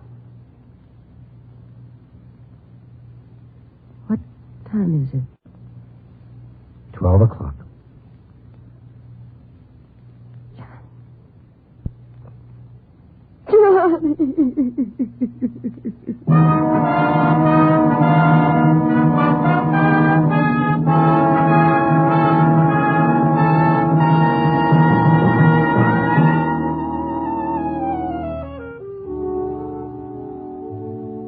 Confessed killer Liggett died in the chair last night, and his wife will be tried for murder. Her attorneys will plead that she didn't know right from wrong or true from false. I wouldn't be surprised if the court went along with them. But by the same token, would you pass the test? How good are you at telling the lie from the truth? Does the truth vary according to your personal convenience? Black one day, white the next? The next time you read anything, ask yourself, I have the right to doubt. Am I using it? Because it's too dangerous living in a world of misinformed people. There's a reason why the lie is the tyrant's favorite death weapon. It's killed more people since the world began than all the armies and the automobiles put together. Copy, boy.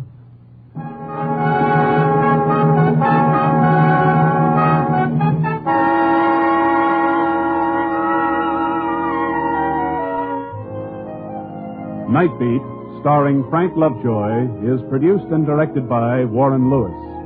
Tonight's transcribed story was written by David Ellis, with music by Robert Armbruster. The part of Pauline was played by Joan Banks. Others featured were Bill Conrad, Peter Leeds, and Lou Krugman.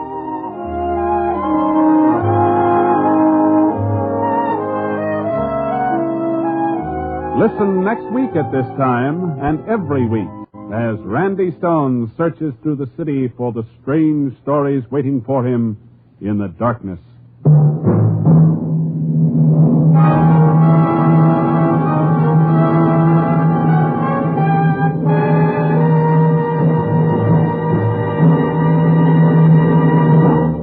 Night Beat came to you from Hollywood. 3 chimes mean good times on NBC. Every Thursday evening, enjoy music style just for you by the musical inhabitants of Tin Pan Valley. Yes, Tin Pan Valley is your invitation to 30 minutes of your favorite songs, both old and new. And tomorrow evening, enjoy Western music and adventure on The Roy Rogers Show. Thursdays, it's Tin Pan Valley. Friday, hear The Roy Rogers Show. Yes, enjoy both great programs on NBC. Dragnet, Authentic Adventure, is next on NBC.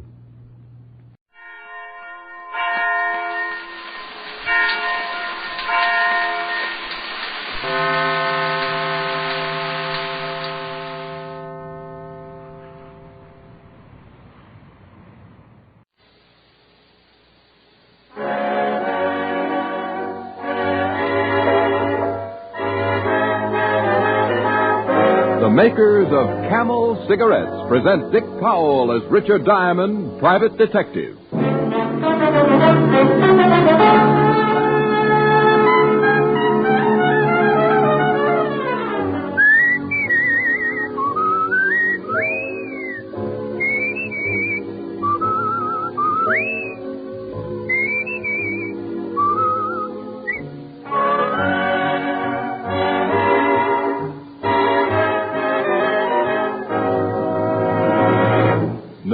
other cigarette has Camel's rich, full flavor, the flavor of Camel's costly tobaccos. And no other cigarette gives you this proof of mildness.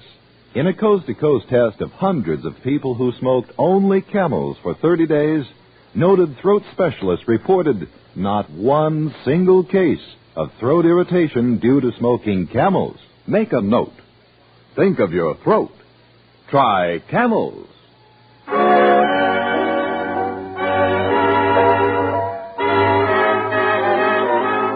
Here transcribed is Richard Diamond, Private Detective, starring Dick Powell.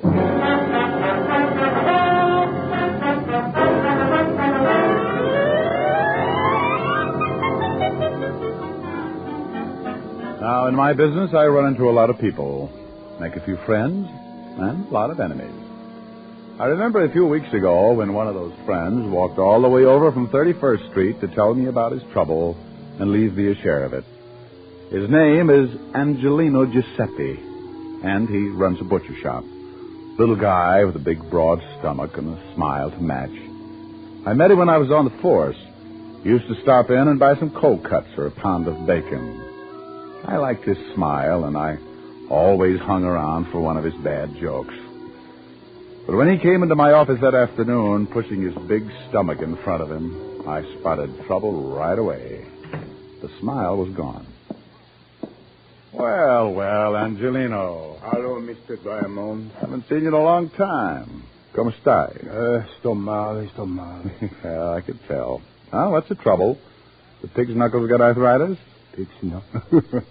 That's better now. That's more like my answer. You always are kidding.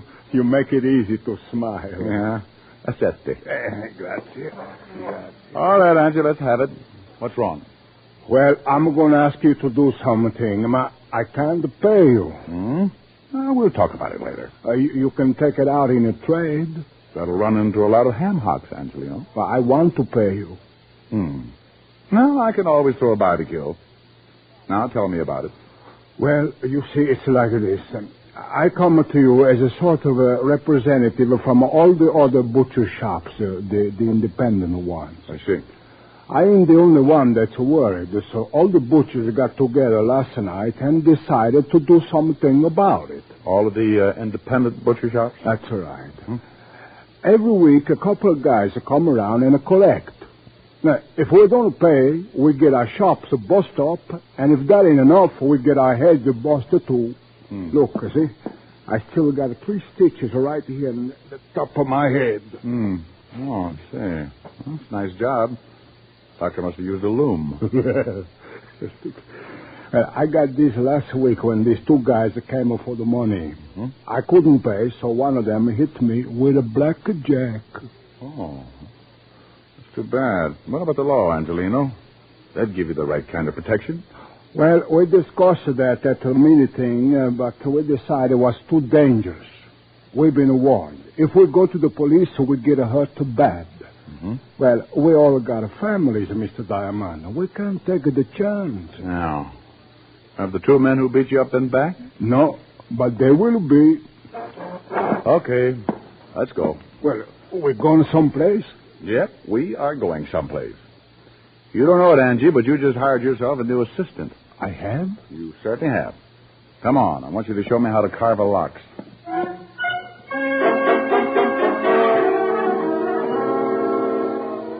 Well, that's what happens when your reputation gets around the butcher shops. I'd been telling Angelino what a great detective I was for the past 10 years, but I should have known he'd never take my word for it, so I had to prove it. We went out, grabbed a cab, and 15 minutes later I was standing behind the butcher shop counter. Angelino handed me a white apron. I don't get it. Why you want to be a butcher? Angie, you want me to get a line on these guys who do the collecting, don't you? Well, sure. Well, I can only think of 2 ways. I could watch them and not look suspicious. Make like a butcher, or crawl in with the ground round. Crawl in. Think of what would have happened if someone looked down for the price of ground round and caught it staring back at them. That's so funny. Oh, now, come on, Angie. It wasn't that funny. Well, a bit. Oh, customer. Well, nothing like learning firsthand. Let me handle the sale. Well, you think you can? Sure. Here she comes. Oh, good morning, Mrs. Hennessy. Oh, good morning, Mr. Angelino. Well, business must be good. I see you have a new butcher. Oh, yes. This Mr. Hangtooth. Mr. Hangtooth. Hangtooth? Good morning, Mrs. Hennessy. Is something I can do for you? Oh, yes. How much is the lamb shoulder today? Which one? What? Look, maybe you better let me... relax, Angie. I'll make it. Which shoulder would you like, Mrs. Hennessy? Is there a difference, young man? Oh, yes. You see, this lamb here is really a ram. A ram? That's right. Hurt his shoulder playing against the Cardinals last season. We're also selling his shoulder pads at 21 cents a pound. Mr. Angelino. You'll find him hanging in the back with the spare ribs. Now, Mrs. Hennessy, if you can tell me which shoulder you want, I'll wrap it up and send it off tackle between the liver and the... Well, I never... Of course you haven't. That's the trouble with you people. Here's a nice little ram that played his heart out. Oh, by the way, the heart is special today, 11 cents a pound. Angie. She's gone, huh? Like laundry in a tornado. Well, why do you want to do that for, Mr. Diamond? She was one of my best customers. I wanted to get her out of here, and I wanted to get her out in a hurry. Just as she came in, I spotted two guys heading this way, and when they saw her, they backed off. Look, they're standing across the street right now. Where? Right over there. You see them? In front of the drugstore. Yeah, that's them. It is? They're the ones that hit me. They're the ones that come around collecting. Well, they're coming again. You better duck. I'll take care of it. Well, listen, please, you be careful. They're pretty rough monkeys. Now, go on, Angie, and beat it. They're almost here. All right. I'll be in the back. Okay. A mile can a cigarette be? Make the camel 30-day test and you... Well, good morning, gentlemen. What can I do for you? Hey, where's Angelino? Oh, well, he's out buying some old buffalo. I'm the new assistant. Buffalo? Shut up. Well, tell me, new assistant. When'll they be back? Well, it's hard to say, gentlemen. These buffalo are in Wyoming. Oh, yeah? Carl, I think this guy's trying to be funny. You, my friend, win yourself a lamb chop. How'll you have it, with or without the bloomers? Hey, you know something, Red? I think you're right. Hey, what's your name, laughing boy? Hangtooth. Hangtooth? Oh, I'm going to have more fun with that. So's everybody. Well, look, Hangtooth, you know who we are? How many guesses? You won't need even one. We're in a hurry. We're collectors. Oh, well, we put all the scraps out and back in a can. You can't miss it. I don't like you. Well, I have a friend. Maybe we could double date. Look, let's stop the clowning. If Angelino didn't tell you about us, it's going to be too bad for you. We're here for some money. We get every week $25. Yeah, last week Angelino didn't have it, so he accidentally hit his head. We figured that all that blood would make him remember it this week. Well, I'm sorry, friend, but Angie didn't say anything about it. Tell me, what does he pay you boys for? Oh, little things. Protection, mostly. You see, if he'd paid us last week, he wouldn't have hit his head. You know something? I know a big, fat cop who would just love to hear all about this protection Angie's paying you for. You do, huh? Yeah, I do, huh? Well, look, seeing as how you're a new boy around here, maybe we ought to tell you first. Why don't you do that? Yeah, let's go in the back. I like it here. I listen better. Oh, you do, huh? Is that all you guys can say? Now get out from behind that counter. I want to explain the thing to you. Yeah. Go on, Red. Explain it to Mr. Hagtooth. Hangtooth. You'll have to pardon him. He don't hit so well. How's your hearing, Hangtooth? Depends on what I'm listening to. Well, listen to this real good. Seeing as how you're working for Angelino, you're going to need protection, too. So let's have the $25. I want to know what I'm buying. Oh, sure.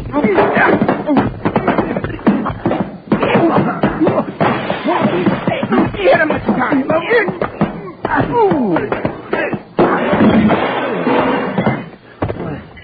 Hey, you rough one. Yeah. You bleeding? Yeah. Want to get rough, Hangtooth? Hey, you're liable to kill him. Yeah. Let him alone. Hey, we better get out of here. Yeah. We'll come back for Angelino later.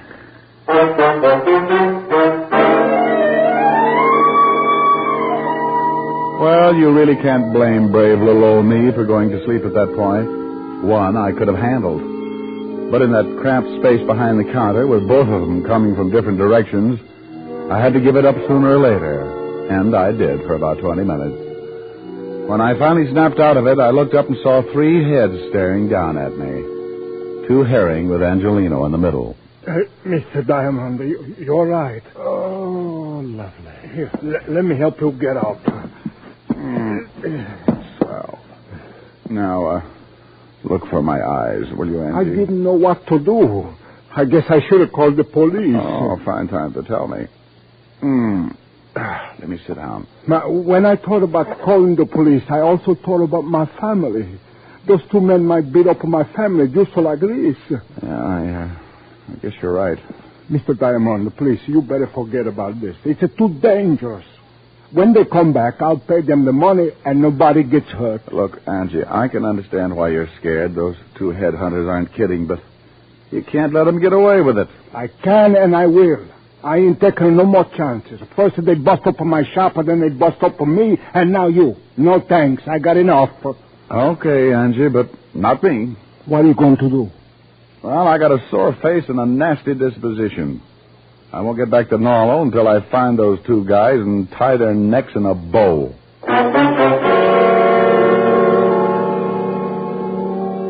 I left Angelino's shop and headed for the 5th Precinct Police Station.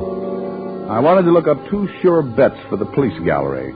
One named Carl and the other Red. 2 guys who went around scaring poor little businessmen like Angelino. By the time I reached the station, the aches from the beating were making me very unhappy.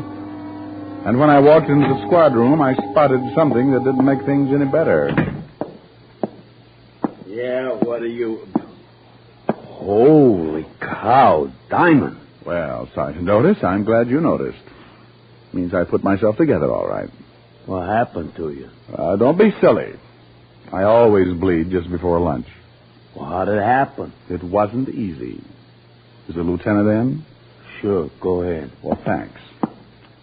Say, Otis, when are you going to start shaving in the morning? Why? What's wrong? Your 5 o'clock shadow's 4 hours fast. Oh. How you, Walt? Wow. What hit you? Where the bruises show up. I come on in Technicolor. Someone sure did a good job. Yeah. That someone is 2 guys, Walt. One named Red and the other Carl. Red and Carl? Yeah. I got closest to Red. Name matches the hair, busted nose, about 190, very nasty with a sap. And Carl? Dark, greasy, well-dressed if you like the type. Big boy with a scar under his right eye.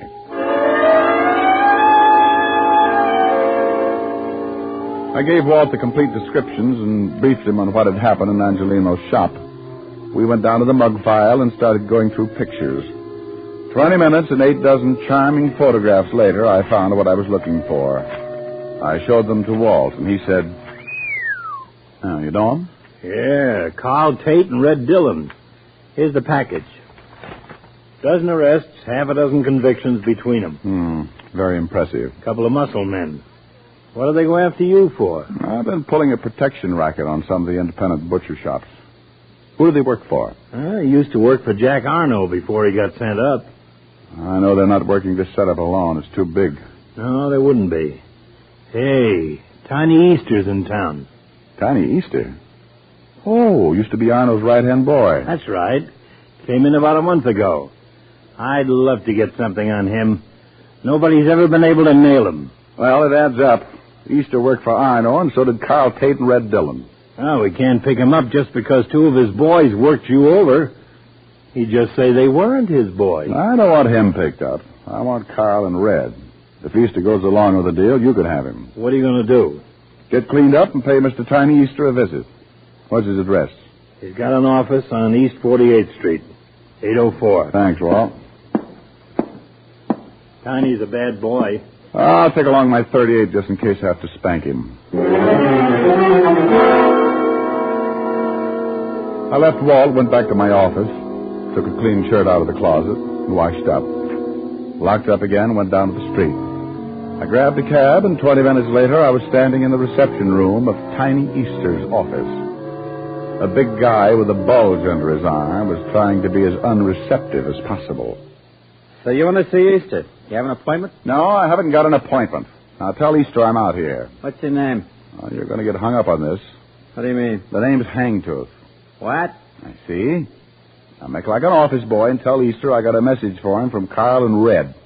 You're a pretty fresh guy, aren't you? Yeah, and I'm going to spoil if I have to stand around much longer. You can spoil rotten for all I care. You're not going to see Easter. He's busy.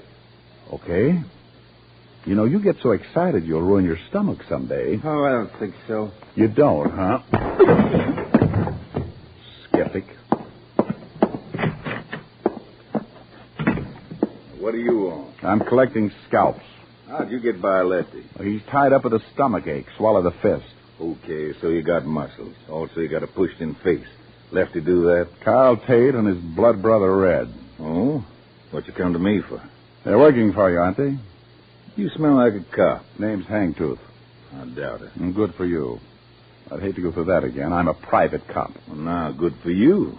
I was in a butcher shop when your two boys wandered in and started playing squash with me. I don't like to get pushed around, Easter, and I don't like your racket. I want Carl and Red, and if I get you along with them, the state will hang a medal on me. Looks like you got nothing to lose. You'll look at it any way you like. Now, what about your two playmates? I don't know what you're talking about, Shamus. Never heard of those two guys. I don't think you understand, Tiny. I'm pretty mad. I'm going to find these two guys, and I'm going to do it even if I have to be unpleasant with you. Just what do you mean by unpleasant, Mr. Hangtooth? You break a leg, that's unpleasant. Ow! Don't try to pull a gun on me. You busted my hand. Take your foot off. Drop the gun in the drawer. Okay. My hand's busted. Now take the hand out, empty. Oh. Now, let me explain it again. If you go out and shoot 12 people tomorrow, I'm going to be sore about it. But when you start intimidating a bunch of hard-working little guys and their families, I go off like a skyrocket. And then when a couple of your cheap gunsels push me around, I explode. I tell you, I don't know these guys. Oh! Look, Easter, please believe me. I don't know them. You worked with them in Chicago. Ah! I'm telling you the truth, Easter. I'll work you over till you look like an eggplant in the subway. Look, whatever your name is, I got boys. They'll take care of you. Who's going to tell them to do it? I am. With your jaw broken? Oh! Now, where do I find Carl and Red? Oh, you knocked all my teeth loose. I got 31 to go. I guess you really don't understand. Yes, I understand. Oh. Now, where are they? You still need some encouragement? No, in the warehouse by the 14th Street docks. What warehouse? Rogers and Sons. Big sign on the top.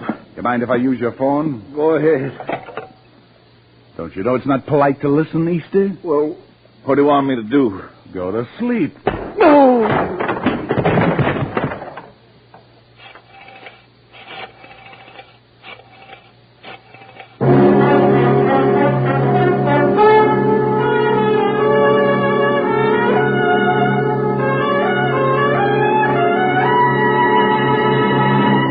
Before we continue with Richard Diamond, here are a few words about smoking enjoyment.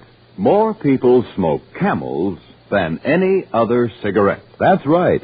More people smoke Camels than any other cigarette. Behind Camel's great popularity are the two things that mean steady smoking enjoyment: flavor and mildness.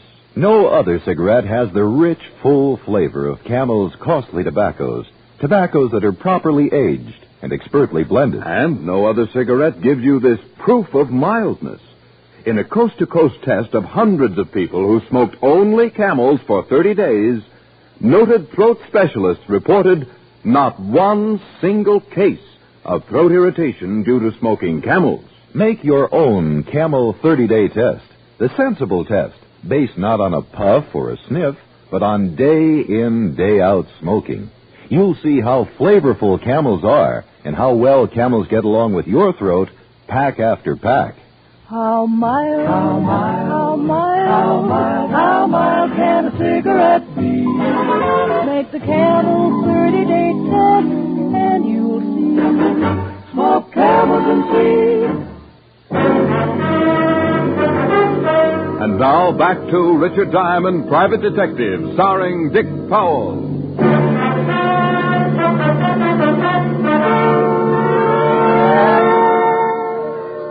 I put in a call to Walt and told him what had happened. He said he'd send a couple of men down to pick up Easter and agreed to meet me at the warehouse. It was getting late in the afternoon when my cab pulled up near the river and I got out. The cold breeze was kicking up little patches of white on the water, and the light fog was moving in from the Atlantic as I started down toward a big building with a sign on the top that read, Rogers & Sons Importing.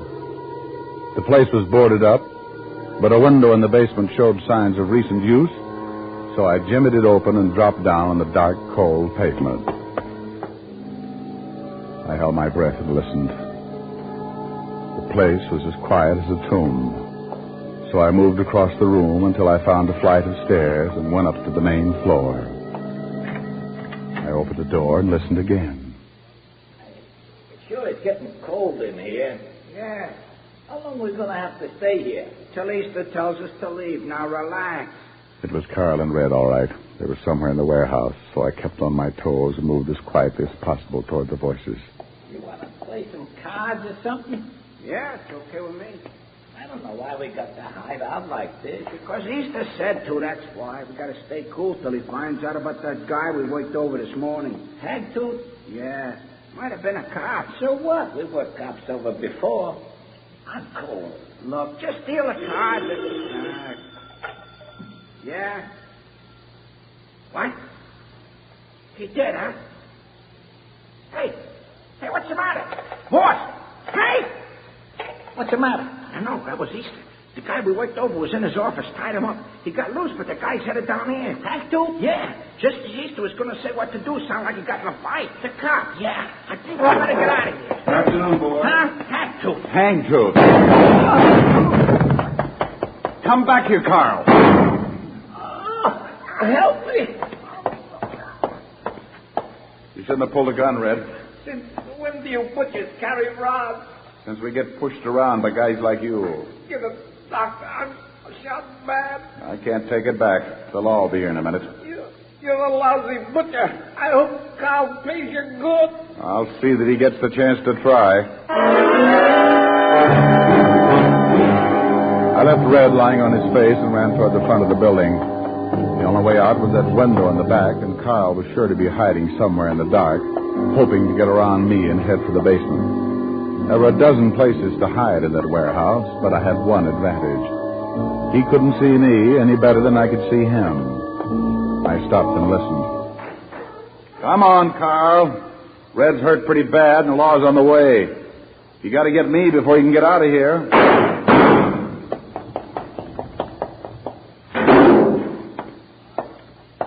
Carl. Come on, Carl. Give it up. You're stuck and you know it. Carl!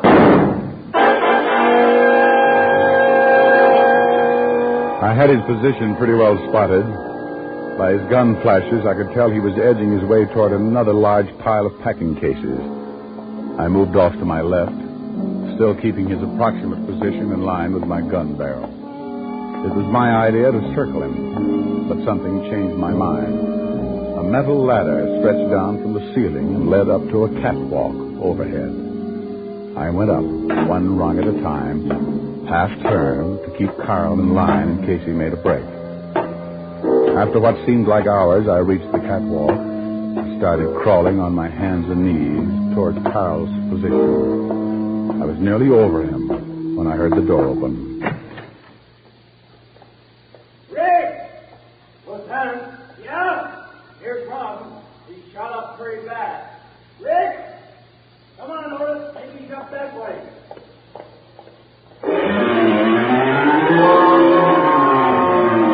I couldn't answer him, and he was heading right for Carl. I kept looking down, hoping Carl would show himself. Walt got nearer, and I held my breath. Just then, Carl stepped out and aimed his gun at him. I beat him to it. Lieutenant, shut up. It's okay, Walt. I got him. Where are you? I'm up here on the... Oh. There he is up there. Rick. Good grief. Yeah, good grief. Get Otis out of here, will you? What's so funny, Lieutenant? If you knew Otis, you could rib Diamond for the rest of his life. Yeah? Walt. Come on, tell me what it is. Walt? Okay. Get out of here, Otis. Oh, Lieutenant. You heard him, Otis. Now beat it. Yeah, go on, Otis. Oh, gee, Lieutenant, won't you even... No, he won't. Now you beat it. It's real funny, isn't it? It sure is. I just saved your life and you stand down there and you... Oh. Well, don't look down. Get the fire department. Don't you ever think about these things before you start climbing ladders? Well, it was the only way I could get the position to shoot. I just didn't think. For a guy who can't stand high places. Walt. Well, it's your own fault. Fault, small. Get me down. I'm getting dizzy. It's only about 50 feet to the floor. Walt! Great big boy like you. If you don't get the fire department... Okay. Oh, you big fat ox. I hate you.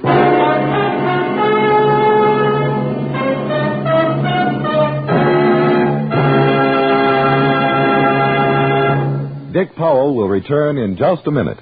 According to a repeated nationwide survey, more doctors smoke Camels than any other cigarette. Again, doctors in every branch of medicine, doctors in all parts of the country have been asked what cigarette they smoke. Again, the brand named most was Camel. Friends, make the sensible cigarette test. Smoke only Camels for 30 days, and you'll see why so many people say, once a Camel smoker, always a Camel smoker. And remember, your best buy is Camels by the carton. How mild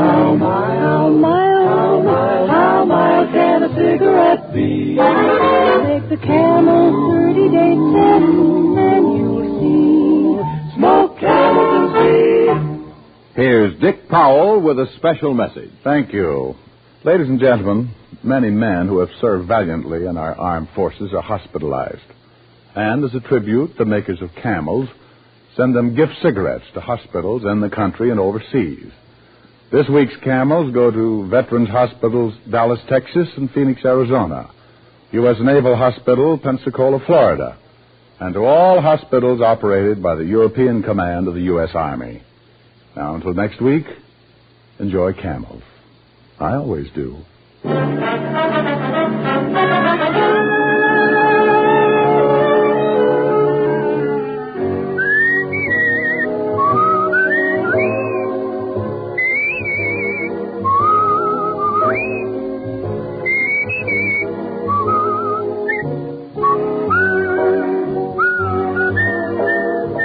Dick Powell can now be seen starring in the RKO film Cry Danger.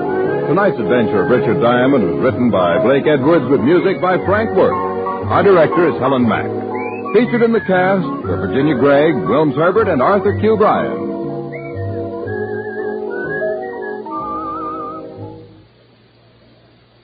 Men, whether you buy the handy pocket tin or the big 1-pound tin of Prince Albert, you're in for real smoking joy. PA's Choice Tobacco has a rich taste and delightful natural aroma. It's specially treated to ensure against tongue bite, and it's crimp cut for smooth, even, cool smoking. Get Prince Albert, the National Joy Smoke, America's largest selling smoking tobacco.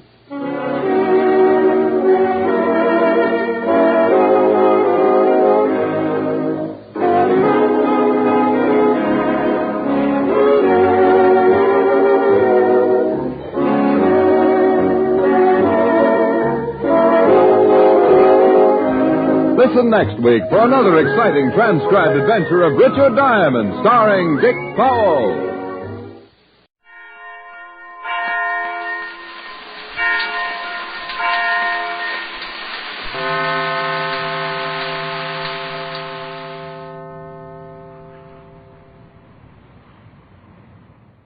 Sam Spade.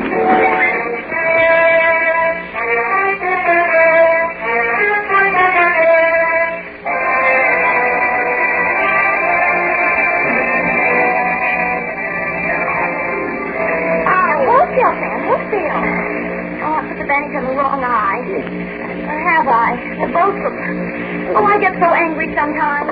You go dancing out of here like a schoolboy on the slightest provocation, and one arm just 1 hour, you come back with a broken head and a black eye and clothes torn all to pieces. Face like a wet geranium. Hold still. There, now. Real, Sam. How is it? Is it too tight? What did you say? Then how do you expect me to dictate a report with a mouthful of gauze? Oh, that's what it was. I wondered what happened to the girl. Sit down and shut up. Sam, I didn't mean anything. I just meant it for your own good. Pick up your pencil, Effie. No, not this business. Oh, I'm sorry, Sam. I'm sorry. New Patrolman Aloysius, FX Clancy, 3rd Precinct Station. Sam, to Officer Clancy? That's right. The nice fat policeman that walks up and down our street? The same, Effie, like the lane. He brings me candy once in a while. Down, Effie. From Samuel Spade, license number 137596, subject the 1 hour caper, Dear Clancy. In case you were aware of it, and I think you were, Clancy, this afternoon in San Francisco was warm, quiet, and dull. I was sitting in my underwear in front of the open window of my office reading the news of the blizzard back east. I was not employed by the Chamber of Commerce to do this. My secretary had merely taken my suit downstairs to get it pressed. It began as the clock on the Church of Dismas the Thief around the corner was hammering out the hour of 4.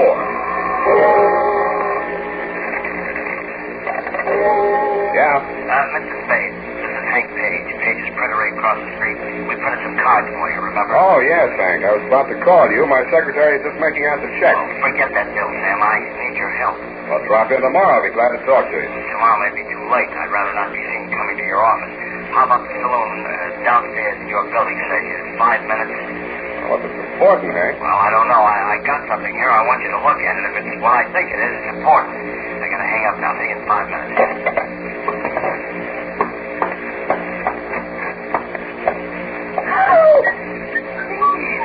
Where do you think you're going in that? Same old hat, Effie. What's the matter with it? It's not referring to your hat, Sam. Well, that's what you're looking at. I'm trying to avert my eyes, Sam. Here's your suit. Oh, I forgot. Well, look out the window, Effie. I'll put it on. Got a phone call. Maybe a job. I gotta meet a man. Sam, you can't go on a job now. Why not? Why do you think I got your suit pressed? The man's coming to take your picture. What man? From Baffling Detective Magazine. Oh. Well, I'll try and make it for you. Sam, I'm tired of making excuses to people. I set up this appointment for 5:30, and I want you back in plenty of time. I wish you wouldn't go. Oh, all right, go on. But if you aren't back in this office by 5 o'clock, that's 10 a.m., Sam.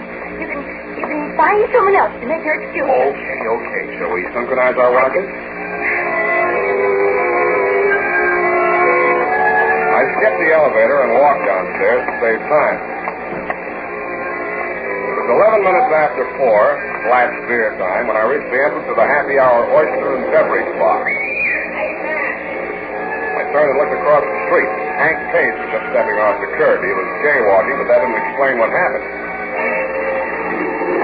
He saw it in plenty of time and jumped back out of the way. It saw him, too. The wheels cut sharply towards him, and the front bumper caught him just behind the knee.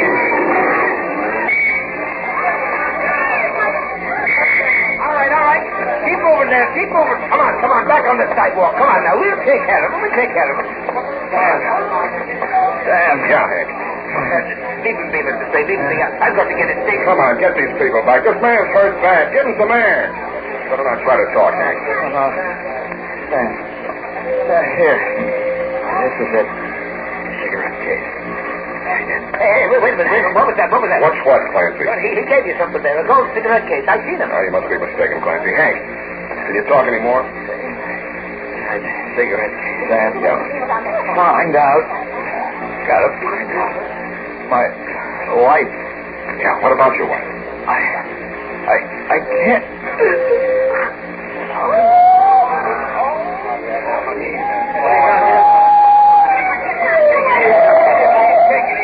What have you got here? Hit and run. Looks kind of dead. Like I'd get it dead, wouldn't you?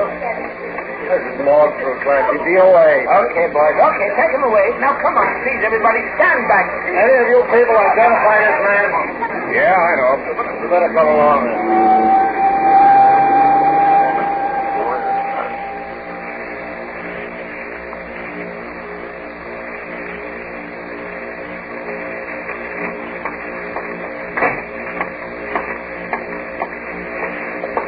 Oh, hello, Sam. Hello, Maxie. Hank Page. Oh, yeah, just came in. 2 seconds. Maxie. Yeah. No, you better not look at him now. He's in no condition.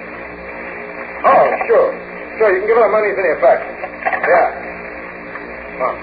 Hey, that's Mrs. Page. She didn't lose any time. Like to meet her, Sam? Yeah, Maxie, I would. You know, Milty says she's going to look nice in black. That's so. Miss Spade? Huh? I knew your husband slightly. My name is Sam Spade. Oh, yes. You're a detective. He said he was going to see you. Did he? Not quite. You happen to know what he wanted to see me about? Yes, he found something, a cigarette case. He couldn't tell me what it meant, but he seemed very worried about it. He told me that if anything happened to him, I should claim his belongings right away. See, here they are. His watch, his wallet, elk skin, school ring, cigar cutter, little cigarette case. Oh, now, please, Miss Page. I've got the cigarette case here. You've got it. How did you... Oh, he gave it to me just after the accident. I expect he was trying to tell me to give it to you. Here, you take it. Oh, no. The initials. Some woman gave it to him. I don't want it. Just put it away. Out of my sight. Okay. You can open your eyes now. It's back in my pocket. Thank you. Thank you. Now, let's talk, Miss Spade. What was on your husband's mind? Well, I don't know. He wasn't very well. Heart trouble. Nothing terribly serious, but he'd get these little spells and he had to stay home from work. Sometimes a week or 10 days, but Mr. Soule, the foreman at the print shop, would look after things, you know. I even thought he was getting better. Your husband have any fights lately? Oh, no. He wouldn't dare with his heart. He had a black eye. Oh, that had me home. He fell down. Yeah. Well, I'll be in touch with you.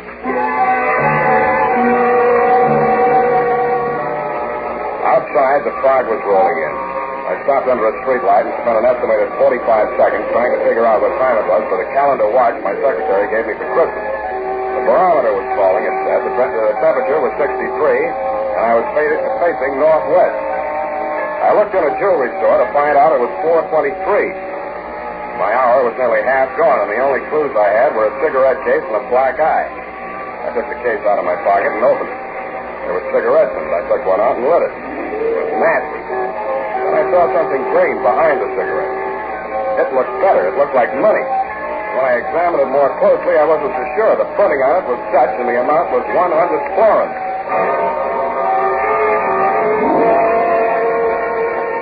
The banks were closed, but it only cost me 2 nickels and a paid telephone to find out where to take it. It was a small but solid-looking establishment on Montgomery. The gold lettering on the plate glass window said Van Pelden Meisner, commercial agent, Amsterdam, New York, San Francisco, Macassar, and Curacao. Gentlemen here? I want to see Mr. Meisner. There is no Mr. Meisner. There's only Van Pelt, and I'm Hendrik Van Pelt. I'm so sorry. Oh, don't see it like that. Maybe you can help me. What can I do with you? Well, somebody paid me off for a job in Dutch money. I want to know how much it's worth. Oh, this better than Meisner, I know. The value of money. Show me, please. Maybe you'd like a cigarette, too. They're Dutch. Please. My brand, Sumatra Cream Stand. Oh, good. You like good, Sumatra Cream Stand. No, the money. 100 florins. High under the light, look. Serial number. Here is M. Portrait clear is. Seal good color is. Paper excellent.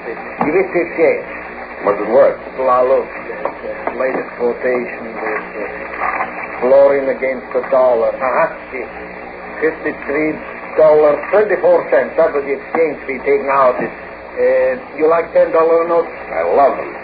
You mean that money's real money?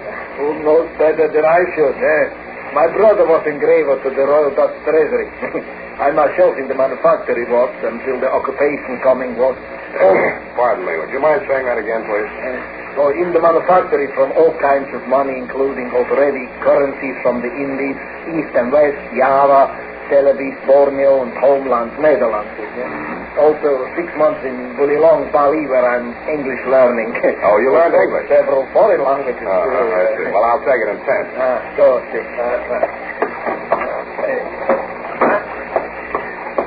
10, 20, 30, 40, 50, 1, 2, 3, is that 9 cents and 20 cents, 3 cents.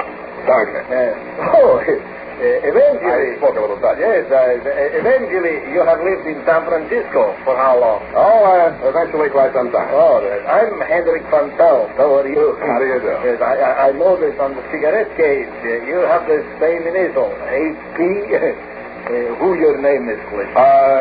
Polhaus, Herman Polhaus. Oh, in a Polhaus, you know, I like that cigarette case. With the coincidence, you tell me your Dutch money.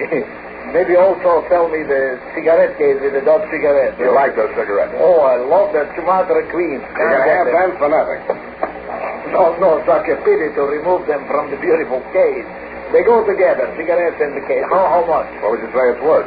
Well, that could go $500. What do you pay? Nothing. I took it off a dead body.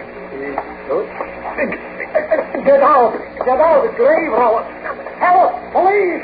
Stop thieves! Okay, Mr. Van Pelt, I'm going. Help! Police! Help!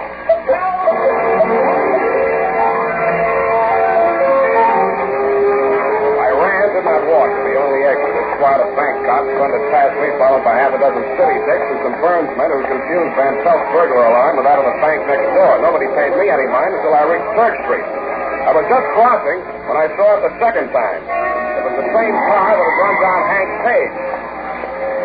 I strained my eyes against the headlights. I couldn't make out the man behind the wheel, but I got the license plate before it happened. I felt it before I heard it. It hit my chest like a sledgehammer. The last thing I heard was the footsteps of a heavy man pounding toward me. The clock on the Church of Business of Peace was chiming the half hour.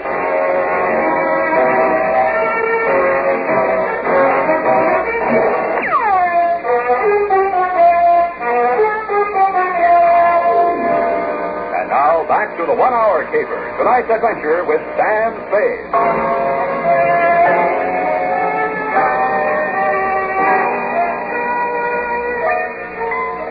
I'd started the caper with 2 clues, a cigarette case and a black eye on a dead man. When I woke up in the alley, I didn't have the cigarette case. Instead, I had 2 black eyes. One of them was on me. Strangely enough, I was alive. I reached inside my shirt to examine the bullet hole over my heart. There was nothing there but a bruise. I wondered what had been in that gold cigarette case besides gold and Dutch cigarettes. The slug had come at me hard enough to knock me down and out, but the case in my inside pocket had stopped it.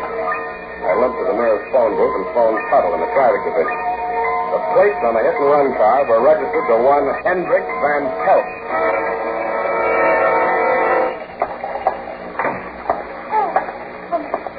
I'm so glad you're here. I was beginning to worry. Where's Mr. Van Pelt? That's just it. He went in the other room to make a drink. He hasn't come back.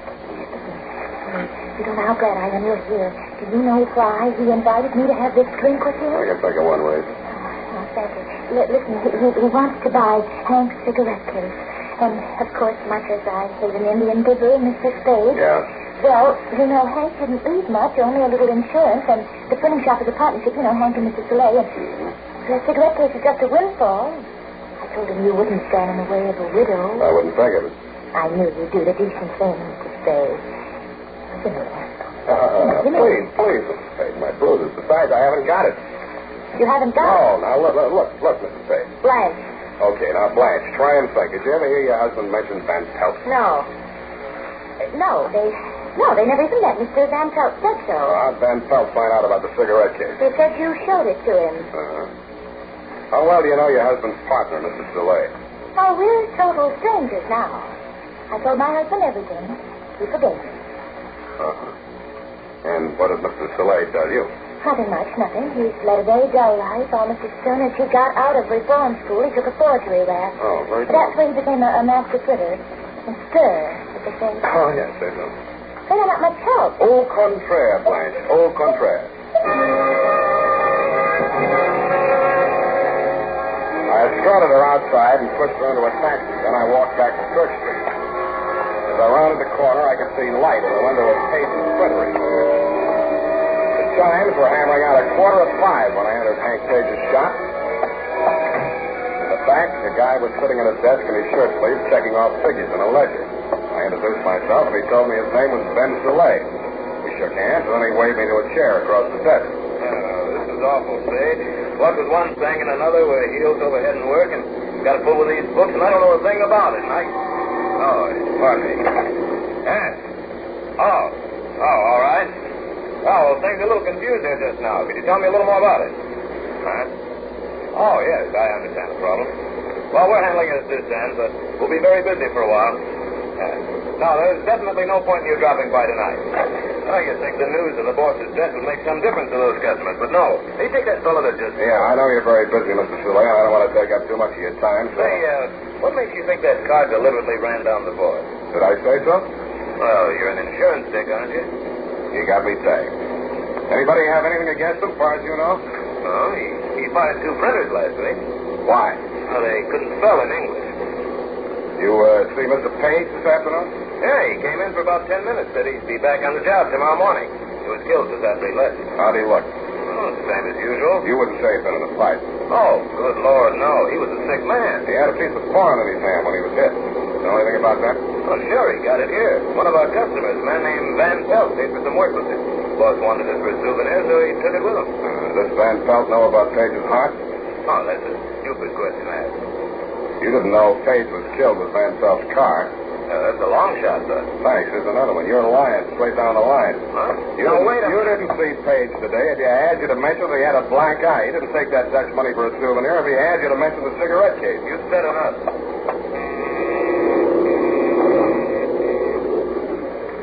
What are you doing? Shutting down for the night? You'll find out. Put your hands on top of the desk. I slipped the muzzle of my gun. I've been holding it in my lap for 3 minutes, far enough over the edge of the desk for Ben Soleil to see it. He did what I told him to. The press room door was directly behind him, and I knew his body would screen my gun from the view of anybody that might come through it in response to the signal he started. I didn't have long to wait. 3 men, black with ink, came to the door and threw it into the little office. They strolled in, careless and casual. What's up, Ben? You got ice in your head? Huh?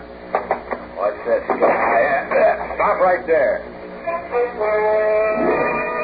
Stopped as if they'd all been mounted on the same pair of legs, but I didn't like my position at all. If these men decided to jump me, I could down just one of them before the other 3 were on me. I knew it, and they knew it.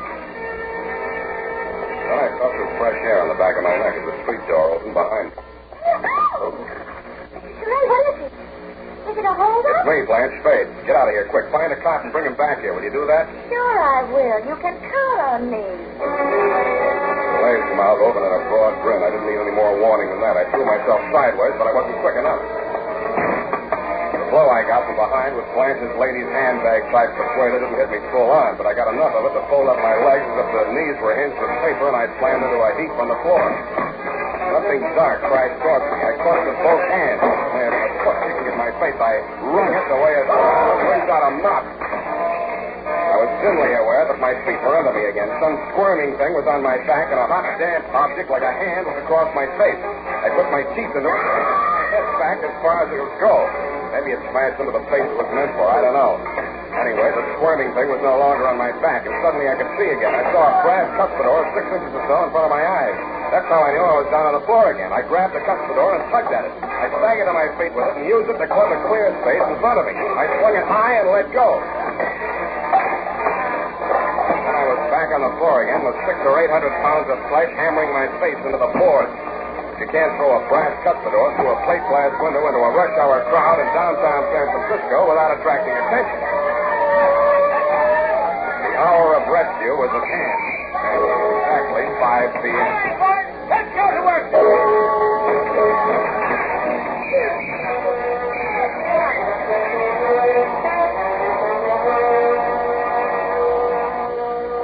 And Aunt Clancy is the most of the crop. You guessed it. It was a counterfeiting caper with variation. The returns are not all in yet, but I think when the feds pick up Van Pelt, they'll find he was telling the truth when he said he was working in the Dutch government printing office in Amsterdam at the time of the Nazi occupation. He probably bought his way out of the country with a same kind of money he and Soleil were printing here. Genuine Dutch blondes printed from the original plate. Being a skilled metal worker, he designed a gold cigarette case into which those plates would fit with uncanny accuracy. The crowning touch was the way in which he concealed them from view. He filled the case with an odious brand of Dutch cigarettes, which only fools or criminals could possibly smoke. It was the safest hiding place in the world. So clever was it, now get this Clancy, my boy, that even I, Sam Spade detective, never suspected the presence of base metal until it stopped that slug Van Pelt threw at me in the alley. Period. End of the report. Oh, Sam, to think you went through all that just to keep your promise to me. Yes, Effie, but what hurts even more than these wounds is the thought that you've doubted my word. Oh, I didn't say that, Sam. I only inferred that you had no sense of time. Yeah? Well, I guess you've changed your mind about that, eh? No, I haven't, Sam. May I ask why? Well, I'd rather not discuss it during working hours, Sam, but as soon as I've typed up this report, I'll tell you exactly what I mean.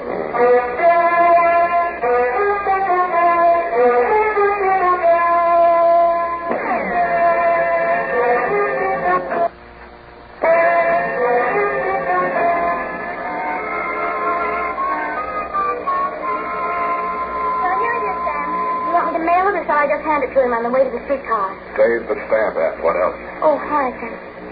You won't be needing me anymore, I'll... Sit down. It's nearly 5:30, Sam. I told the photographer not to come. That's a fine thing. After all I've been through, you still say I have no sense of time, and you told the photographer not to come. Why? Because I knew you wouldn't be back in time, and if you were, you'd look so terrible the picture wouldn't be any good anyway. Thanks a lot. Oh, Sam.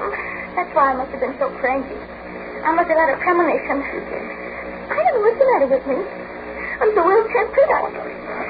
I think I'm turning into an old maid or something. Oh, calm down. I must be. Oh, by the way, honey, remind me to write to Feige at Washington and ask them to send me that cigarette case for a souvenir if they take it off Van Pelt. After all, you know, it saved my life. You're right. Mm-hmm. And here I've been nagging and saying all these terrible things. Oh, Sam, I know. Sammy. Oh, Sam, no, your bandages, your wounds. Oh. Think I'll live. Good night, Sam. Good night, sweetheart.